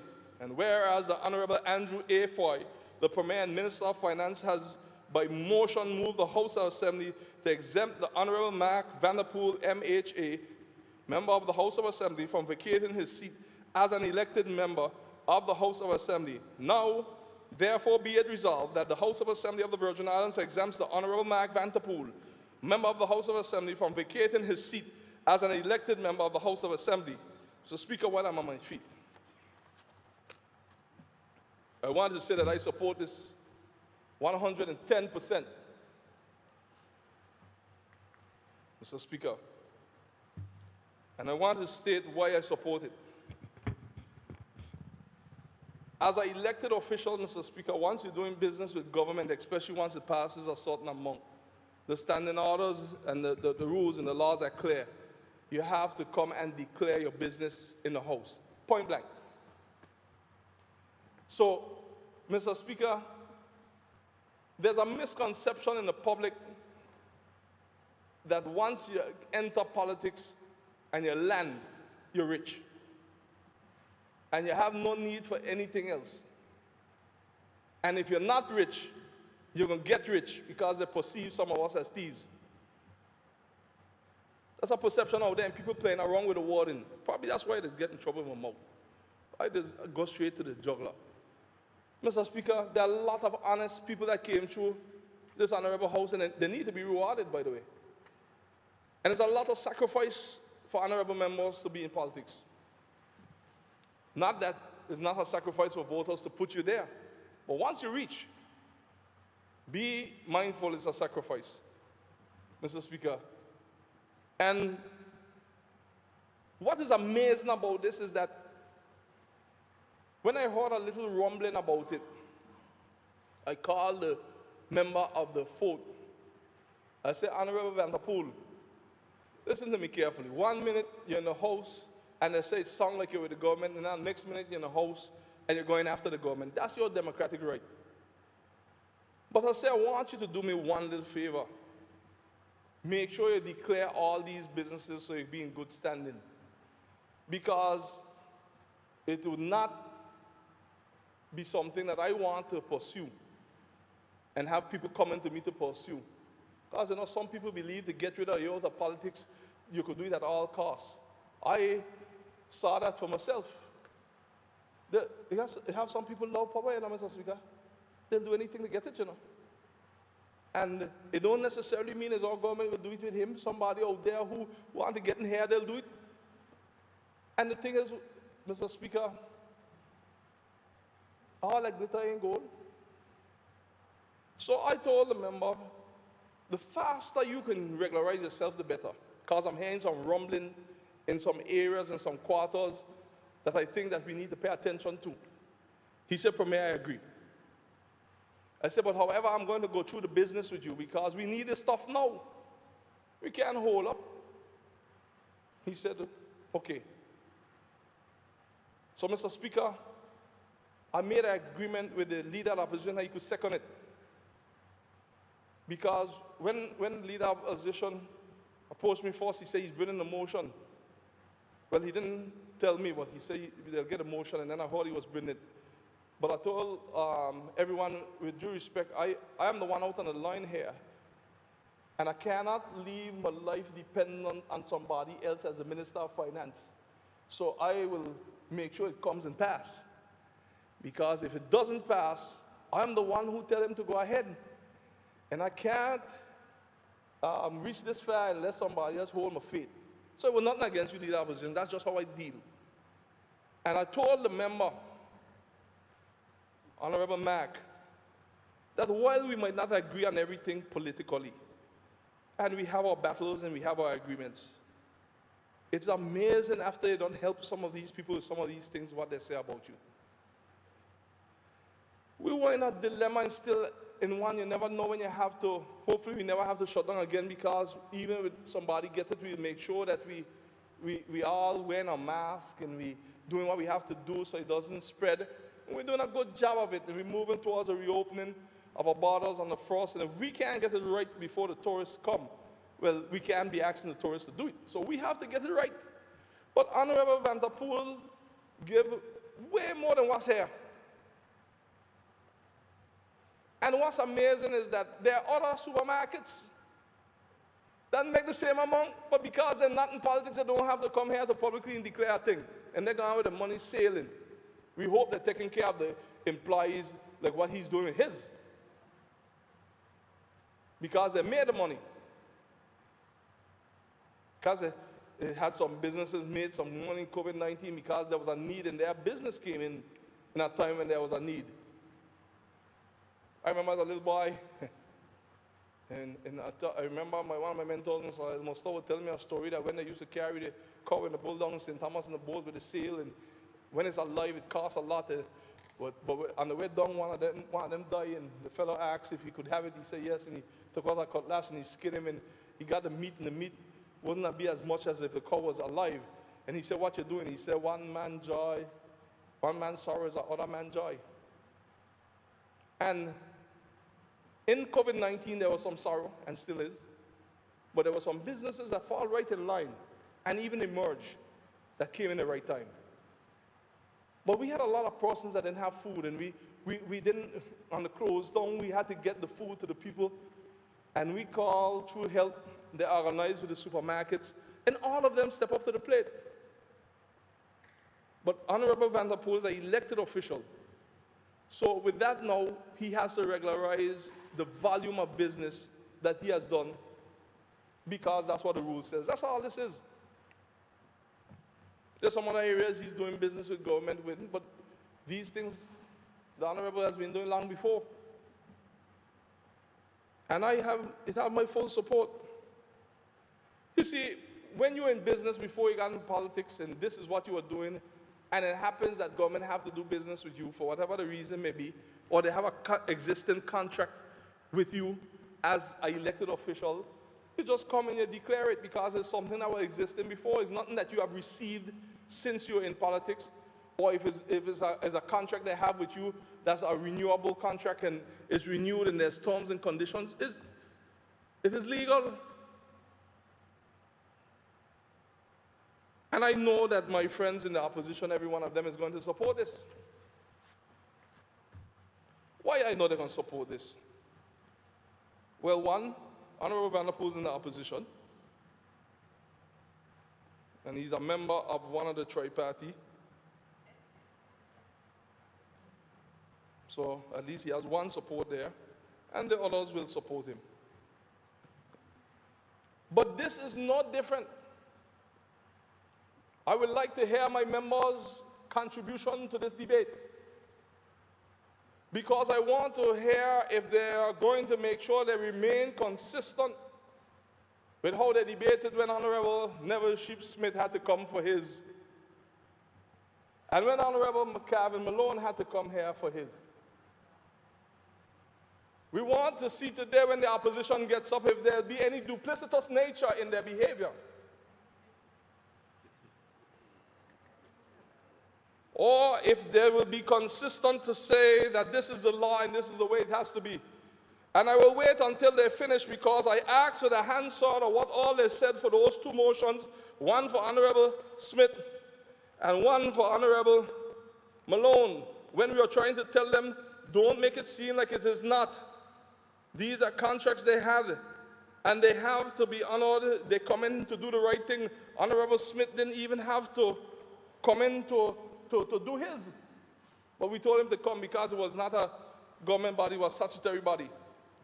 And I remember it well, and I read up these here last night from cover to cover. Notice that they even had marked them out for me because I tagged certain things. But hopefully I won't have to go to them. So let's rest that down. And we will hear that the law says that this must be done as an elected official. So let's do it. This has my vote of yes.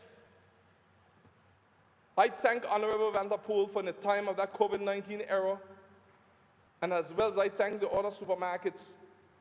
But I especially thank him because, being that he was an elected colleague, there were some nuances of situations that you could have more readily called him to get him to move a little faster than you would have in other areas. Nothing against anybody else, but relationships sometimes allow you to do certain things much faster in crisis.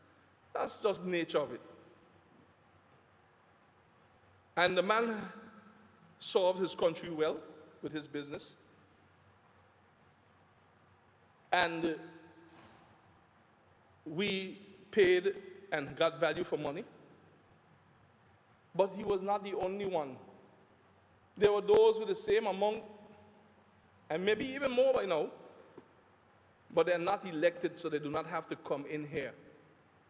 So we will never know about them. But I am telling you that they made the same amount or more. Definitely not too far from, whether below or above. So be not dismayed with the chatter that I have heard some persons with saying, because he elected, we doing this. Not at all. Be not dismayed by the chatter saying that all the other supermarkets didn't get an opportunity. Not at all.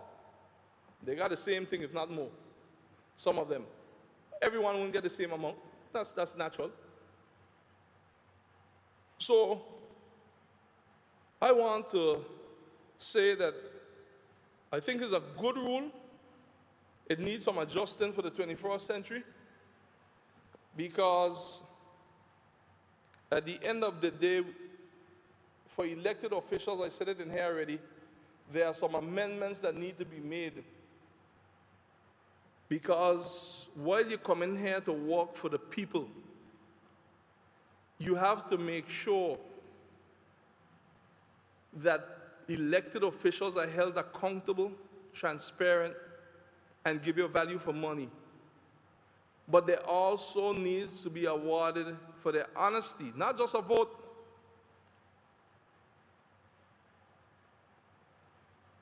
And there's a lot of misconception over the years about elected officials, and that's why we're trying with the legislative agenda to address a lot of them.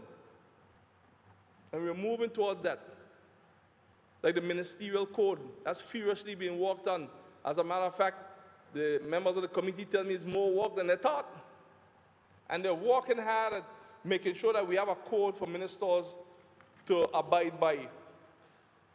And I am projecting that they'll even probably need a little extension, given how quick the time has come upon us and COVID-19 has hit. But they're working, and I thank that committee headed by one of our former ministers, Honorable Ronnie Skelton. They're working very hard. And integrity in public life. That's a bill that we're working on to bring. Because while we are asking for constitutional advancement, we must show the people that we can police ourselves. And we must show the people that we can be accountable. But when we leave these hollow walls, we also must make sure that the persons who serve us well with integrity are taken care of. Because although you come and you get elected and people think there's a lot of money, this area where the member is coming to request to be allowed to declare his interest so that he doesn't have to vacate his seat is a good one. There's some amendments need to be made to make it a little more relevant, but now is not the time for that. But at the same time, there are other areas, and we are moving to get legislation to address them so that persons who finish serving politics in the BVI will not be left as a pauper or left in chains with their hands and on their ankle, because the system is set up that way, and it's something that we're overlooking for a long time that needs to be addressed. I'm not talking about more money alone. I'm just talking about certain little privileges and something better retirement package. Let me explain what I mean, because there are those that are saying, oh, come on. Come on. The basic salary, and I was in the opposition for years. I was a professional opposition member. That's why you see I don't get angry with the leader of opposition or not, them when they're speaking, because I know they're doing their job. So all I do is double up mine, because I know when I was over there I had to talk to. So but the basic salary of the opposition in the backbench is $36,000 per annum. That's the basic. People don't know that, you know. Where they get more money is through their allowances. And they tack on their allowances. But here is the catch.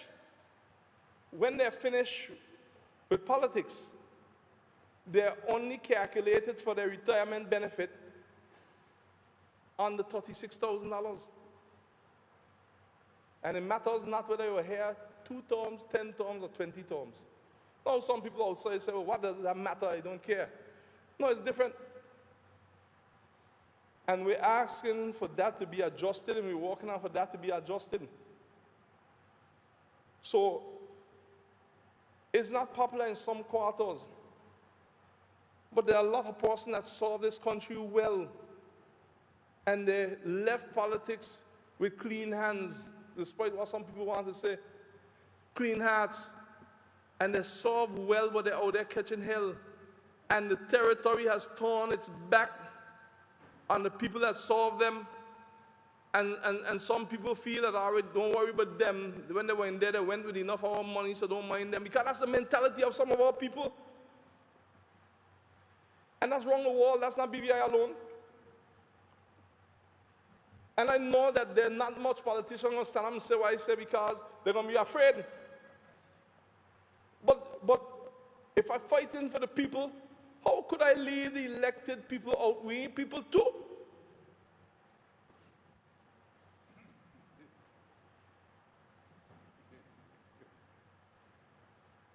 So I want to make sure that we put a program in to help those politicians that don't pass through these hollow walls and out there suffering, that were fair to this country. And that is something, even amidst COVID-19, that I'm making sure that I walk out to bring, to make sure that we treat them more fairly. And we honor the service that they give. Because all of us are here standing up on the shoulders of persons who are in this house already and paved the way for us. Look at something here. With the COVID-19, what allowed us to keep control as elected officials, as a government? The 1977 Public Health Ordinance, which tells me in 1977, in the House of Assembly, in the then Legislative Council, some group of elected officials came in here and looked down the corridors of time from in 1977 all the way down to 2020, and saw that there'll be a pandemic and put a law in place, glory to God, that saved this place from going in the wrong hands. And those people left these walls where we're able to allow for contact tracing. And I even give some of them in 2015, Honorable Skelton and them, when they put in place those Quarantine Act. And some of them are left out there to suffer when what they have done in here have helped the people in a time of disaster, because if we think we have it bad, it would be worse. So we came in these positions to balance things overall. And it pains me when I see some of our elected officials who served and served well, and they're out there, they're sick, they need help in the system, telling you can't do this, you can't do that, and want to forget them. And they are the ones whose shoulders we stand on, who put aside their businesses because they were concerned that they would say that they use the government to help their business get rich. Look at the forefathers of this house, and we realize that focusing on Mac today, because he has to come to declare and looking at $800,000, man, the whole world don't eat that out and bring it back out. And the man now is going through living hell to get this little money because people looking at it as something illegal, when all he's doing is doing what the law says and doing it in a legal way. I sure if Mark had known that he had to come in here, he had remembered, because he might have tell you about get that business somewhere else. But I don't see that anyway, because nobody does refuse money like that in these bitter hard times to make money. And I could say it for Honorable Mark, I know this for sure. He even in charge for all the bags that went. Some of the bags, I know Honorable Mark just donated them. No, don't get me wrong, Honorable Mark and me, we have our political differences in philosophy, but we have a mutual respect. And during Irma, he was the one person I could have got to the government and get some help. I remember Honorable Mark Vanderpool up by one mat. When the first district was cut off, I tell him I don't have a dime, but the people down there, we have to get food. We have to get water. And Honorable Vanderpool, I tell him I don't know where it's coming from, but trust me these stuff. And he trusts me pallets and pallets of water.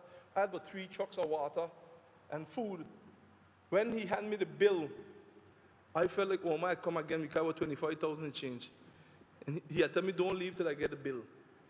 All when we delivered the water, I couldn't lift up my water because when I saw the bill, I didn't know. I didn't know how I'm going to get him paid. There with it all, I was seeing that figure. I went home to lie down. And those times I had no current. Man, I lay down right there, and that cold ground was my bed that night. I called about Marty car. I said, well, where are you going to get this $25,000 from to pay Mac? But I went to the food anyhow, and we distributed. And praise be to God, little by little bit, I was able to pay him off on behalf of the people of the Virgin Islands. I didn't say that for just to say it, I said that because the heart of the man, he said, fine, go and help the people because your heart pure. And he got up in the house before they lost the government, and he talked about how pure my heart was in helping the people and that he enjoyed helping me. But what I'm saying here now is when you get in trouble, you can call him to do those things. And when the time comes to pay him, we cannot hold him up in no political game inside this house. It is just like when I recognize, and I want to ask for his contract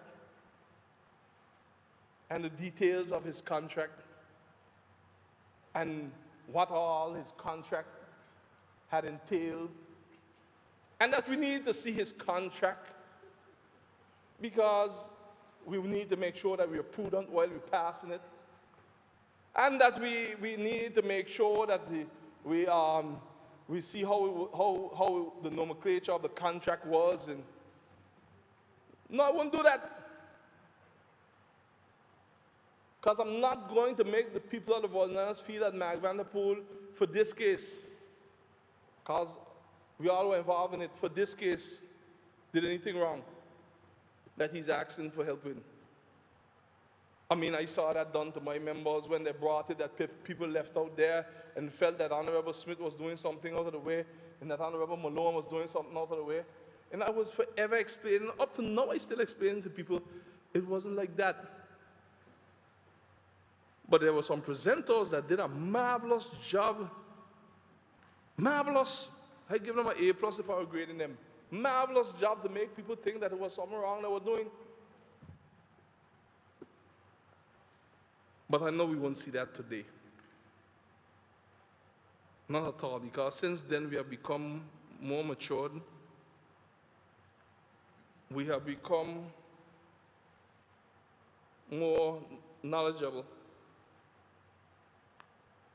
And the person that has come for this declaration happens to be a member on the side that has become more mature and more knowledgeable in these areas, that this action is just abiding by the law. So, Mr. Speaker, there's no secret about it. I, Andrew Altufo, I represent the 1st District Premier and Minister of Finance, gives this my full support. Just like I give to Honorable Neville Smith when he came to this house doing nothing wrong. Just like I did for Honorable Kevin Malone when he came to this house just to make sure he declared a contract that was existing long before he was elected and he did nothing wrong. I too now give this motion with my full support for Honorable Mark Vanderpool for declaring, so that he can do business, continue to do business, and regulate the business as already done with the government of the Virgin Islands. So, Mr. Speaker, I so move this motion. I ask the Leader of the Opposition to please rise and second this motion, Mr. Speaker, and he can choose to speak at that time, or he can defer his contribution for a later date. Thank you, Mr. Thank you. I recognize the Leader of the Opposition and member for the 8th District, the Honorable Marlon A. Penn. Thank you, Mr. Speaker. Mr. Speaker, I rise to second the motion. While I'm on my feet, I have no reason to defer. I'll make my contribution at this time because, you know, sometimes I have to speak for the rest of the members on the other side to get up. So, well, Mr. Speaker, as the Premier is very good with words, you know, he's extremely well with words. I used a phrase in here the last time, and he he got up and he said that how I should not call him XYZ, but he's a wordsmith. He has a gift. It's an extremely good gift. But I rise to second and support the motion. I was the one initially, Mr. Speaker, as you are well aware, that was bringing the motion on behalf of the honorable member. Because honorable member, and I want to read a section from the resolution where it says, whereas the government of the Virgin Islands, through the Ministry of Health and Social Development, made an offer to the company by the letter dated 22nd April 2020 and subsequently entered into contract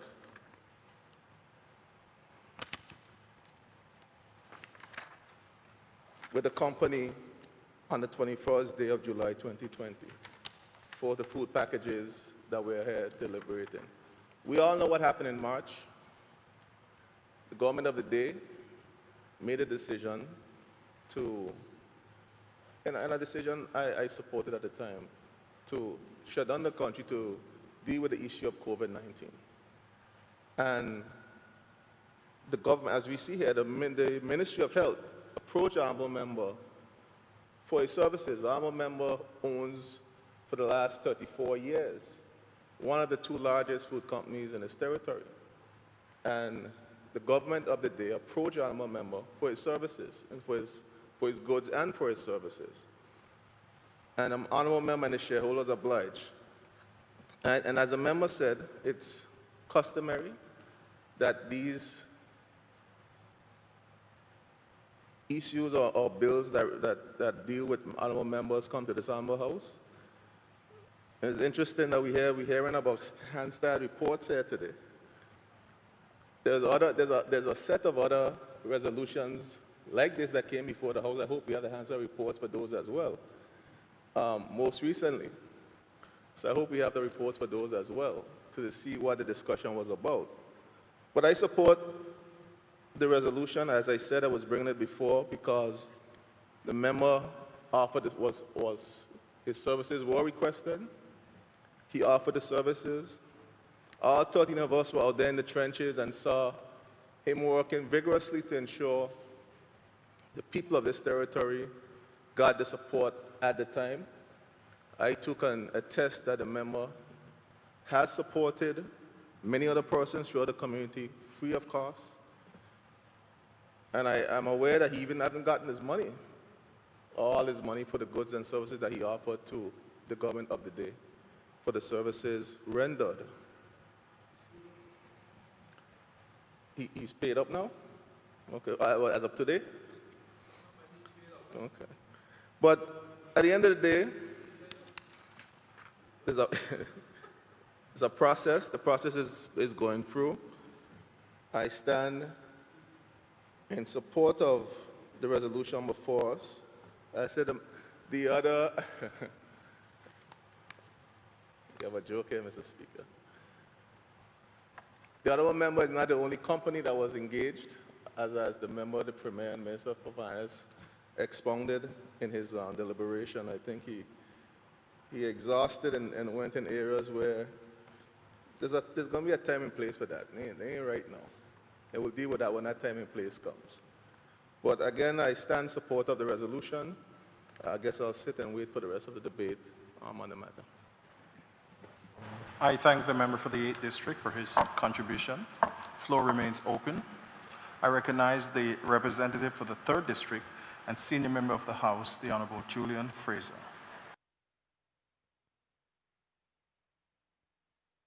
Speaker. Mr. Speaker, I'm one of those people who don't believe that a member of the House of Assembly coming here to seek the exemption requires a debate.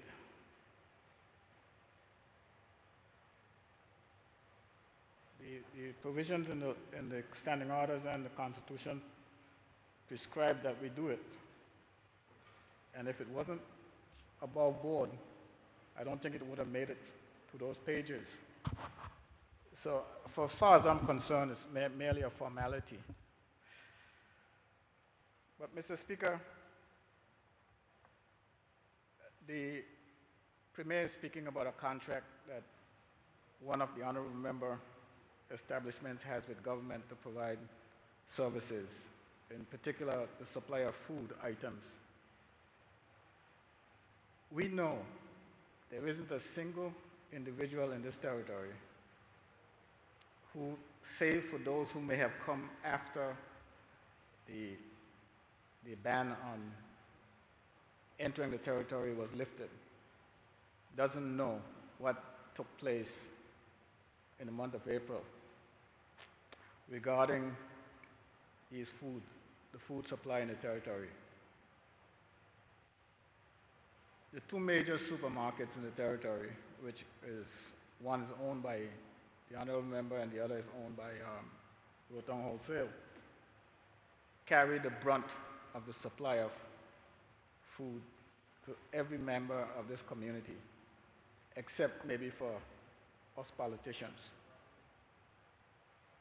because I didn't get a bag.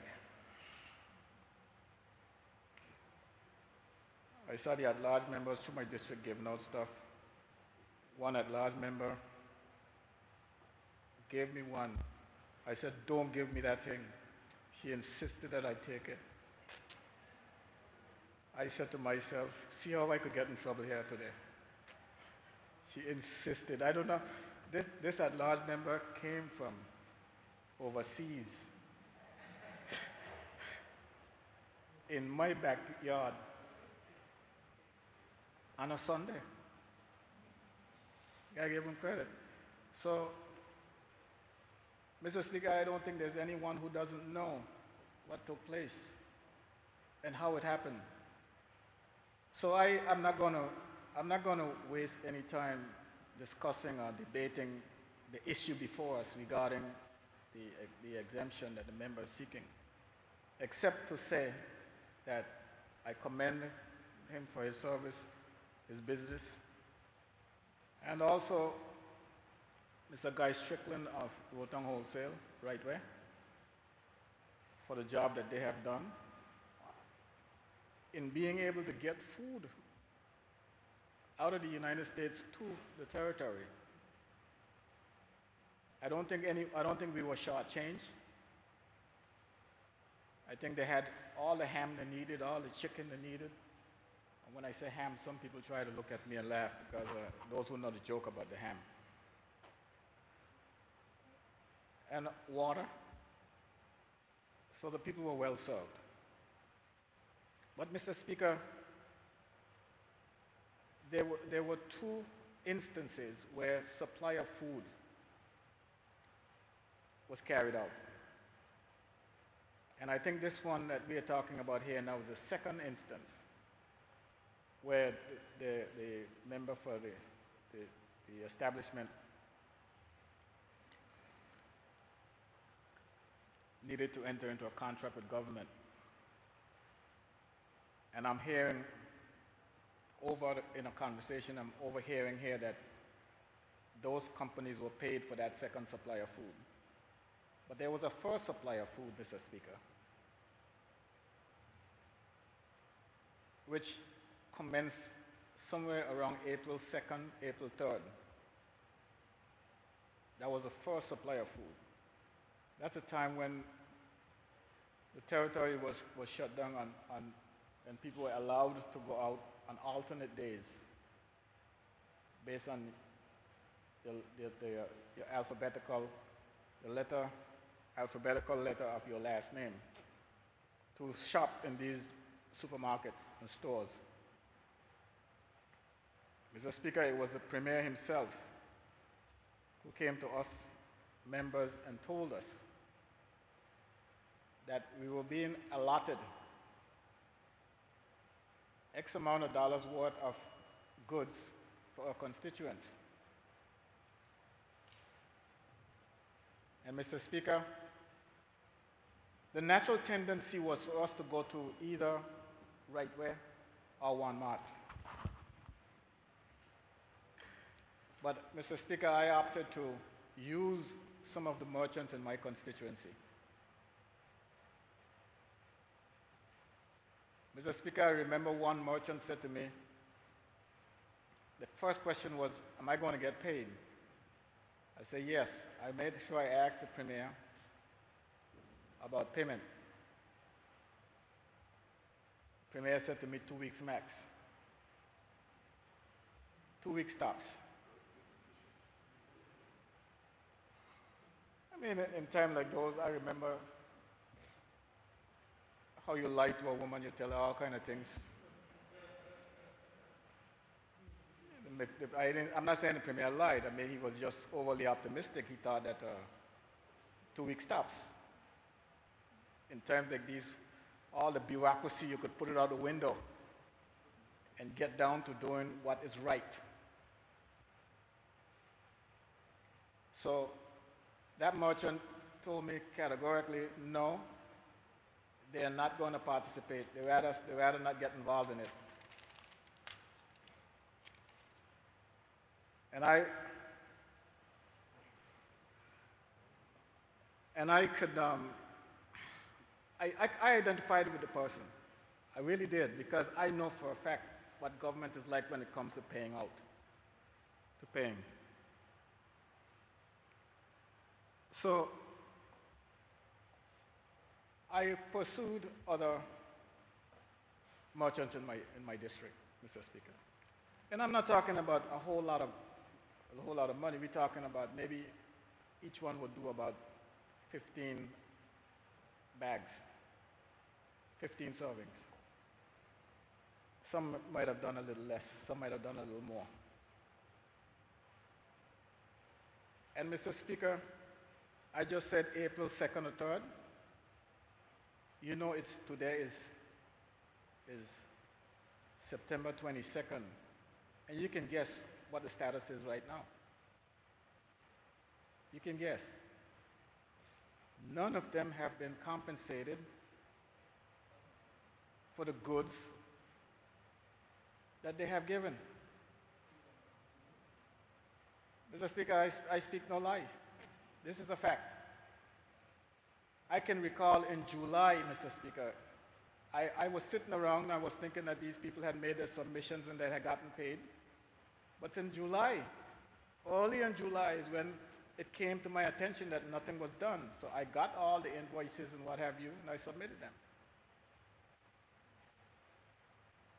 Do you know, Mr. Speaker, as I stand right here before you, here's what the stuff, it went and it came back.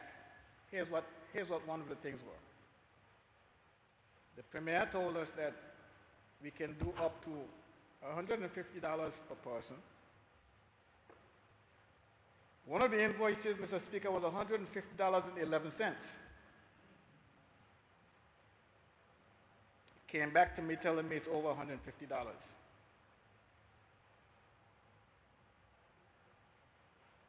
Well, whereas, Mr. Speaker, there were several invoices that were lower than $150. Some were $130, some was $34.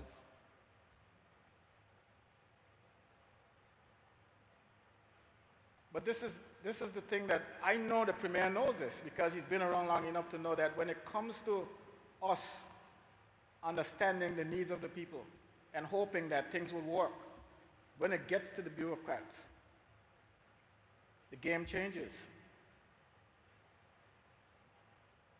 I was happy to hear that the major supermarket got paid, the 800 plus 807. It's $1,000 plus? Because they would have been out of business by now.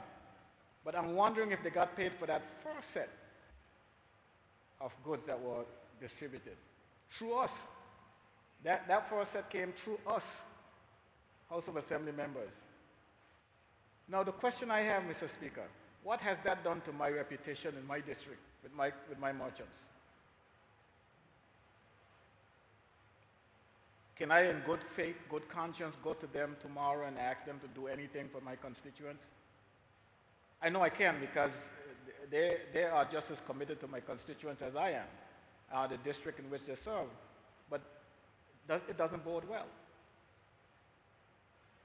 So I heard the Premier talking about this was the first time he saw the Auditor General show up before a check was cut. And you know we had that experience. I'm sure some of us are still going through that experience with that allocation that the Premier so liked to say that he gave us $300,000. He liked saying that, he so liked saying it that he forgets that the district, the at large, get it too. That's a point he can't forget to make.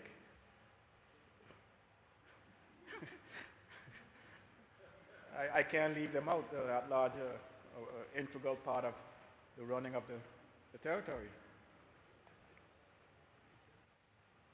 So I just want to make sure, Mr. Speaker, that we know that these people are going to get taken care of.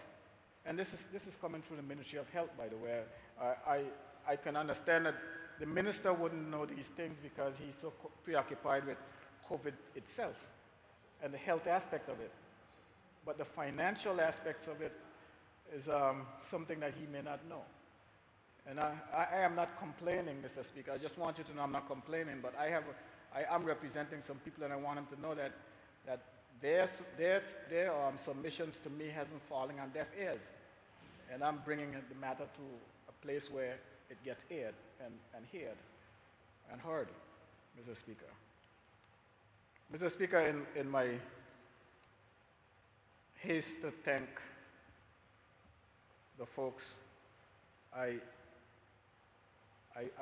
recall, I forgot that Bobby's Supermarket also was a part of this food distribution. I think they got on the train a little after it took off. But nonetheless, while the train was running, they were on it. And I hope, too, that they are compensated for whatever service they have rendered. And any other merchant who any of the other district representatives might have tapped into in their districts, I thank them too, because it was it's the sum of the parts. The whole couldn't exist without the sum of the parts, and that all those cogs, Mr. Speaker, made up the whole. So I just wanted to make sure that in these times of crisis, all officials know that the kind of pressures that we in the district representatives are under, it is not in our nature to tell our constituents no. It is not in our nature. Our nature, Mr. Speaker, is to find a way to make it happen. You would be home at an evening at 8 o'clock and one of your constituents said they want a case of water. I know the honorable member for the 2nd District, he will get out his bed and take the case of water. But I want to send a notice to him, a warning to him. If you're going to do that, take your wife with you.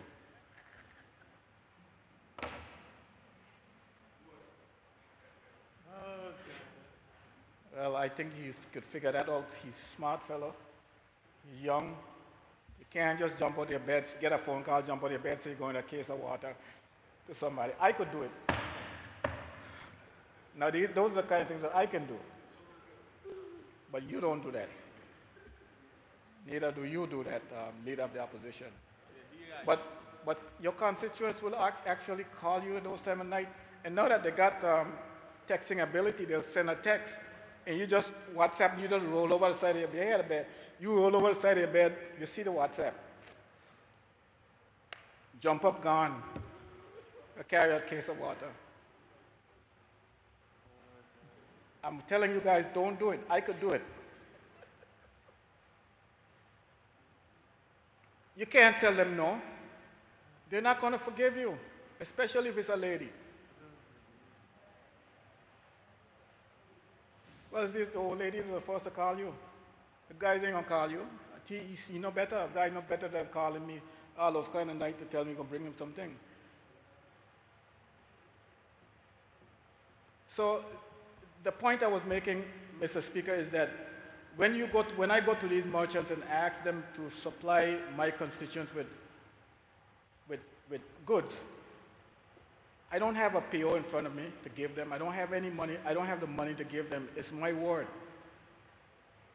And I made sure, all of us would make sure that we had this conversation with the Minister of Finance. And knowing that he is one of the people who are in the trenches just like us, I don't think he's forgotten that he came from the trenches. I don't think he's forgotten that. I heard him talking about he was almost a professional opposition member. I think he's pointing fingers at me right now, but that's okay. Those are the things that you bank on. You bank on the understanding of the Minister of Finance, knowing that when he tells you to do something and you go out and do it. We've done a lot of things on his say-so. All the things that we've done on his say-so. From the time he went up on the radio and made the announcement about the $300,000. Now, I didn't know about it. I don't think any of us knew about it. We just heard it for the first time. And from the time he said it, we started making plans as to how we're going to deal with this thing. This is a monster, how are we going to deal with it? And we did. And it's all on his say-so. So the officers in the ministries that you guys are running, that your ministers are running, has to come to understand that we must all work in unison. There are things that, under normal circumstances, crossing the T's and the dotting of the I's under normal circumstances and the long wait can't prevail under these circumstances. That's why the Premier brought the Financial Secretary here before us and his officers on more than one occasion to discuss this COVID distribution issue. And while I'm at it, Mr. Speaker, I must extend to the clerk and her staff, I must extend to them compliments for the way they have dealt with this, this COVID-19 $300,000 plus stimulus. I would be surprised if any of the members have any money left, especially the member for the 6. I would imagine the member for the 6 must have been depleted before she got member for the 9th. He too. I see the member for the 5th had already sent out a, what he said, no, it wasn't a form, he had a flyer telling people how many offices he's going to be distributing from. The only person I believe has money left is member for the 7th. Yeah, the member for the 7th, I believe the member for the 7th got some money left, but I wouldn't tell anyone because they would rush him. I wouldn't say that. I wouldn't say anything about it because they might rush him. But, Mr. Speaker, I just wanted to make that contribution. And as far as the approval for the honorable member to be able to enter into the agreement as a director or a shareholder of the company, I don't think there's any need, Mr. Speaker, for the Premier to seek a division on this one. I don't think anyone wants to see the contract either, because I don't care what the cost of a can of corned beef is. I mean, and that's another thing, Mr. Speaker. Mr. Speaker, I mean, one of the requirements for compensation for these merchants is that the names of the individual who received the goods must appear, and each item that they purchased must appear on the sum slip. So you had 2 oranges, a container of yogurt, and a bottle of orange juice. They want to see it, and they want to know what kind of medication you want to. Maybe you were using Viagra or something. So if you bought all that from the store, they want to see it on the paper. Quite intrusive, Mr. Speaker. I don't know what to say. So with that said, Mr. Speaker, I take my seat. Thank you. I thank the member for the 3rd District for his contribution. At this time, I recognize the member for the 2nd District, the Honorable Melvin M. Turnbull. Don't do it. Thank you, Mr. Speaker. Mr. Speaker, I think the member for the 3rd, his warning is heeded, but I have 14 years of experience in this thing, so I think the youngest married member is probably the advice is more useful for him, Mr. Speaker, because he's young in the game, so to speak. So my learned leader of the opposition, you know. So I would pass on the message, Honorable Fraser. I would pass the message on to the leader of the opposition there, because he's new to this thing. So, Mr. Speaker, I want to stand and let my voice be heard and support given in relation to this motion for the Honorable Mark Vanterpool and the Honorable Fraser, as well as the leader opposition, including the Premier, made some very important points as it relates to the situation surrounding this whole ordeal with the companies that Honorable Vanterpool is responsible for, specifically the food from his supermarkets and wholesale market. Mr. Speaker, if anybody, I think maybe there was stiff competition, very stiff competition between myself and the member for the 6th in that store. And sometimes when I think she ain't reached yet, she done in there. But I believe, Mr. Speaker, the importance of what was done and what we were faced with COVID-19 and the dire need that persons were, not just persons, it wasn't any specific person, Mr. Speaker, because it affected each and every one of us in this territory. And if you know anything about Mark, the Honorable Roddy Skelton used to say, he gave you the shut off his back and the pants off his bottom. Mr. Speaker, that's just the character of the person that he is. But I must also give credit to the heritage from which he came, which is from his mom, God bless her soul, who I understood shared very strong ties with my grandmother, the late May Blanche Klein, and just always giving and willing to and wanting to help persons. Mr. Speaker, I spent, even against the advice, I think I got to start listening to Honorable Fraser a little bit more, even against the advice of Honorable Fraser, because just like after Irma,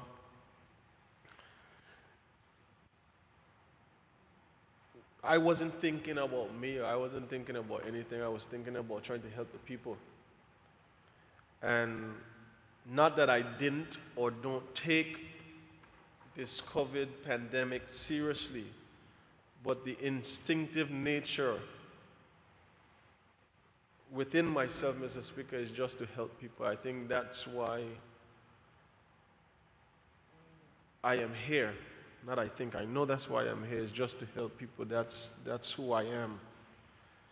And Honorable Fraser said, listen, boss, this is not Irma, this is not Maria, this thing could kill you. Let the people who could do it, do it. But Mr. Speaker, when you have a passion for people and a love for people, especially the seniors and the vulnerable within your community, and just as in Irma and Maria and even this pandemic, it didn't matter what district they were in. Once we received a call and we could help, Mr. Speaker, we helped. And I remember Honorable Vanterpool on many occasions,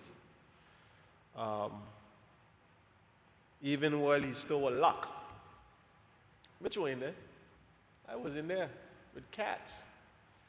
Mr. Speaker, not one cat, not two cats. I think I set the record. I don't think Honorable Keynes beat me on this one. One day, Mr. Speaker, I had 13 carts in one map, trying to provide and make up bags for the seniors and the vulnerable in the community. And I want to also recognize the Premier for seeing it fit to issue those vouchers, those $150 vouchers for persons, even though we know that there are some persons that try to take advantage of the situation. And Premier likes phrases and he likes these catchphrases, so I'm going to give it back to him on this one. I give him credit for this one. While you were trying to help the needy, the greedy get in a one or two on you. But Mr. Speaker, the overall importance of what we were doing is trying to ensure that for something that we were and we had never faced before, we tried to provide and meet a need. And Mr. Speaker, the Honorable Vanterpool, on more than one occasion, I want to extend thanks to him and his wife and the entire team at Walmart, to Elton Leonard and the team at Bobby's, to the staff and management of Rotom Wholesale, even onto the constituents and the business persons in Just Van Dyke, the three supermarkets that are there in Just Van Dyke, who also participated in helping to provide food for the persons there. And Mr. Speaker, I might add, to this date, and I've said it before in this honorable House, I think since this pandemic has started, and I know other members, whether they are still, but they have, Mr. Speaker, on a weekly basis, I still have to give food grants to persons within my constituency. And without a shadow of a doubt, the Honorable Vanterpool is one that people, sometimes they may not remember to come to the office of the House of Assembly and ensure that they collect their voucher, or if they collect it from me personally. But when they get to that establishment, I get a call from his staff, and they say, Honorable Tom, we'll have this person here. They're seeking to get some food. And I said, no problem, I'll send up the voucher. So, Mr. Speaker, I want to take the time to appreciate Honorable Vanterpool and the works that he has done, from waters to food. I remember one of the young people in my community, Mr. Speaker, I don't want to coin them that, but he was the only person, I think, to the early stages of COVID. He brought the first set of COVID twins. And I don't want any more godchildren, but them children is my godchildren. Because I remember, I don't remember what my daughter's 11, Mr. Speaker. I didn't know Similac and Infamil, but it brought back memories, because I was buying them thing in Pampa, and then the next week he tell me, hey, and I have to use this language, Mr. Speaker, because I'm quoting him. He said, big dog, it's two of them and not one, and I need more. And just the cooperative nature for this member to serve his community, and as well as the other persons, the other business persons throughout the territory. Because each of us, Mr. Speaker, whether at large or district representatives, each of us found the fabric of the Virgin Islands from the business community, who all offered a hand to help the people of Virgin Islands. Mr. Speaker, I will never forget it, and I will always repeat it, because after Irma and Maria, I think the Premier and I had the same frustration of having a meeting about what you met about to discuss what you discussed earlier, and we both became frustrated. And I remember, Mr. Speaker, him and I collaborating after Irma and Maria, but specifically after Irma first. I think that's where it started, and then Maria, to bring much needed support to the people of the Virgin Islands. And I want to never forget those moments, Mr. Speaker. I remember also, I think it was the 8th of September, if it wasn't the 9th, I think it was my birthday exactly. I remember being out on a badge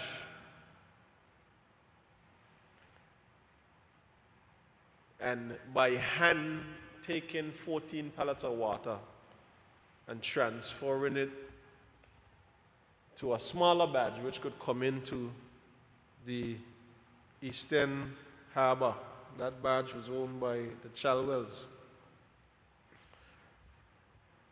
And that water, Mr. Speaker, service the 7th district, it services the 8th, it services the 2nd, the 3rd, and the 1st.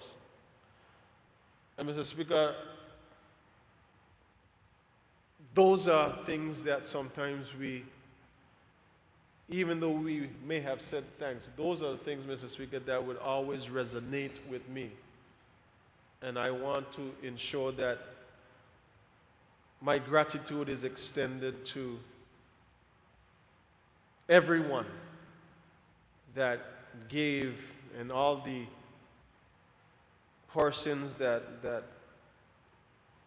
donated and contributed and sacrificed their businesses and their vessels to get to Just Van Dyke, to get throughout the district and throughout the territory, for that matter of fact, Mr. Speaker, to help feed the people. So, Mr. Speaker, Honorable Vanterpool is one that he continues to use his business, and you might not hear him speak about it, but when you hear him cry out, you know he's in pain.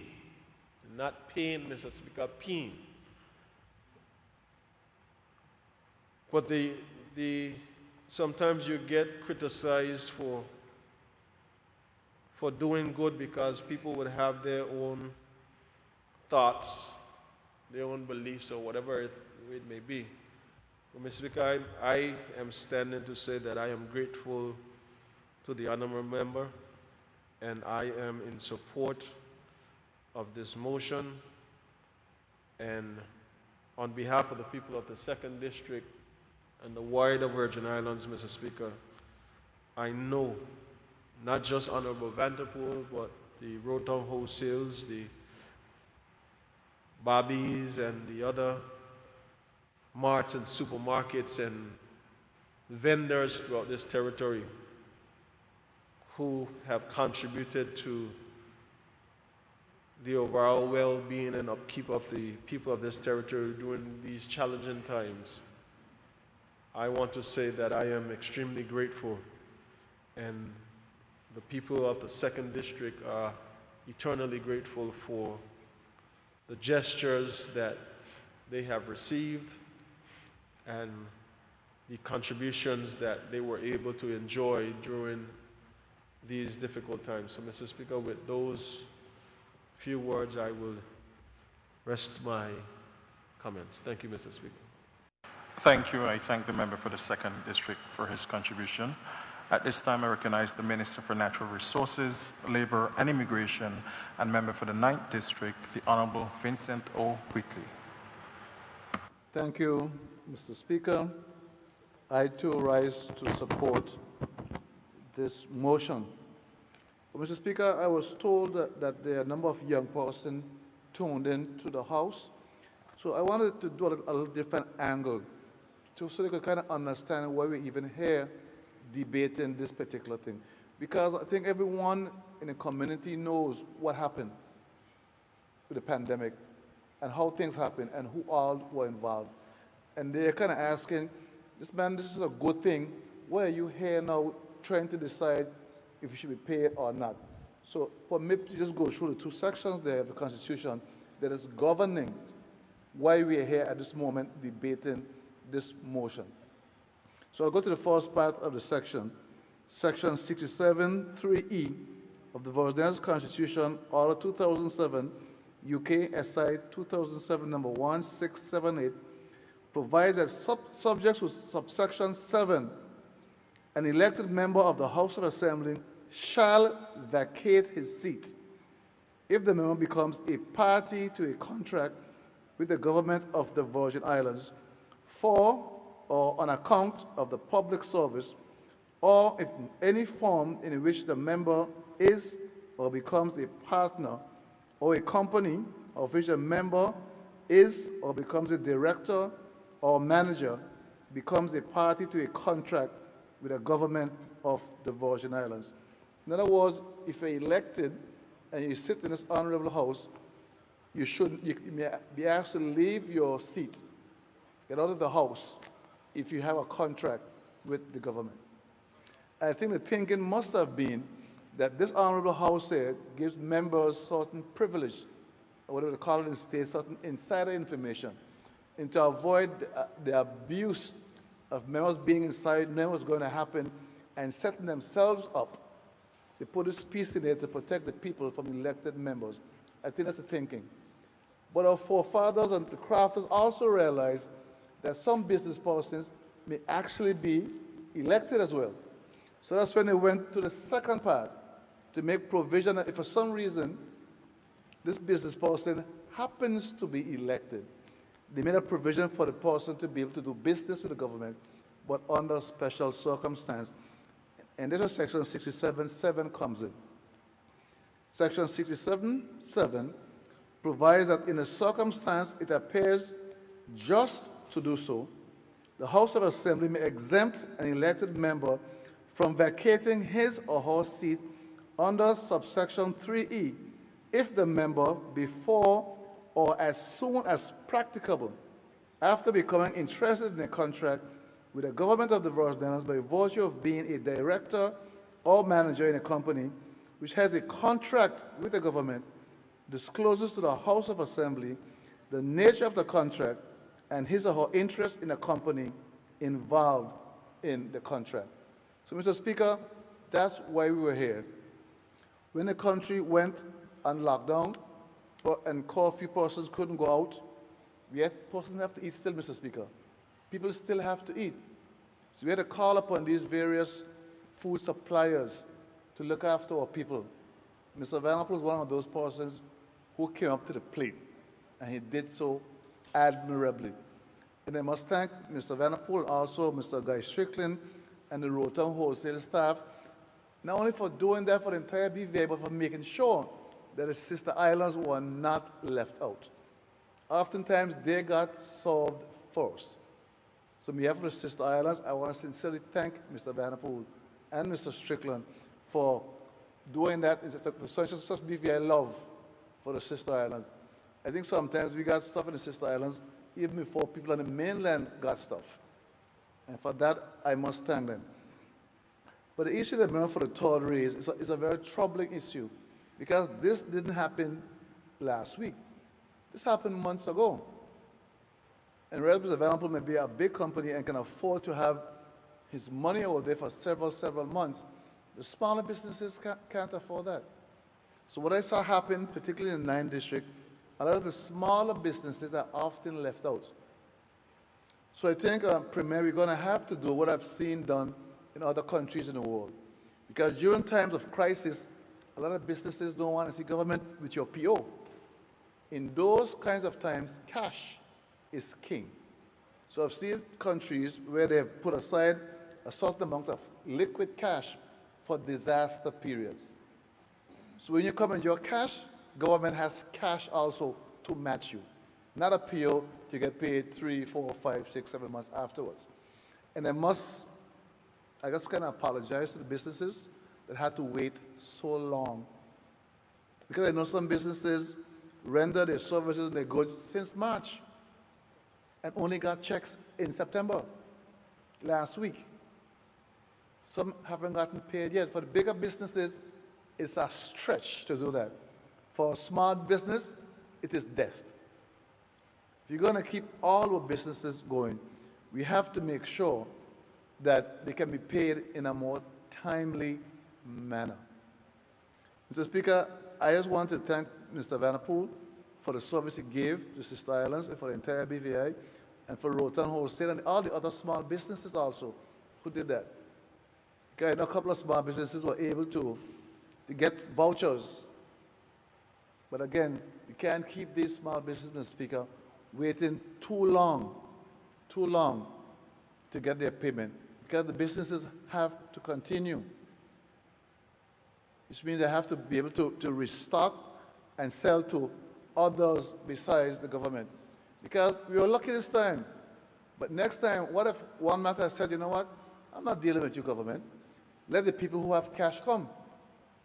Cash first and POs afterwards. But that's not the kind of person Mr. Vanderpool is. He put his business on the line to make sure persons got food. And the Premier said some persons, he just gave them the food. He said, that's okay. That is okay, because it's more important that you have food, then you have money sometimes. That's the kind of person he is. So, Mr. Speaker, I have absolutely no problem at all supporting this motion here. And with those few words, I will take my seat. Thank you, Mr. Speaker.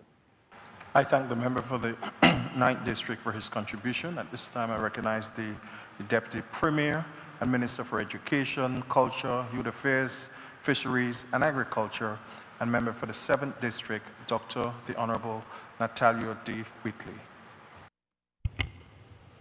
Thank you, Mr. Speaker. I want to thank the Premier for bringing this motion to the House of Assembly. And as a member for the 3rd District said, I do think that it should just be a formality that we come here and approve such motions. But having said that, Mr. Speaker, there's just a couple short points I would like to make, because it's important for us in the House of Assembly to have a certain line that we don't cross, Mr. Speaker. It's important for us not to destroy each other because of politics.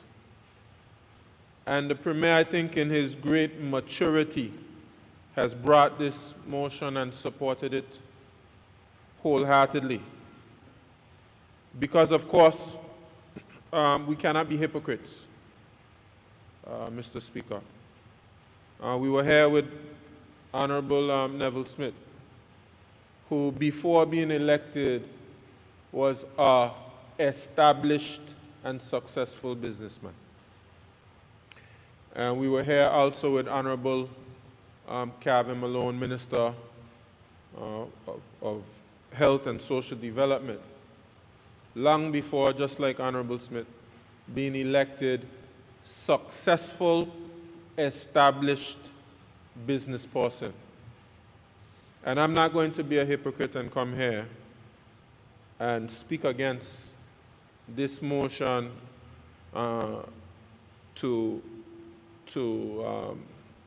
exempt the member for the 4th District from vacating a seat for doing business or entering into a contract with the government, because long before he was in politics, he was an established businessman. And I have to say to you, Mr. Speaker, that when I was growing up, the store was K-Max.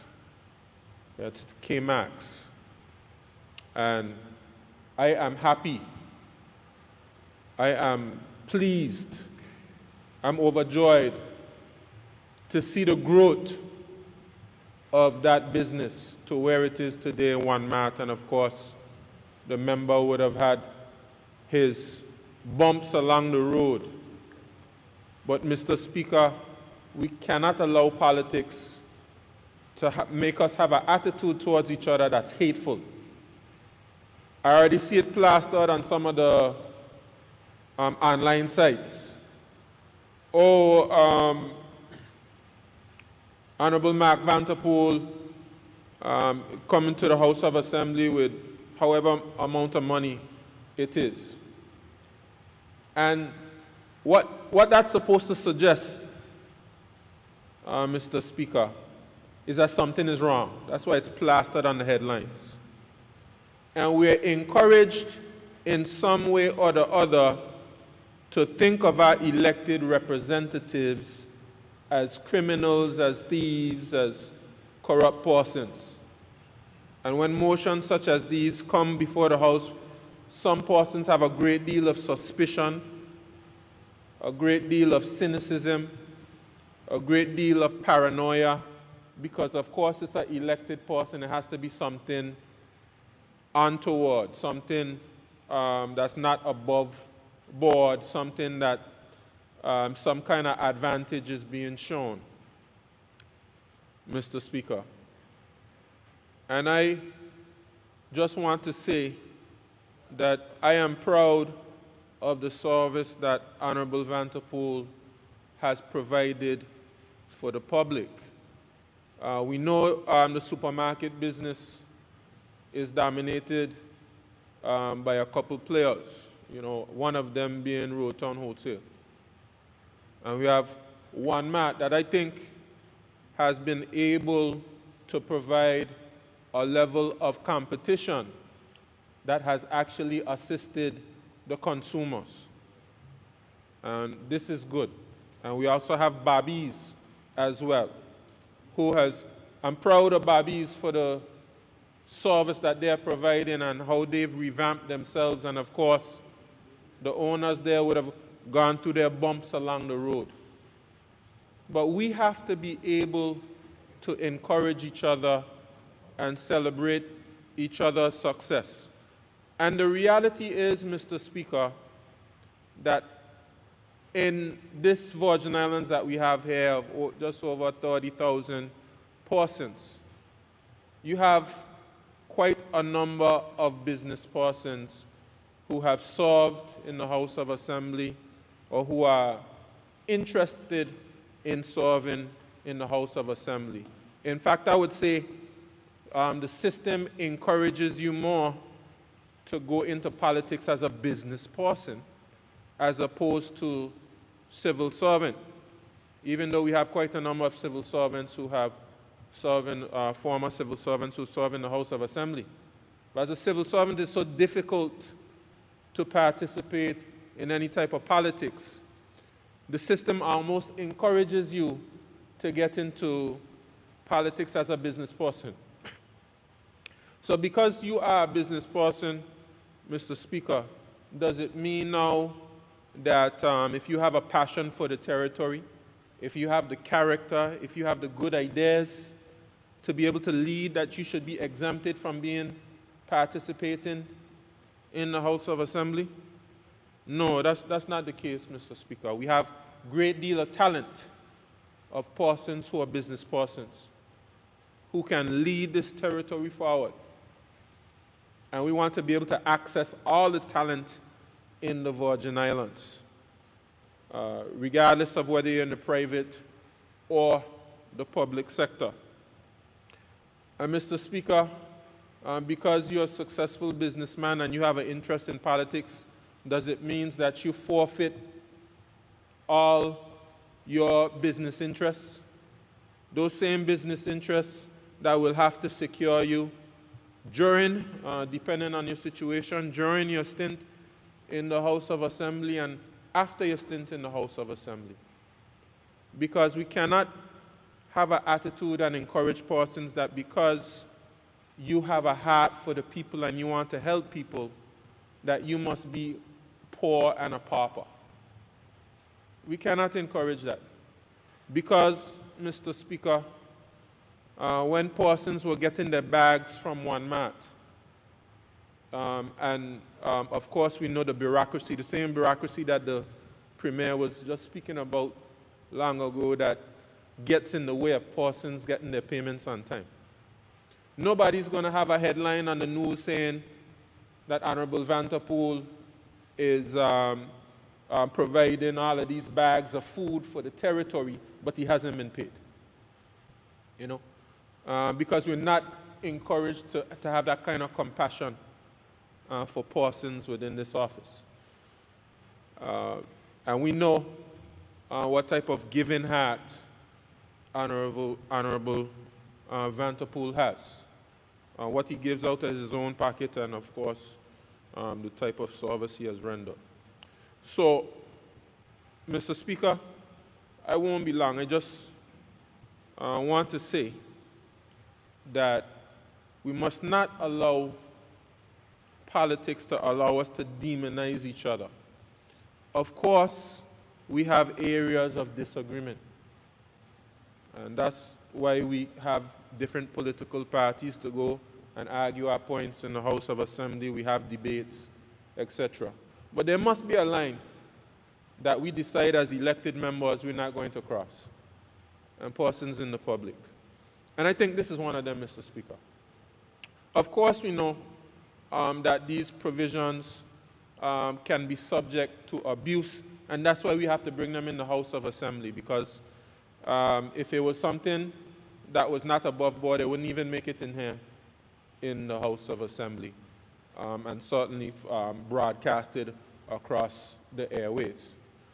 But all of us know the type of business person Honorable Vanterpool is. He's been in the game for a very long time. This is of no surprise to anyone.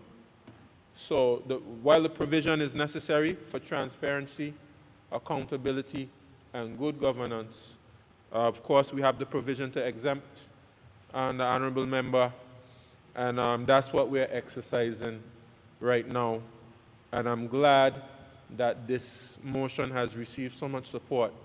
And I'm hopeful if we have to come back here, Mr. Speaker, and the shoe is on the other foot, that we see the same level of support. And in the past, it wasn't necessarily the case, but the past is the past. Let's move forward, and let's hope that this is not a line that we won't cross in the future, Mr. Speaker. So with that being said, I am in full support of the motion. I thank you. The member for the 7th District for his contribution. At this time, I recognize the Deputy Speaker and Territorial Member, the Honorable Neville A. Smith. Mr. Speaker, thank you. Mr. Speaker, first of all, I would like to say that with all respect, that standing here today and listening to the other members speak on the behalf of members of the 4th District, it threw me back to winters I was here for the same purpose. And it caught me by surprise of some of the things that were said and some things were asked. And it made me ask the question, what I did wrong. And sitting here today again listening, it made me ask the question again, what I did wrong. You know, because how I look at it, and I'm going to say this, if you live in a glass house, don't throw stones. We all are business people here. We all are. And before we came into politics, we did business, and after we decided to go into politics, we had to declare, when we came to this house, we had to declare everything, every business that we're involved with. And I did just that. And the Honorable for the 4th District just did that also. But Mr. Speaker, we cannot come to this Honorable House and try to play games with each other.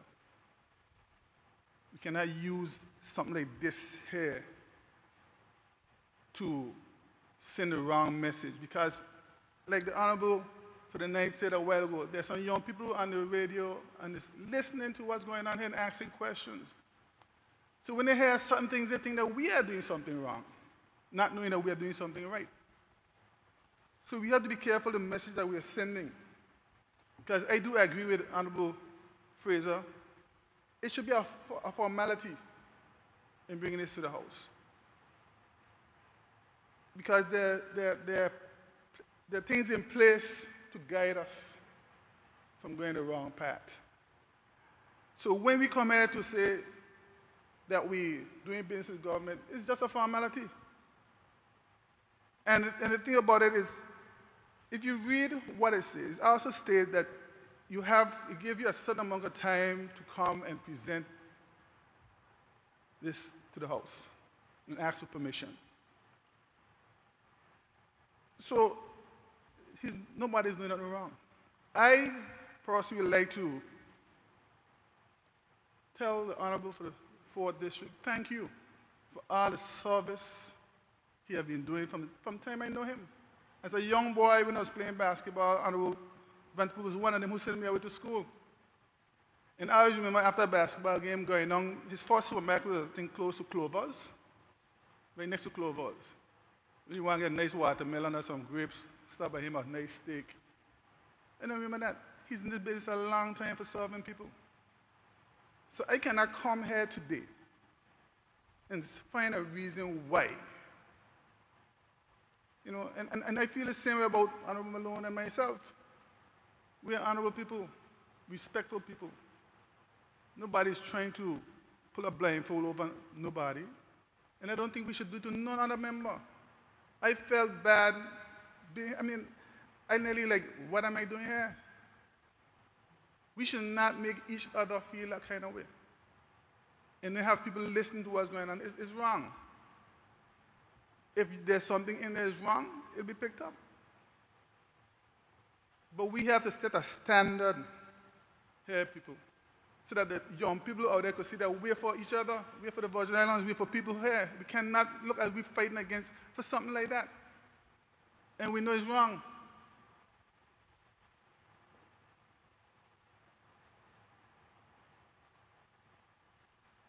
Being here in this House of Assembly, I've learned a lot, I've seen a lot, but we came here to do a job for the people. That's what we came to do, to work for the people and make people's lives better in the Virgin Islands. And no one in here is going to turn around and do something to disrespect or to make another member look bad. So when we come to this house, we should not do stuff like that, because people met me on the road and start criticizing me for like, hey, you're thieving, you leave a stage on the ground because of this. You know, that's wrong. We cannot go down that road again. So I hope today, like the Honorable Member of the 7th said, that when we come back here with any other member with this same problem, not a problem, but this same exemption, that we speak in the same accordance. We are respectable people and businessmen, and we need to look out for the entire Virgin Islands and the business community. If we don't look out for each other, who's going to look out for us? Nobody's trying to steal money. So don't make the public believe that the politicians are crooked. We're doing it to ourselves. We're doing that to ourselves, making people believe that we're here doing wrong. Mr. Speaker, once again, I would like to say support this motion, the exemption for Honorable Vanterpool. He has displayed beyond, amity, because he's the type of person who will give his all. He won't leave nobody behind. Thank you. I thank the Deputy Speaker for his contribution. At this time, I recognize the Minister for Transportation, Works and Utilities, and member for the 5th District, the Honorable Kai M. Reimer. Thank you, Mr. Speaker. Mr. Speaker, as we are here to support this motion brought to the House by the Honorable Premier, I think it's admirable that the Minister of Finance, as rightfully as he should bring this matter to the House. And Mr. Speaker, though hearing the members speak about it should be a formality, I know it's in the Constitution, so I think it's quite important that we go through this process as we instill transparency in governing this territory, Mr. Speaker. So I think this is necessary, and even as business people in this territory, and I heard other members speak earlier about various things, and I reflect on, and even the small business, the stimulus package that is going around. And Mr. Speaker, though we have quite a few members in here that are business persons, just for, I guess, morality or just for transparency, I'm sure none of us have applied for that stimulus, Mr. Speaker, because, as the Premier mentioned earlier, people look at politicians as once you're elected, you automatically have this influx of money coming in. And, Mr. Speaker, that is surely not the truth. But, Mr. Speaker, as legislators, we come to this House, and we come to this House to represent the people of this territory and to, bring accountability and good governance. And we try our best to do things in the right manner. So, Mr. Speaker, though we are here today to speak about this motion, all members have talked about the character of Honorable Mark Vanterpool, and I too can lend my voice to that because based on the reason we are here, you know, I just like all other representatives, you know, they reached out and they went above and beyond to make sure that their constituents were taken care of. And, you know, there were two different situations that we got the service of Honorable Vanterpool. And I remember for the vouchers where, you know, even though some of us, we exceeded what was allotted at the time, the good Minister of Finance, he allowed us to get a bit more for our people. So, Mr. Speaker, you know, it was proud moments to see some of my members from the other sides packing up their trucks, and I heard Honorable Mitch talk about trying to beat Honorable Maduro Keynes in the supermarket and pushing carts. But Mr. Speaker, we all are here to represent the people of this territory and to make sure that, you know, at that time to make sure that everybody within the community were taken care of. And Mr. Speaker, yes, Honorable Mark Vanterpool, you know, you call on him, he's there. He spoke about his ambition, and you know, earlier he spoke about trying to own land at the age of 17. And Mr. Speaker, you could see his ambition from then until now as a successful businessman, and I'm sure we'll be right back here for other motions because he's not stopping. He sees a vision and he is working towards his legacy. And Mr. Speaker, my voice won't be dissenting in terms of stopping him from getting there. And I can say I applaud him and I applaud other supermarkets for what they went through during those lockdowns. And Mr. Speaker, I am grateful and I say thank you on behalf of my constituency as well.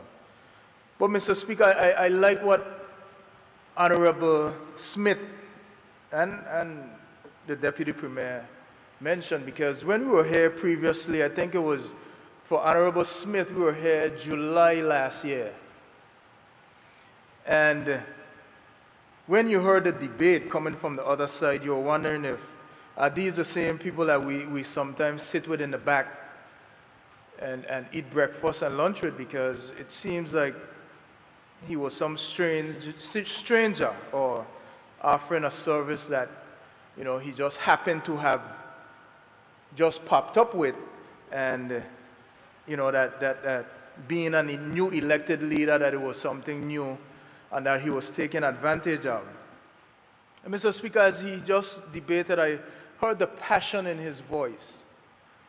The passion because, you know, it's still, I could feel his pain still, because I'm sure he was shocked to hear all those things.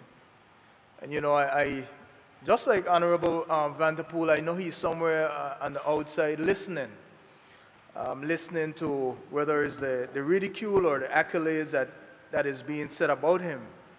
And Honorable Smith, Honorable Malone, they too, you know, I'm sure now they're wondering, well, what's so different? Is it just because it's COVID?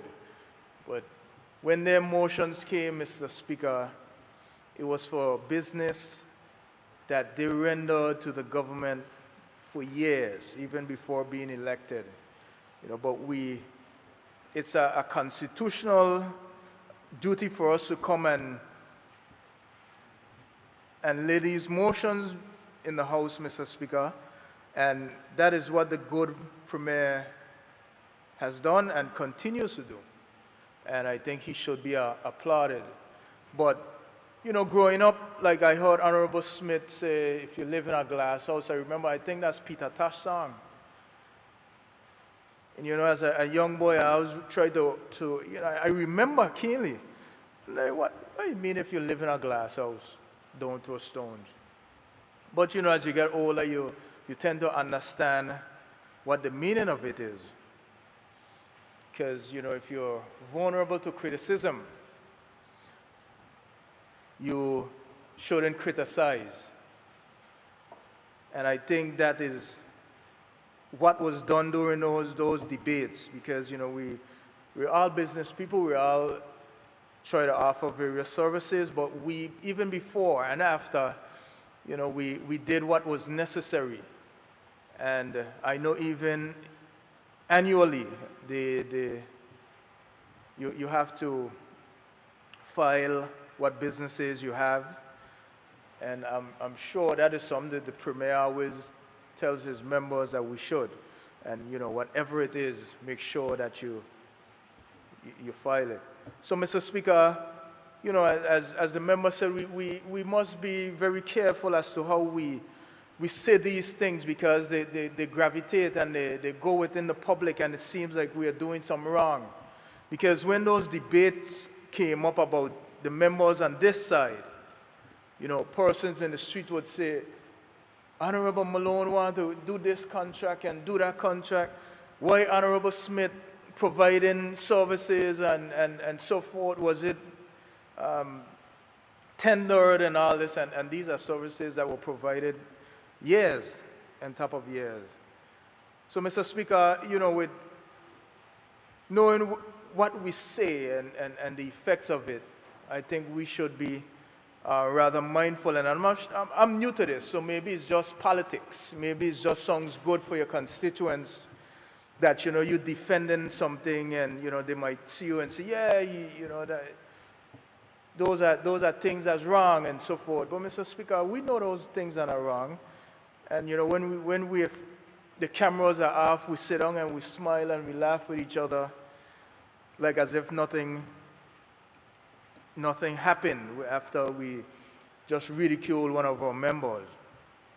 So, Mr. Speaker, I'm happy for this motion today, because it shows that, okay, yes, Honorable Vanderpool provided a service because it was a COVID situation, but he still had to come and do the same thing that the members of the government had to do. So it's, you know, it's a fair and balanced approach, and, you know, it's just now that he's getting all the accolades, whereas scrutiny was laid on other members for their motion.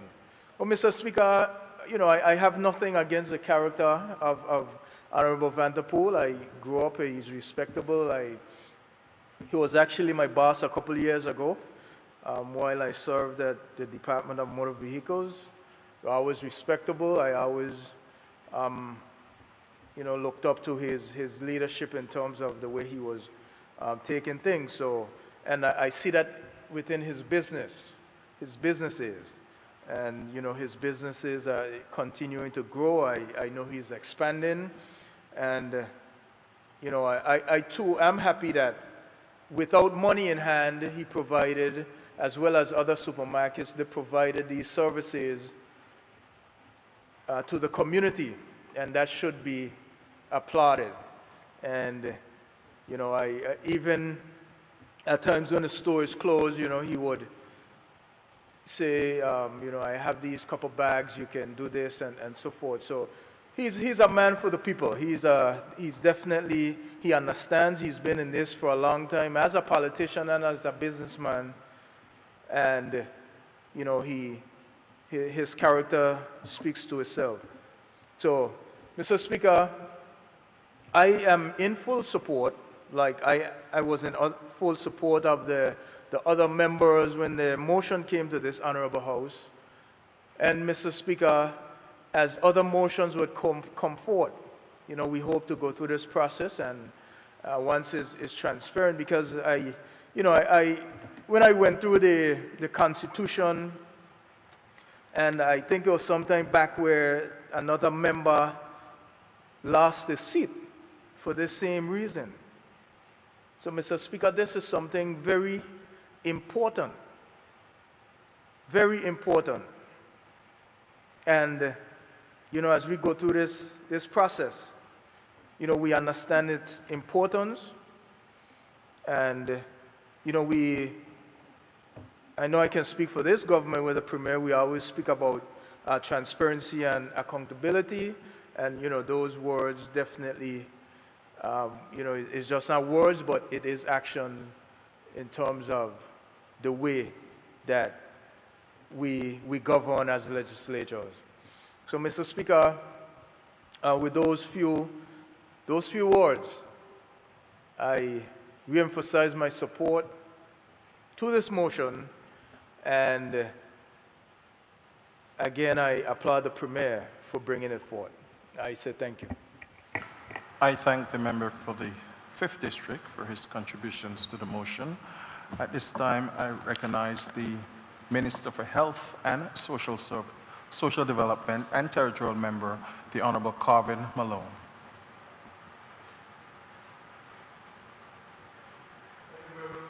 For affording me the opportunity to lend my support, give my support, and offer my support to this measure.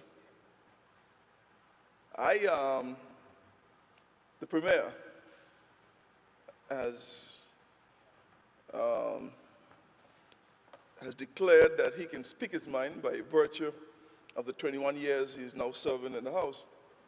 And I've often told the members from my side that I can speak my mind by virtue of the 61 years and 3 months that I have graced, or the Lord has allowed me to be here. So here we go. But I pride myself in not being tempest-tossed. And it's important because I remember in 2000, we had Sir James. He came here,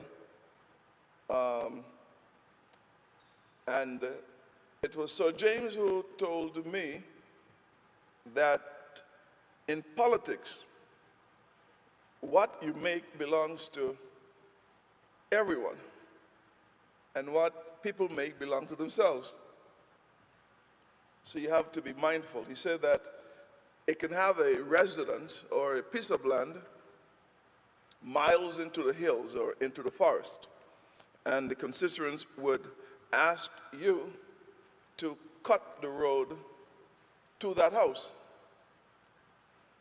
And if, while cutting the road to that house, you happen to have owned a piece of land halfway, or quarter way, or 3/4 of the way to the same path, and you divert 20 feet to get to yours, the same constituents will tell you that you only cut the road to get to yours. But you can't be tempest-tossed in this. Of this, I am convinced that all 13 members serving in this House are humanitarians, people caring about people. And it is the reason why members are returned from time to time. I have been a member of the Lions Club of Tortola since 1988. And in fact, some of the members who are staunch members in there, I am proud to report that I had recruited them into the duty of service. And in fact, when you hear the many stories coming here today and at all times in terms of how persons jump to action when called, they do so because they're humanitarians. They are philanthropists in their very own right, because you don't have to have $1 billion or $1 million. You just have to have a heart of giving and sharing and caring. And sometimes it is not just about money. It's about showing a person that you truly care. But there's a number of governing factors that would temper, because remember that jails are not in there for those who keep the law, but for those who break it. So there are going to be those persons who, for some reason, make it more difficult for others because they will never be intent on following the particular laws. But must everyone suffer for it? Must the constituents to whom you serve be not afforded the bottle of water or the can of corned beef or whatever the particular nature of it is? Mr. Speaker, when we look, because in the ministry, the Premier have lodged millions of dollars in the ministry. The Premier has lodged millions of dollars in the ministry for this COVID-19 response in defense. And the members would be keenly aware of some of the things that I would advise they can, they should, or they simply would not do. Some to the dismay of others. But you see, I've been to this ball game long before 2019. I've been to this ball game long before I took presidency of the Virgin Islands Party in 1999, because I've been to the ball game where the late Honorable Omar Wallace Hart, for instance, suffered a fate. I was in school at the time, but the Honorable Keith Flax had issues. There were other members that suffered a fate in terms of some of the guiding principles that are in here, all in the quest of helping people, and sometimes looking in terms of the law and what is required. The registration of interest, the registration of what assets you own and so forth, all of these are provided for in the Constitution. And the public officers, they are called upon to make sure that they adhere to the letter of the law. So when Honorable Fraser mentioned that an invoice for $150.11 was being asked to be clarified before it could be paid, I had to send a few WhatsApp, and only to find that, yes, it's one of the invoices that he had to clarify before the $150 get paid. I was not fully aware that it still stood out there to be rectified. So we would have to look at the provisions in the Finance Act and how invoices could be done, because in the business part of it, maybe one could have looked at, there is $150.11. We can pay up to $150. We have to reconcile the 11 cents. There's $160. We can pay $150. We can reconcile the $10. But what we have to do as legislators is to protect the accounts officer who is terrified that the auditor will come and will write them up for the 11 cents or for the $10. We have to look at it and see if the very legislation that we wrote to protect the public purse is the one that is causing the particular confusion. So let's look at it together and make sure that we can get over that hump, because it is easy for us to, as business people, to find the solution that seems to be a common sense solution. Now, I am aware that there are some invoices that maybe had a bottle of label on it. Now, clearly, the food provisioning program did not allow for labels, and those had to be exempt, taken off. But again, whether or not the officers are allowed to take off the labels and pay the rest, then becomes the question. We have to help clarify it because we see the problem. What are the solutions? We have to get it right so that when the officers see it, they can go in and say, okay, fine. Chapter 67:6 says that if you have an invoice, that the entire invoice does not become null and void because of 11 cents. The $150 is credible. Let's pay the $150. If you have to take off if you have to take off a label, Roman numero 10 says take the label off and let's go. I think we can have solutions to this, so this does not become an issue where we have to come back here over and over and over again. The second part is,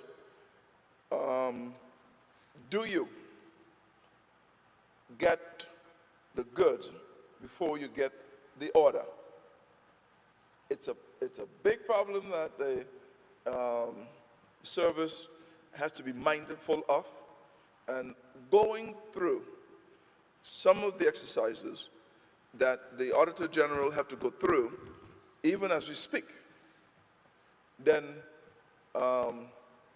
we have to look in terms of how ourselves as legislators will help to get it straight so that from the auditor to the accounts officer to the person booking this to the person issuing the purchase order to the Treasury Department can work. Consistency is my biggest problem. I have opined from over and over and over again, well, where are the red flags? Because if this is pertaining to me, what about this that was more egregious than what I'm seeing? So there's lack of consistency when applying certain principles. So that is my Achilles heel, so to speak. It is what I worry about, is what I'm concerned about, and I oft said that we are allowing some of our brightest and best to get themselves in trouble because we don't correct them early enough. And so said, so done. It is only when we are in, or they are in the quote-unquote, when the hook, according to my good cousin, Honorable Vernon, says, when the hook is in the stomach, they can't get it out, is when you find out, well, you should have informed them that doing A and B and C will get you into a lawyer's office, and unless he's properly briefed, you would be fed at the northeastern side of our island. So, Mr. Speaker, we have to save a lot of careers because there are laws, there are institutions, there are provisions for being in business while sitting in the seat. If it is that having no ambition is one of the criteria for sitting here, I have been known to tell members, well, that is not a provision that I can pass. I'm not without ambition. But there are rules and there are laws for how it is governed. It is here. And I think that we need to look at certain sections, because a crook, a criminal, and a thief cannot be the three things that are assigned to any political leader, save for the facts. So we have to be mindful. We have to get this done. And it is right, it is proper, it is within time that Honorable Vanterpool bring this measure to the House. I did it on some of the measures that we were involved in from way on. There are contracts that I know as a company we could have done, but I dare not even raise my, what's the word, Ebenezer? I dare not raise my Ebenezer to do it, no matter how the law provides for it. No matter how the law provides for it. It simply can't happen without consequences. So, Mr. Speaker, I will stay in line. I've fallen in line from long ago, and we will continue to do just that. So, with those few words, I lend my full support to this, and I think the mover of the bill is coming out now, and so that he would be able to get this done. Thank you very much, Mr. Speaker, for those few words. Thank you. I thank the Minister for Social Development for his contribution. At this time, I recognize the Attorney General, Honorable Baba Aziz.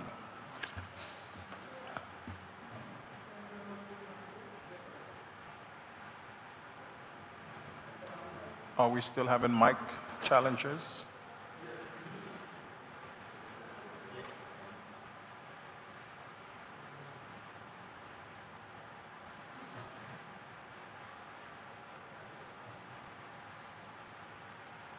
Mr. Speaker,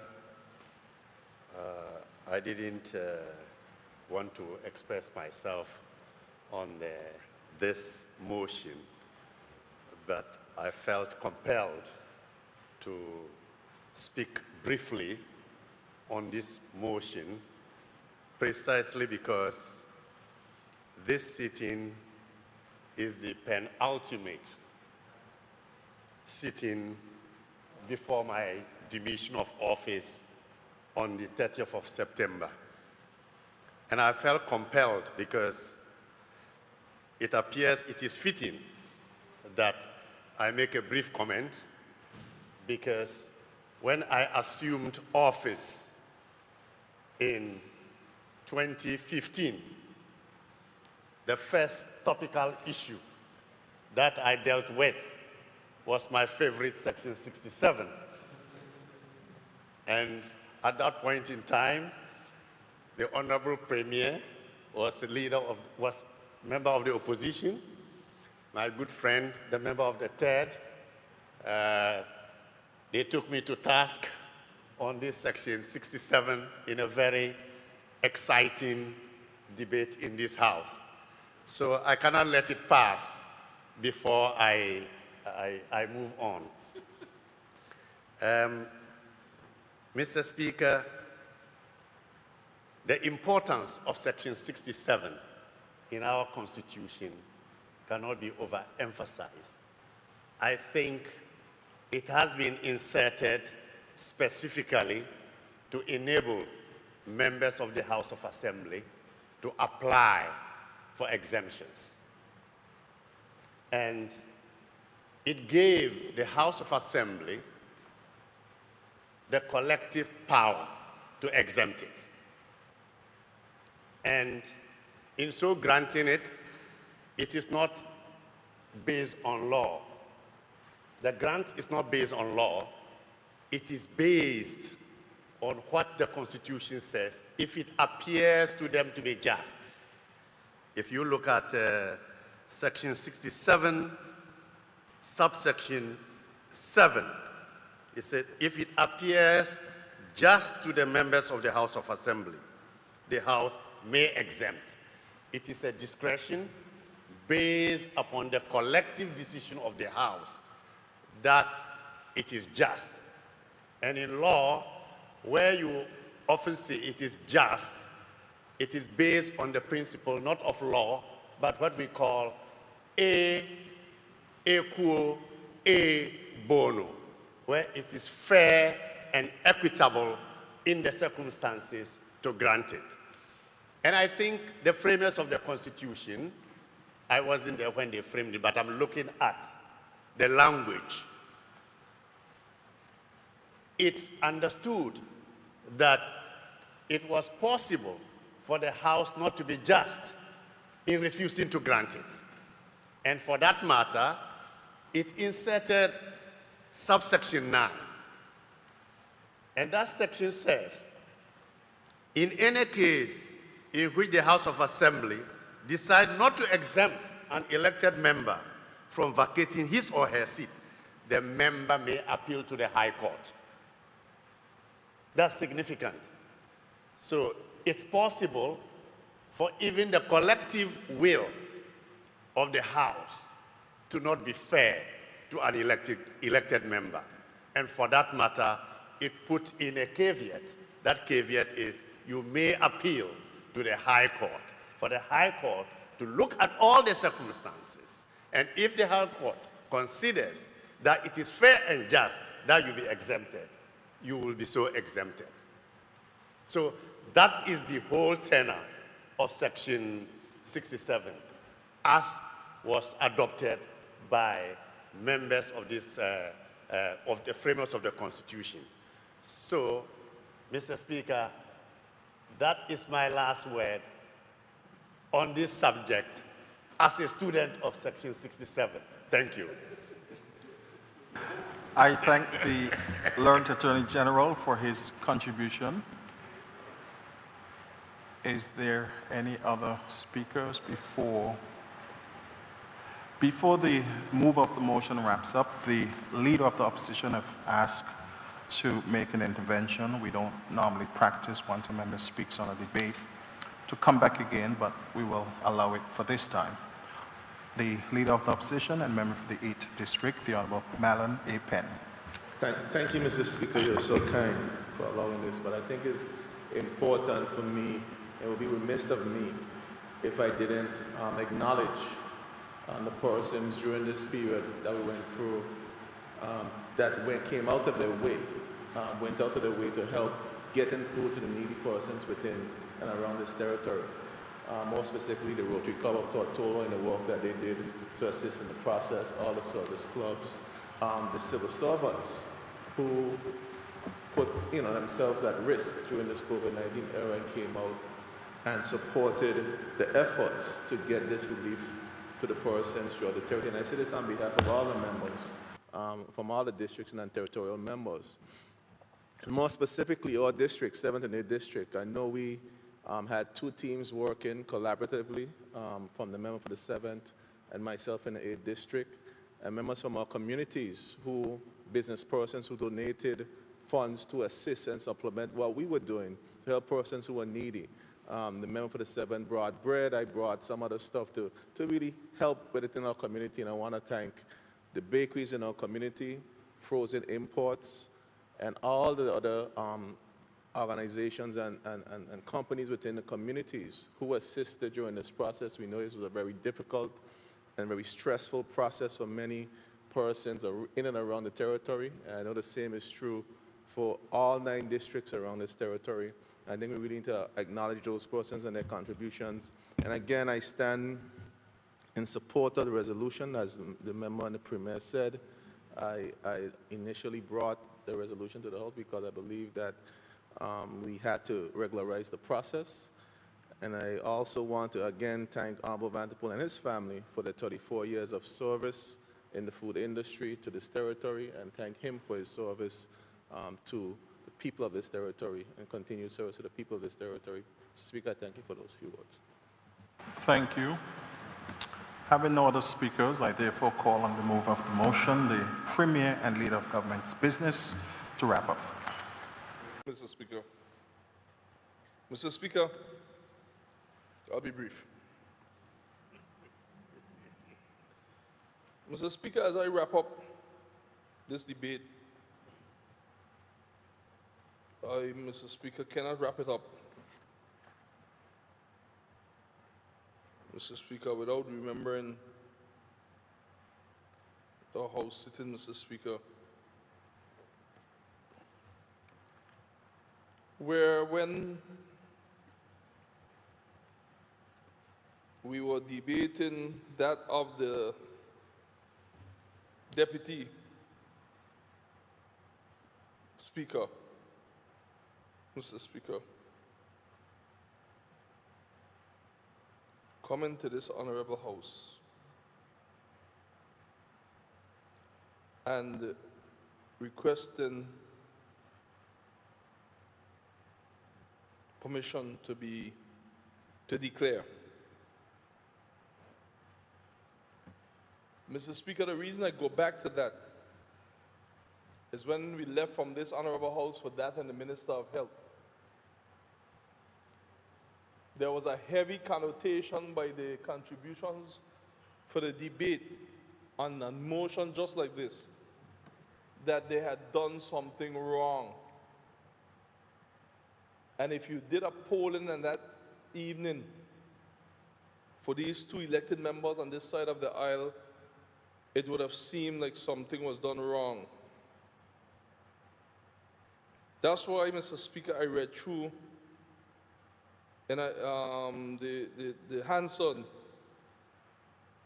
and that's why I listened to the debate, but I cannot let it pass without highlighting to persons, and I said it when to the opposition members that were really on the member very heavily to be careful, because today the hunter, tomorrow the hunted. I'll give you some of what was said, Mr. Speaker, on a simple motion that turned into a fiasco.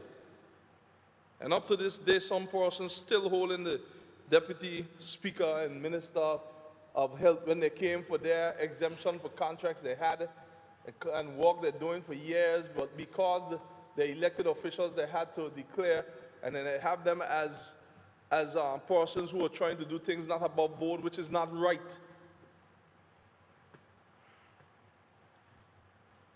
It happened. And today, I will not go into that with Honorable Vanderpool because it's not worth it. And the members spoke well, and the members of the government, I think, hammered it home. The Minister of Education, I think, hammered it home as precise as could be. The Deputy Premier. And I want to speak and quote, Mr. Speaker, while some of the things that was said. Now, let's go by the one for the Deputy Speaker was doing.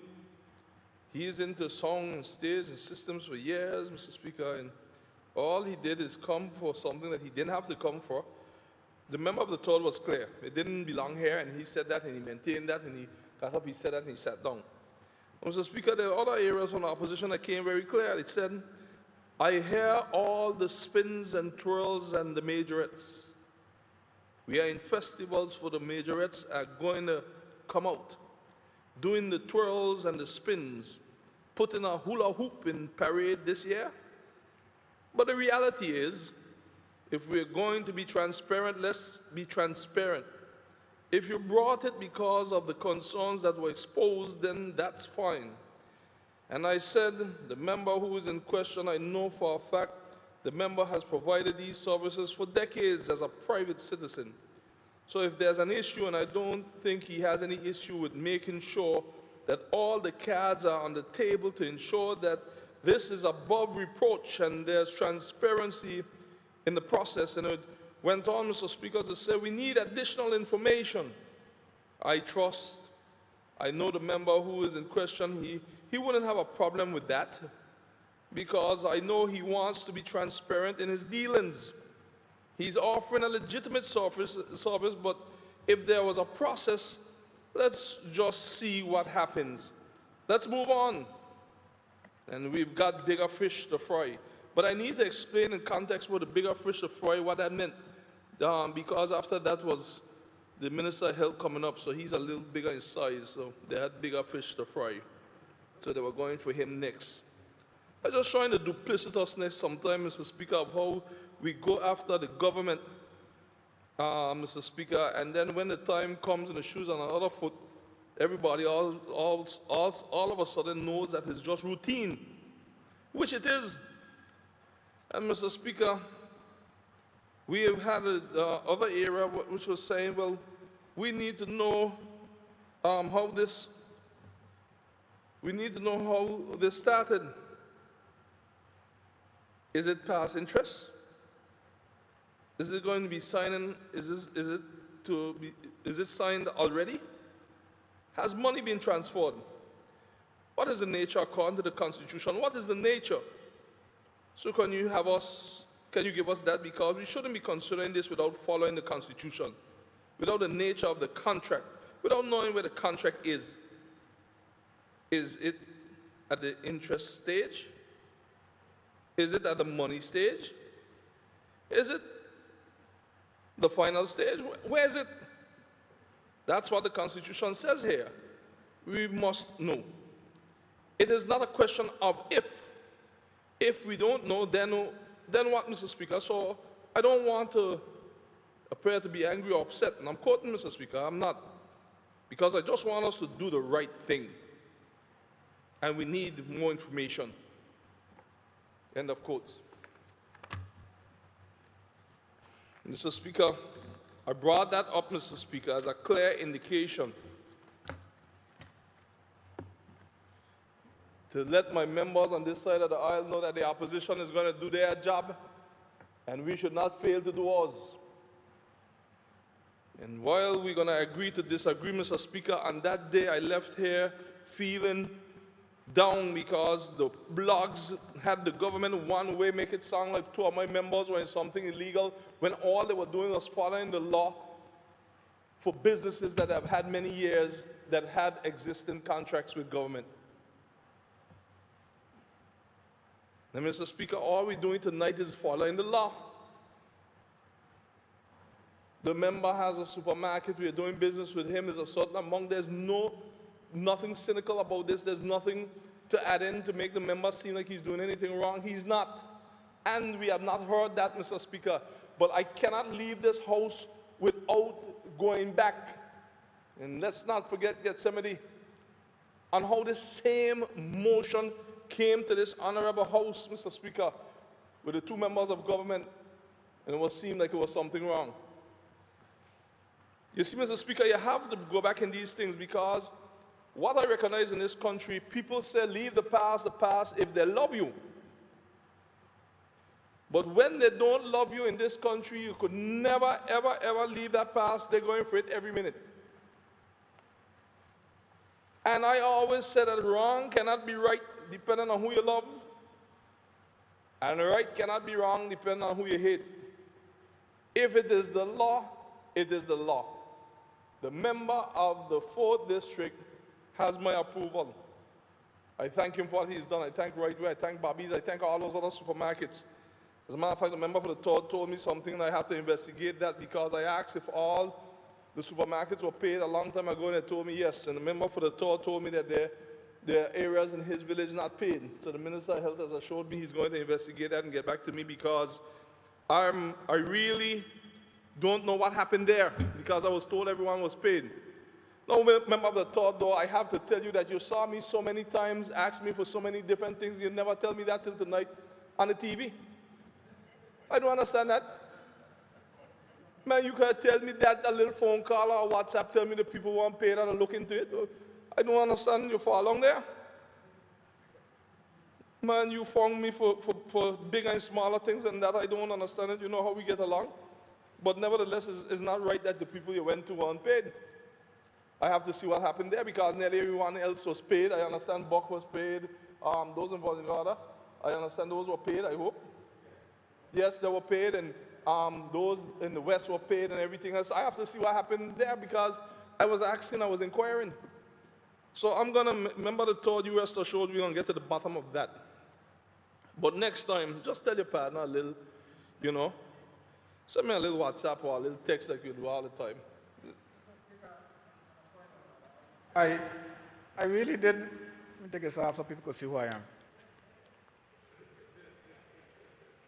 I really didn't come prepared to do it, Mr. Speaker. It's just that the motion before us involved the distribution of goods. I really didn't come prepared to do that. I was dealing with the matter, and really am dealing with it. But since it came up, I decided, well, you know, like, I look, I saw the lights, so many lights are bright. Well,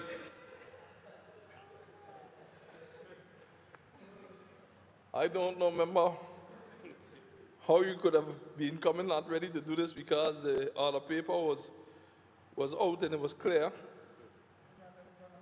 Yeah, man, but I just want you to know that you don't have nothing to worry about with me. You know, you can call me anytime and we will sort it out. Don't mind that we're in two different political parties now. We've come up nearly 20 years together in the Virgin Islands Party, so, you know, I'd never refuse your call. You know, and you never know how things end up, so keep in contact. Yeah. So Mr. Speaker, I just said that because the member for the third is correct, because if you give everyone else that I told, we were able to get those paid. And I could tell the member for the third this, those that were received before were paid. I know that for sure. When we had every member with $150. But Mr. Speaker, there's something that we need to say, as the leader of our opposition rightfully said too, to thank the public officers and the different supermarkets, superettes, all the persons that made this possible, those who deliver FSN, Rotary, all of them. I don't want to forget any of them at all. I had a district committee in my district. They complimented what government was doing, and it was a series of persons. I have to thank all of them. But there's one thing I'm not going to let get lost in this whole thing, Mr. Speaker, is that how did this come up? It came up because this government saw the need to do not let anyone starve during those lockdowns. So this government, against the grain, put that policy in place. I need to say it, you know, Mr. Speaker, because when Jasper Nice was locked down and we sent over a barrel of food, and this not to the rep, but there's somebody else over there, they took some off the boat and delivered them and tell them it's from them. And the two people from Jasper Nice called me, tell me, boy, you know, I thought you would have sent over something. I said they were in one mad bags. They said, yeah. I said, that was from us. Your taxpayer money paying for that. But I just showing you, it wasn't you. So how you going to get up now? No, point of order, Mr. Speaker. Mr. Speaker, I heard the Premier, you know, he goes a good job of speaking, as the Honorable Leader of Opposition said. I just want to make sure he reiterates that it wasn't me, according to Shaggy. So he rushed over that part, so I wasn't clear, and I know sometimes the transmission between here and the airways, so I want the Premier just slow down a little bit, Premier, and repeat that it wasn't me. As far as it reported to me, it wasn't you.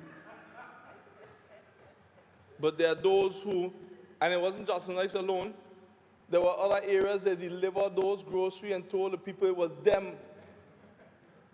And the reason I'm bringing that up, Mr. Speaker, is because there are those who only want to attach anything that's negative to the name of this government, when all that food and the policy and to derive to do it came from us as a government. There was a decision we made, and we decided we're going through with it. The Minister of Health hold his head. He said, Premier, I have the money. I said, boy, we want to find it. We can't let the people go hungry. And when we saw the system was needed a little more strength, in the first go wrong, every single rep, we hold a meeting and I said, listen to me, all of you have $150 in a certain amount and help your own areas that speed this thing up. 150 each limit per person. It started at 135 and everyone cried out, they went to 150. And as Minister of Finance, I said, I know how that is. You know why the representative for the second said it? When Irma came and the suffering was on and people needed food, I knew how that felt. And I knew in the opposition I was pleading for help. Pleading for help. At that time, with the government, I was asking them however I could help. But I realized at that time, most of them had need help themselves. So you were asking a dead case there. So you had to move on to other areas. But there were other times that I was pleading for help. And that's why I told the opposition that I do not treat the opposition the way I was treated in the opposition by some of them in the government that they were in. I don't hide that. I don't have anything against anyone. But for the most part, it was not nice. Honorable Fraser, am I telling the truth? He said absolutely. I hope the people hear that. He said the word absolutely. Take off the mask and say it so they can hear, so they don't think I was making it up. I'm going to sit down and you get up and tell them.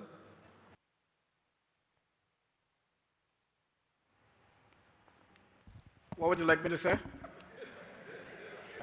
Well, oh, it was hell.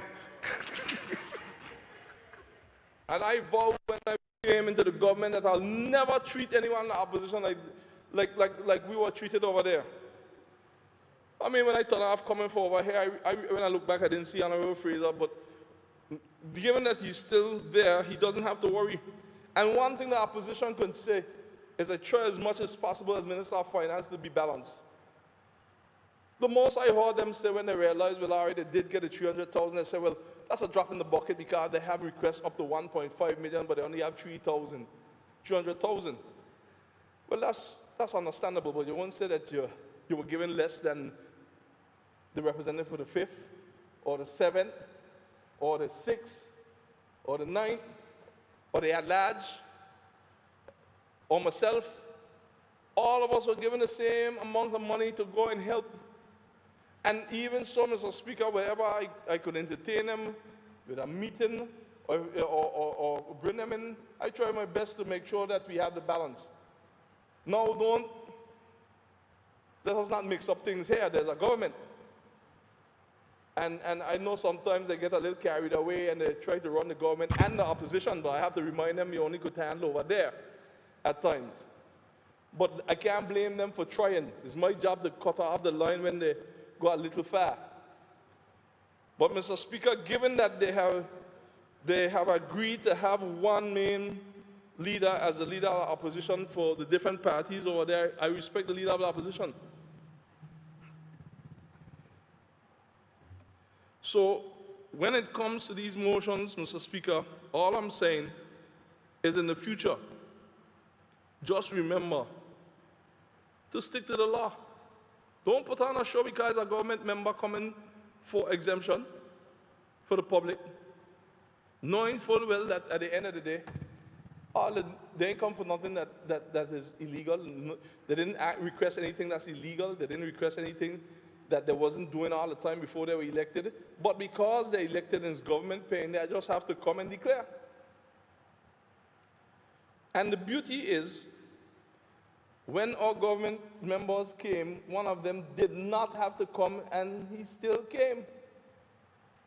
And for Honorable Vanderpool, I stated before, I'm the one who called and tell him, Brother Mark, make sure, let us get this thing regularized. So this has my support. But I said those things so that persons who heard months ago before COVID came on and they heard something like this before, that we can go back down the corridors of time to clear the name now of Honorable Neville Smith and clear the name of Honorable Calvin Malone, because they did nothing wrong, nothing different to what is being requested here today and going to be requested again. Nothing. It's all within line. So, Mr. Speaker, with that, it has my full support. And I even want to ask for a division of vote for this because I'll be wasting time. So, Mr. Speaker, this has my full support. Thank you. Thank you. Premier, for your wrap-up. Honorable members, the question before the House is the motion concerning the Honorable Mark Vanterpool and allowing him to do business with government and not vacate his seat. Those in favor? Those against? The ayes have it. The motion is passed. We will take a 20 minutes recess, 2-0, and then we will continue with the next motion dealing with the member for the 4th District. Honorable members, this House is in 20 minutes recess.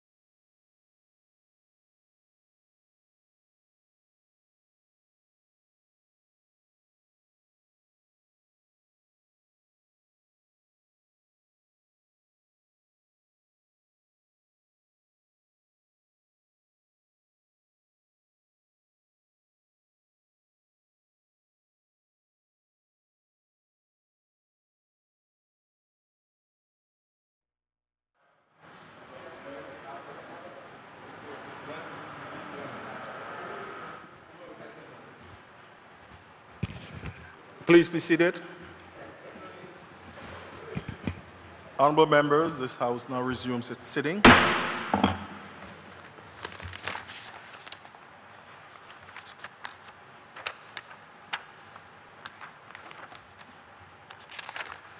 Okay, we have passed one motion in regards to the member for the 4th.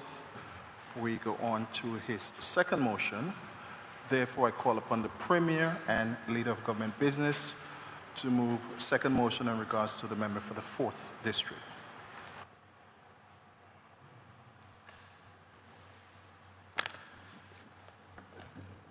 Thank you, Mr. Speaker. This one shouldn't be too long. Whereas Section 67(3) of the Virgin Islands Constitution, Order 2007, UK SI 2007, number 1678, provides that subject to subsection 7, an elected member of the House of Assembly shall vacate his or her seat if the member becomes a party to a contract with the government of the Virgin Islands for or on account of the public service, or if any form in which the member is or becomes a partner, or a company for which the member is or becomes a director or manager becomes a party to a contract with the government of the Virgin Islands. Whereas Section 67, subsection 7, provides that if in the circumstances it appears just to do so, the House of Assembly may exempt an elected member from vacating his or her seat under subsection 3E if the member, before or as soon as practicable after becoming interested in a contract with the government of the Virgin Islands by virtue of being a director or manager in a company which has a contract with the government, discloses to the House of Assembly the nature of the contract and his or her interest in the company involved in the contract. Whereas the Honorable Mark Vanderpool, MHA, is an elected member of the House of Assembly. Whereas the Honorable Mark Vanderpool is a director in the company known as Shoreside Development BVI Limited, whose registration office is situated in Monksage, Registration Section Block 2534B, I guess that's a mistake, B, parcel 218/1, Parkwood Pond. Whereas the company has received a transfer of government lease number 152/2017 for 0.125 acres from Patricia M. Romney, personal representative of the estate of Lillian A. Romney, deceased for 46 years, representing the balance of a 50-year lease previously granted to the estate of Lillian A. Romney. Whereas this resolution discloses to the House of Assembly the transfer of the said property and the interest of the honourable member in the transfer by virtue of being a director of the company. Whereas this resolution is a request by the honourable member to the House of Assembly to exempt the honourable member from vacating the House of Assembly. And whereas the Honourable Andrew A. Foy, the Premier Minister of Finance, has by motion moved the House of Assembly to exempt the Honourable Mark Vanderpool, member of the House of Assembly, from vacating his seat as an elected member of the House of Assembly. Now, therefore, be it resolved that the House of Assembly of the Virgin Islands exempts the Honourable Mark Vanderpool, MHA, from vacating his seat as an elected member of the House of Assembly. Mr. Speaker, this is even more simple than the other one. It's just that the member purchased land that have part of it have a lease from government with the reclamation. So, Mr. Speaker, given that the member is just stating his come to declare his interest, be it so that any movement, any involvement of government with the elected member, one should make sure that they do such. So it's rather simple. It has my approval. We have went through all the nuances of what this means in the law and why it has to be done. And Mr. Speaker, it meets with my approval. Thank you. Mr. Speaker, I second the motion. And I'll just say while I'm on my feet that I support it wholeheartedly. Thank you, Mr. Speaker. Members, the motion has been moved and seconded. The floor is open for debate.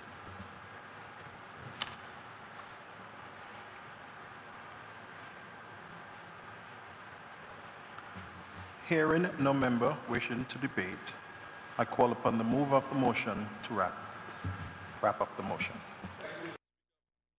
Mr. Speaker, it's good to know that the debate was so fruitful and Mr. Speaker, and to know that we are all in one accord. So I so move. Thank you. Members, the question before the House is the exemption of the member from the 4th District from vacating his seat in regards to a land transfer doing business with the government. Those in favor? Those against? The ayes have it. The motion is passed.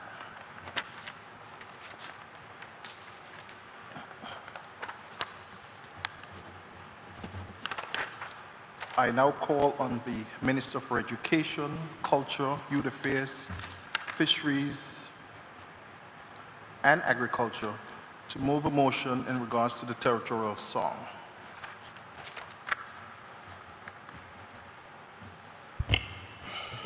Thank you, Mr. Speaker. I move the following motion.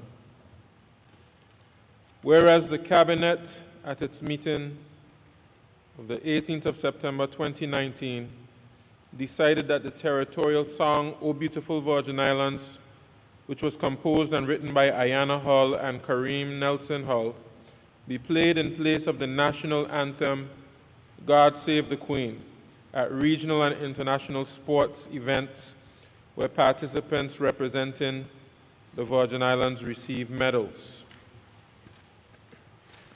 Whereas the International Olympic Committee is requesting the right to use the territorial song of the Virgin Islands for future editions of the Olympic Games, the Youth Olympic Games, and other institutional events and/or official events of the International Olympic Committee and its affiliated entities, as well as the Paralympic Games.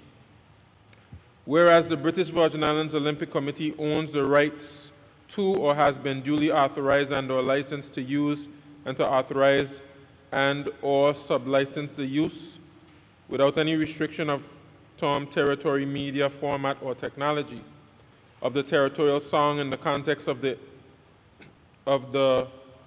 institutional uses, in particular for its public performance, broadcast, communication, or making available to the public and its recording or reproduction.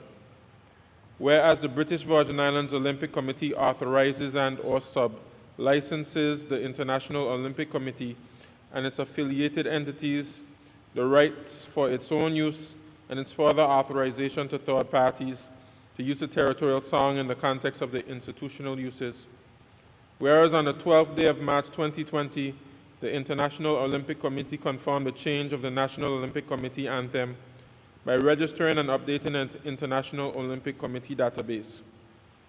Now therefore be it resolved by the House of Assembly of the Virgin Islands that the territorial song, O Beautiful Virgin Islands, be played in place of the national anthem, God Save the Queen, at regional and international sports events where participants representing the Virgin Islands receive medals.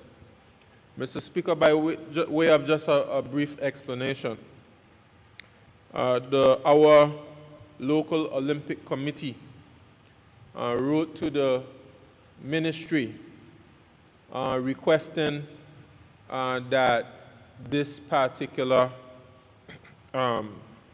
song, the territorial song, written by Ayanna and Kareem Hull, which is a song that this House of Assembly has adopted as official territorial song of the Virgin Islands. It's a song that we play and we sing at the beginning of our official events, and it is a song that I've seen persons embrace all over the territory, and it gives us a great sense of pride.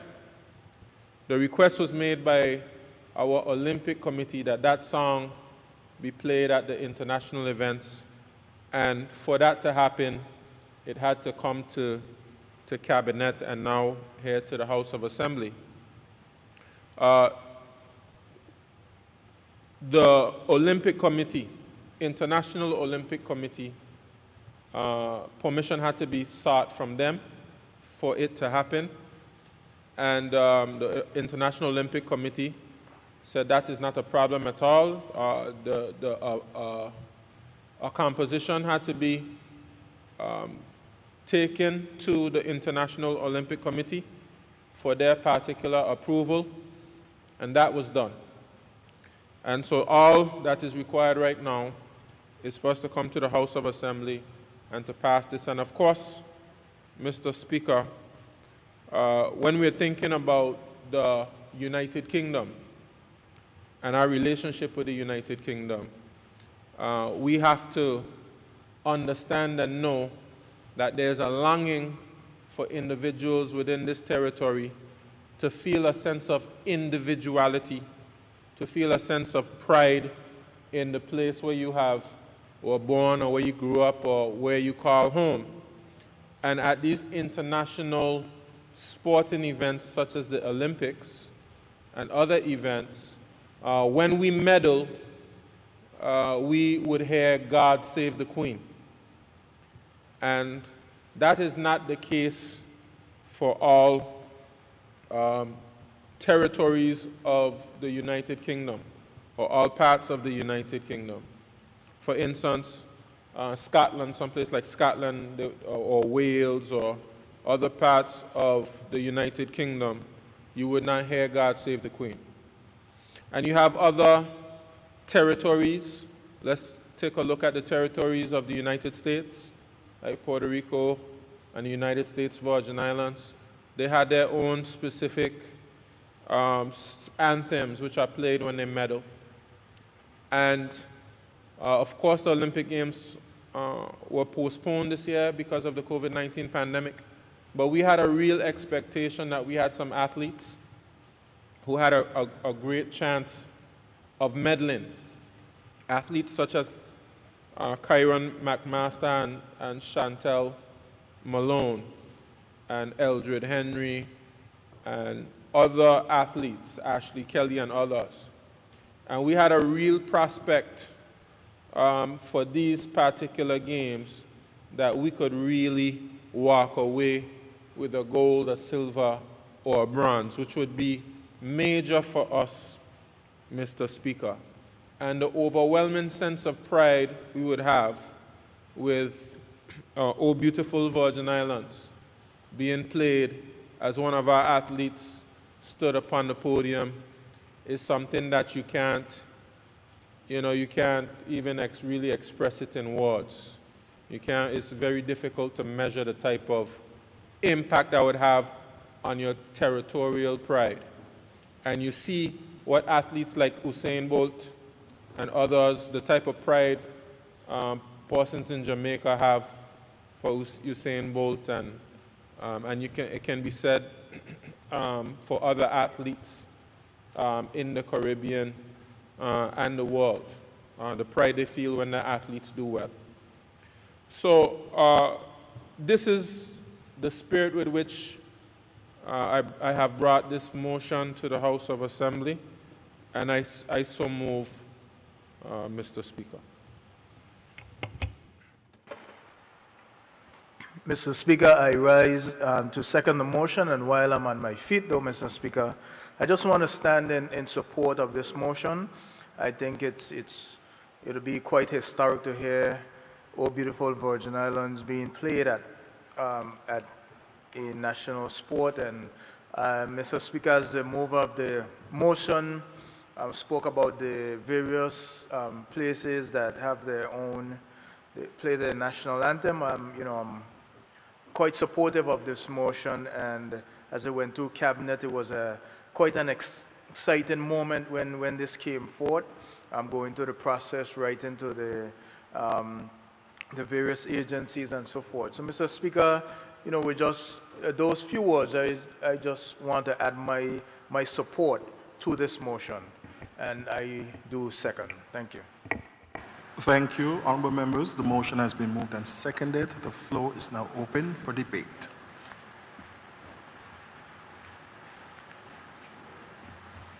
I recognize the Junior Minister for Trade and Economic Development and Territorial Member, the Honorable Shireen D. Flax Charles.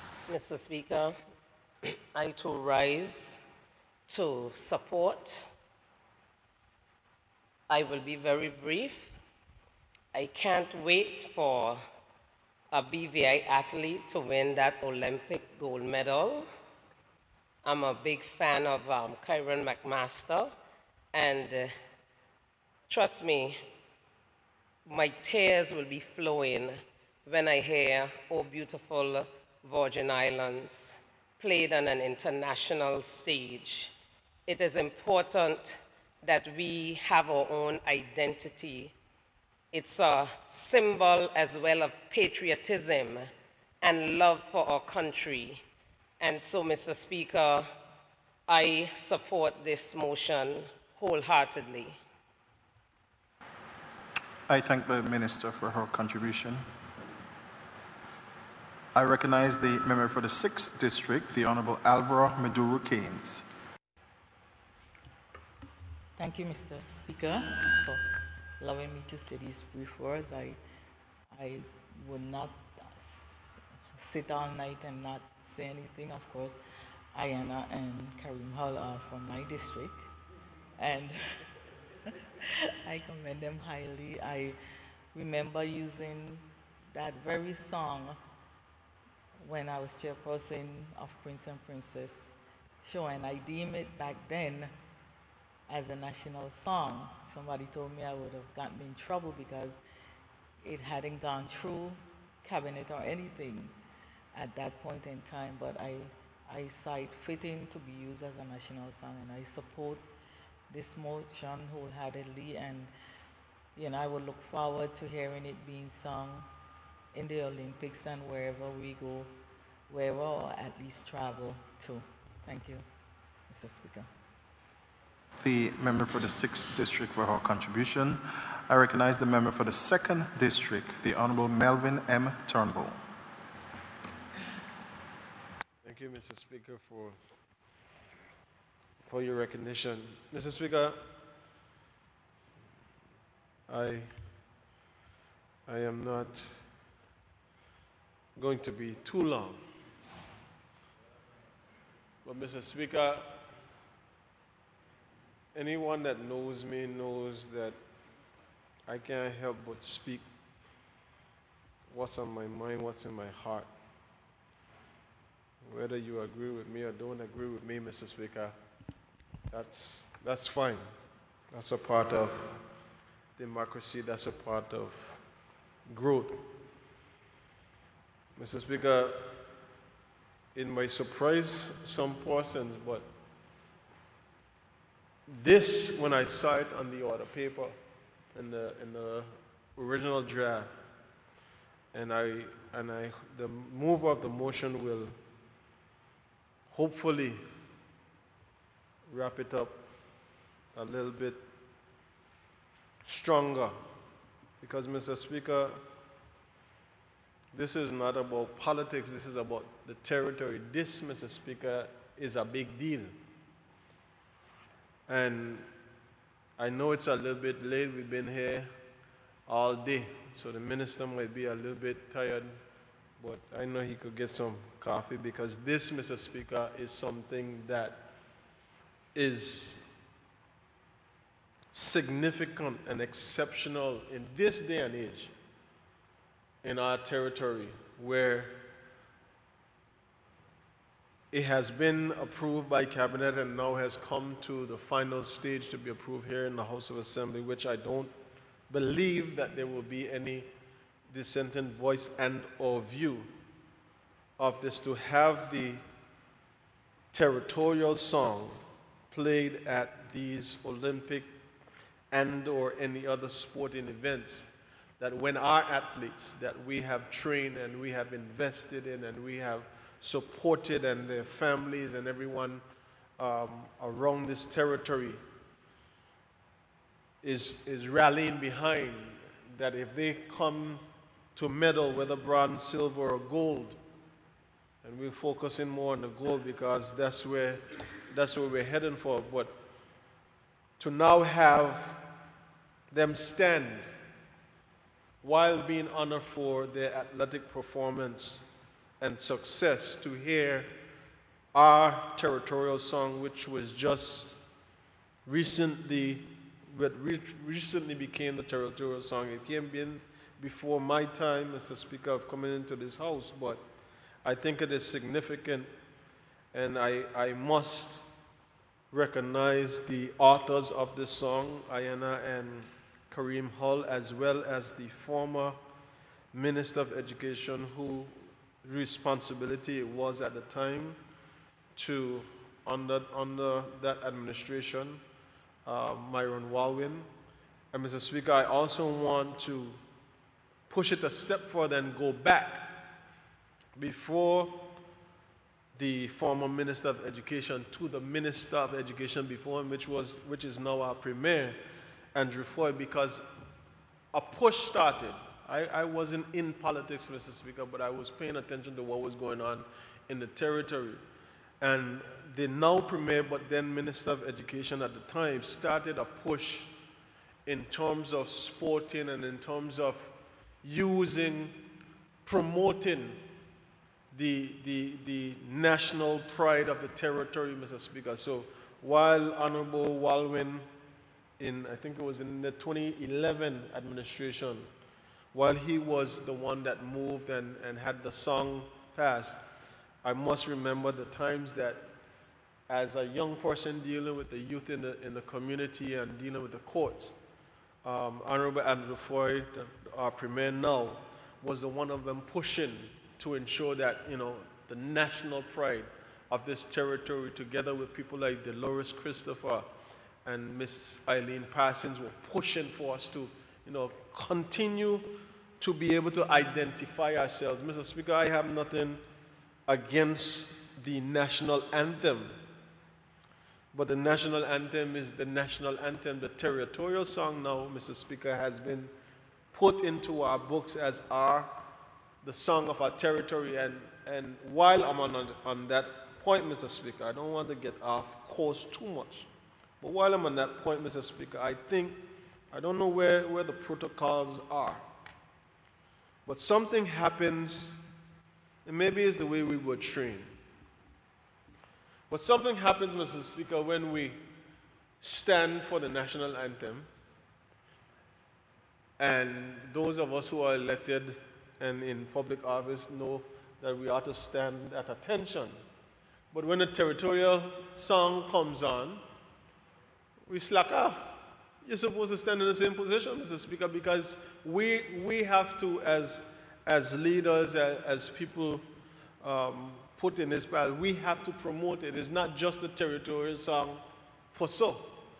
Because if we know that this song now is played sometimes without the national anthem being played, so we have to show the pride and respect for the song as well, Mr. Speaker. And I'm just speaking for us here in this honorable house, but I'm speaking to those that are in charge, especially in the education field. Sometimes it's a little bit lapse, and we have to show that pride, not just when a gold medal comes. Let me start practicing from now, Mr. Speaker, so that when this moment does happen, and I believe it will happen in the very near future, that we are standing with our hands on our hearts and proud of this territory, because I don't want to steal the Minister for Health's thunder, but I know he's going to go there if he does speak. When we understand where we came from as a territory, when you go back into history and you look at portions that were in sports. But I don't know if Honorable Vincent Wheatley played sports, but I know Honorable Foy played sports, he was basketball, Honorable Vanderpool was basketball, Honorable Neville Smith was basketball and softball, Honorable Reimer, he was more in softball. He thought he was a bad basketball player, but he was all right.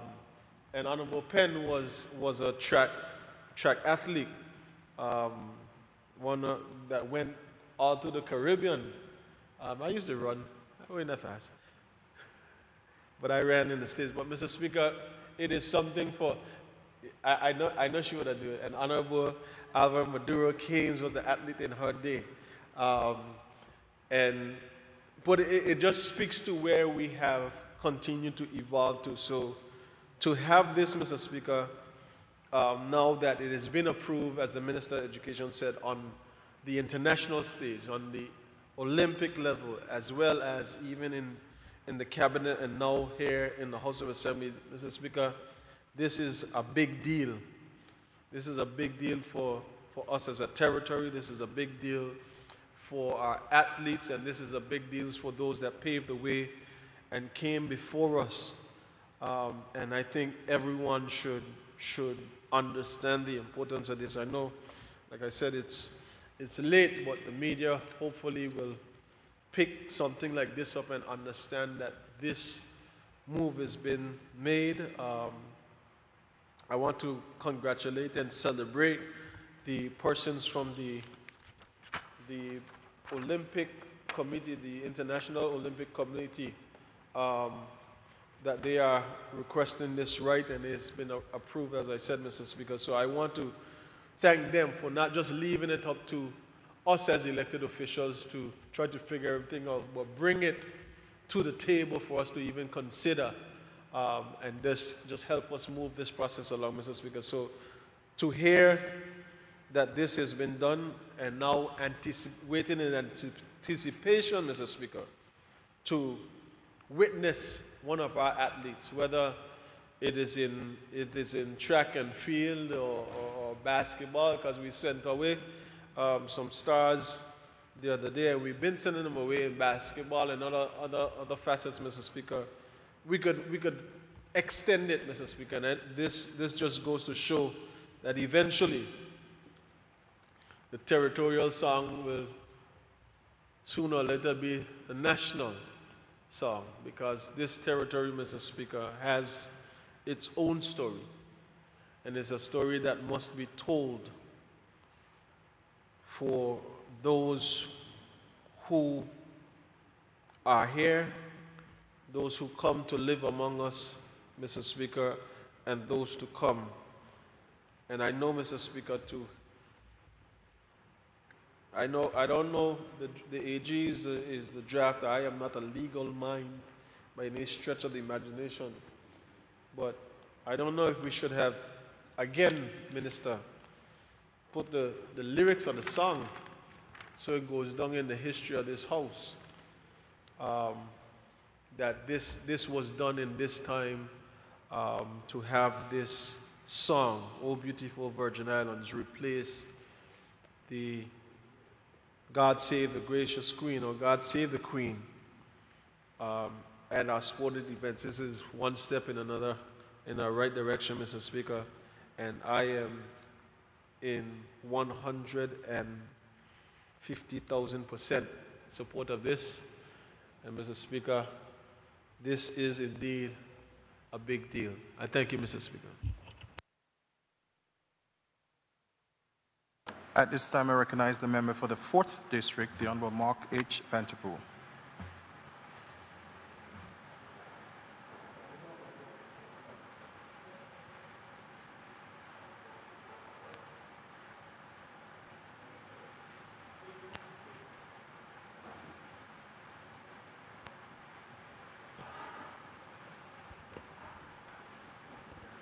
Thank you, Mr. Speaker.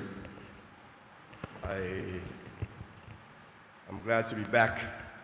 It was a short while ago, I was not sure I could be back, but thank the members for voting to have me back. Premier and those who moved the motions. So I'm pleased to be back here, but I wanted to be back because this as the honorable member for the 2nd Turnbull said, I don't know if the minister understands the gravity and weight of what he has presented today, but I wanted to support him in what he has brought forward and try to let us understand the gravity and weight of what he has done. And I try these days to at least lend a little bit of a historical perspective. I know there are historians in the house these days. those who are scholars of it, Minister who brought the motion included, and those who have been around for a long time, the Minister for Health and Premier and Honorable for 3rd District, senior member. But I wanted to bring a little bit of historical perspective here, because I think most people know that my initial major community contributions to the territory was through sports. And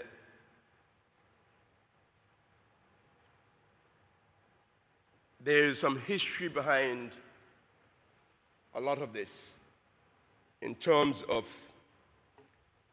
not just sports activities in the territory as we sought to uplift the sporting organizations, the sporting infrastructure, as we did in many cases. And one of the most major feats that I know we did in sports, in terms of sports infrastructure, was under the Premier when he was Minister of Education, when I was happy to collaborate with him, and in a way almost scheme to try to make sure that that multi-complex sports center was built there, because there was some opposition at the time in terms of its placement, especially. But the then Minister of Education forged through, and we were able to accomplish that building, to be able to host sports inside that building in a way that we couldn't before.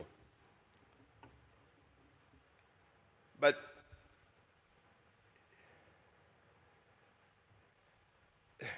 the first very strange experience, Mr. Speaker, and although I know it's late, I have to bring some of this historical perspective back. It was 1968, I think it was, or 67, that Mr. Ken Sylvester took a group of us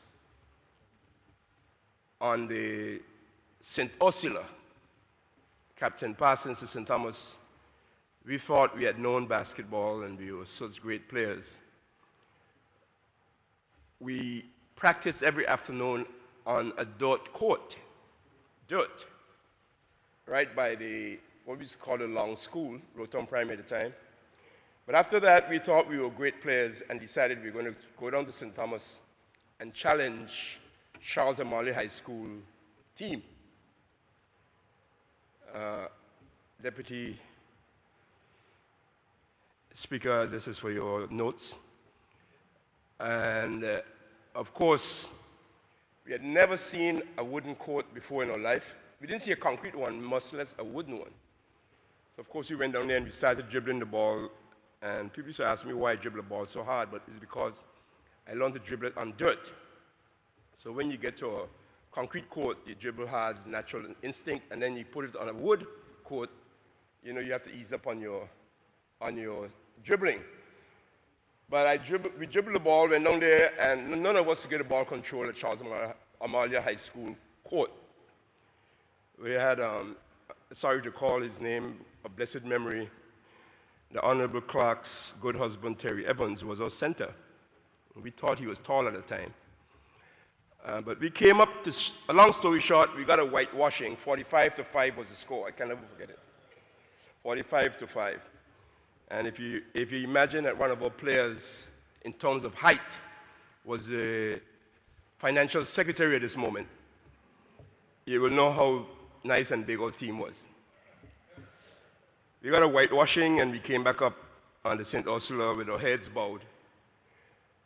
But that was our first overseas or regional outlet. However, Mr. Speaker, over the years, we were able to see teams from the BVI go abroad and do well. And I was honored to become the BVI Olympic Committee president. I think I followed President O'Neill, Ray O'Neill, and became the president in 1984. At the time, Carbon, you were Honorable Malone, you were vice president, yes. We worked a lot of things together, including the basketball. But as president, I was selected to take a team to the first Olympics of the BVI in 1984. It was a proud moment. We took a team down there, a number of names. I would start calling all of them right now. For the history books, you could contact Dean Greenaway. He'll tell you all those who were there. He was a member, and all the others who were there. Sailing and track and field was what we went mostly for. But it was the first time a little country like the BVI, perhaps we were the smallest country there, at the time represented ourselves at the Olympic sports. And it was a very nostalgic moment. Imagine we were staying at the USC campus in the same dorms with the Chinese contingent, a huge contingent, and we were there, 10 or 12 of us lost among them. Couldn't speak Chinese, they couldn't speak English. But it was a moment when the Virgin Islands was represented there, IVB as we said, which was Virgin Islands British. We came into the Olympic Stadium at the opening ceremony, Mr. Chairman, Mr. Speaker, and when we came in, we were, because of our position V, Virgin Islands, we were down almost at the last with the team that came in into the stadium. And as we came in, Mr. Speaker, we heard a loud cheer. We thought it was a cheer for us because it was the first time we did the Olympics. So we felt good. We started moving a little more briskly. Not to realize that just behind us was the United States of America. And before they arrived, then the people started cheering. So we thought it was us they were cheering for. But they were cheering for the USA. So those are nostalgic moments. And when I saw this on the order paper today, it brought back a lot of memories because, yes, in sports, and especially in international sports, Mr. Speaker, your individual country identity is essential. It's interesting because even though you might be a country at a time of 20 or 25,000 population when we went in 84, it was probably around 15 to 20,000 population at the time. Even though you were such a small country, we had the same vote at every meeting that I attended as chef de mission. With all the countries, including the United States, I had the same vote as a territory as anyone else. The Olympic movement does not differentiate. You have the same vote at the table. And that was the case all through my time as Olympic Committee President in meetings that we went to all over the world. Vienna, Austria, Seoul, Korea, and so on. So all the meetings we went to, it could have 500 delegates in the room. The British Virgin Islands desk, just like how we have here, was in the room with the British Virgin Islands flag, and we had the same vote as everyone else in that room. That is what this Olympic movement is all about. And for that, you will be amazed that at the time, the president of the International Olympic Movement, Juan Antonio Samaranch, flew in his, it wasn't his jet, I think he came in on a private jet with the president of the Mexican Olympic Committee at the time, Mario Vasquez Arana. I can't forget all those names.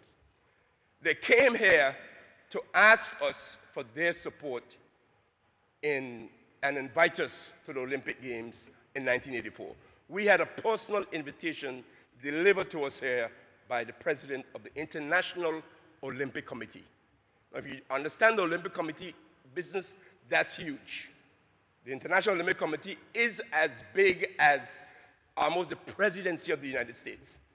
I learned that because when I got to Vienna one day, when I was invited to join the International Olympic Committee jumbo jet that had a big sprawling International Olympic Committee over it on a trip from Vienna to, I think it was Frankfurt, so I could connect to San Juan. But that's how big the Olympic movement is. But you as a country, in sports, not just in Olympics, but in most other sports, you are an individual country.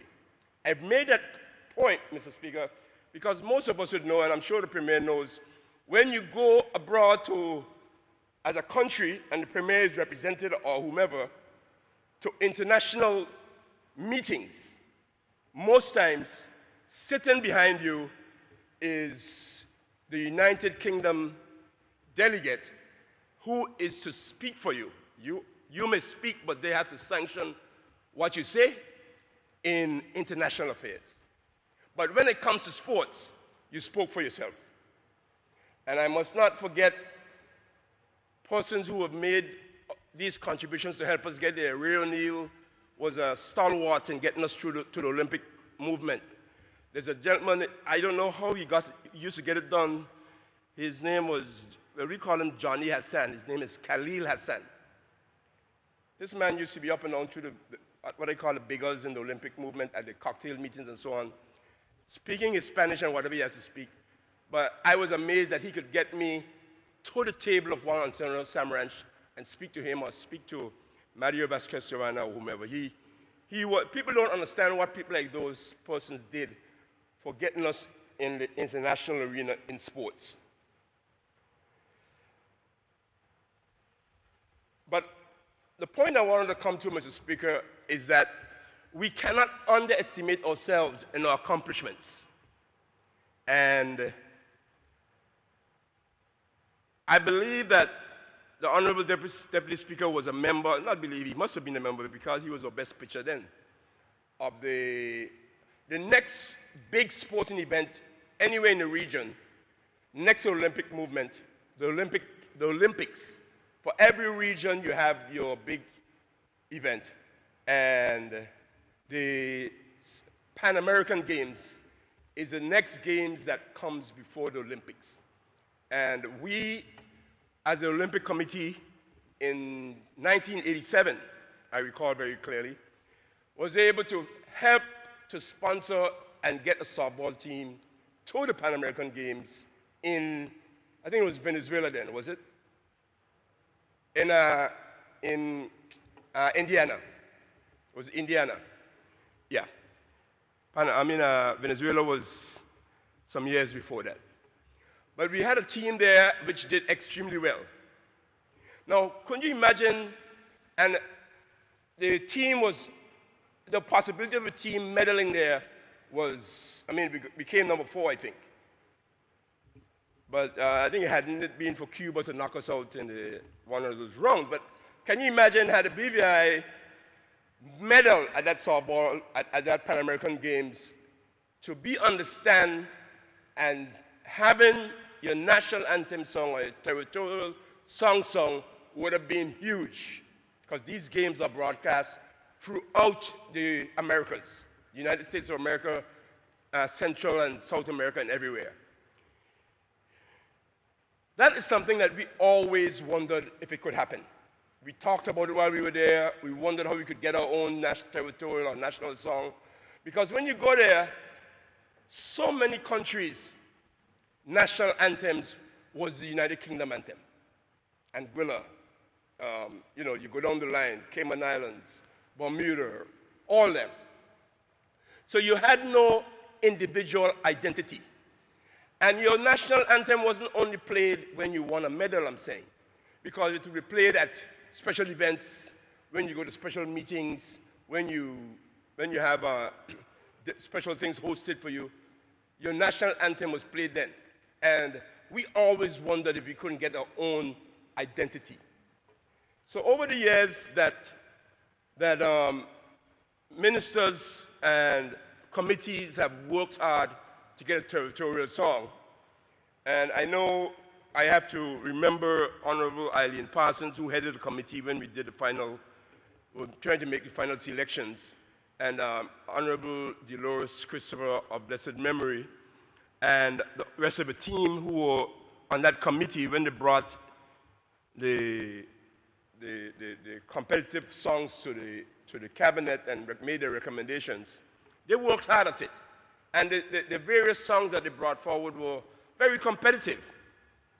But eventually, the selection was made, and we must commend Ayana and Kareem Hall for what they did. We must not forget for the splendid song that they wrote. And I want to encourage us to continue to be proud of our heritage and of our territorial song. That one day it could become our national anthem that can be sung wherever we go and whatever we do. And as Honorable Member for the 2nd District said, let's from now begin to give it that respect. It was being sung one day, I think, when we had just approved it at the Altius Catholic School. And it was being sung right there in the front, and people were walking up and down, and I had to keep shouting to somebody, hey, you should be standing, you should be, And people still don't get it like that. But as we said, we should show example, and we should apply it and make sure that the pride of your national anthem, there's a special pride when you go to an international meet, even if it's not on the podium, but it's being sung somewhere at an event. You feel a good pride that it's your own identity and not that of somewhere else. And I want to encourage us to keep pushing forward. I want to commend all of the former presidents and members of the International Olympic, the BVI Olympic Committee, who have done splendid work. It takes a lot of time. I had to resign in 1988 when I realized I couldn't, at the time, just before that, my bank was saying I couldn't serve 2 masters because, trust me, the International Olympic Committee gives you an invitation to meetings everywhere in the world, and they don't ask you to come. They send you a first-class ticket on the plane, and they send you a booking to the hotel, and they tell you you must have someone there. And they either want the president to be there of the Olympic Committee or what you call the Secretary General. So it took a lot of time. And I have to commend all those who have put the time in. Ray O'Neill, I think after myself, it could have been, I'm not sure if Ray took it over again, but I know John Lewis took it over at some point. And I know that now we have Mr. Ephraim Penn, who's been an athlete himself, put a lot of time in representing us, and now he represents us at the BVI Olympic Committee level. And I want to commend him for the time he puts in, because it takes a lot of time. Each meeting internationally is about 2 weeks it takes for you to go to. You spend a week at the meetings and a week getting there wherever you are, because it's usually far out places. Like I said before, I've been to Vienna, Austria, Seoul, Korea, Colombia twice. They probably thought I was a drug person going down there every minute. Bogota and Cartagena and all these places. But it does take a lot of time, and I want to commend them for continuing to help to get us and get our athletes ready for the Olympics. Those who have done training. I mean, you go back and we must remember Dag Samuel, who put a lot of time in it and made all the efforts. And others who over the years put in all their work. Of course, Mr. Speaker, when it comes to track and field and athletics, one day we have to put some sort of, I don't know what we're going to do for him, Ray O'Neill. This man's life is about track and field. His life. I mean, go to him right now and ask him for the record of any meet anywhere in the world, and what was the record, and who won the meet, and what time they had, and he will tell you without looking in the book. This man is a special man when it comes to track and field, and he must be highly, highly commended and remembered in some special way in the field of track, the track and field stadium or something. I don't know. We have to find something. He must be remembered, and he's respected all over the world, all over the world. There's some people, when you go to the stadium to go look at the Olympics, track and field meets, they want to sit down by Ray because he will be commentating to you personally as to who that athlete is, what his last time was, what his time is expected to be now, and who will win the race. That is Ray O'Neal. So, you know, he must be remembered specially. But, Mr. Speaker, I want to commend the mover of the motion today for bringing this forward. I highly recommend it. It's all in line with our individual thinking that we can move forward with our own identity, and we have to keep taking even these small steps towards a better direction for us in our self-actualization, let me put it that way, for the future. That's a word I probably didn't use before, but let me call it that way now. Thank you, Mr. Speaker. Thank you. I thank the member for the 4th District for his contribution. Honorable members, it's after 9 p.m. What I want to do is I'm going to take one more speaker. After that, we will recess until Thursday. So the next one up was the Leader of the Opposition. Is he now deferring? Okay, the Leader of the Opposition is saying that he has a long speech. So, honorable members, at this time, I think it's appropriate, if it pleases you, that we will take a recess and return to these chambers on Thursday, the 24th of September, 2020, at 10 a.m. That's 10 a.m. in the morning. This honorable House is now in recess.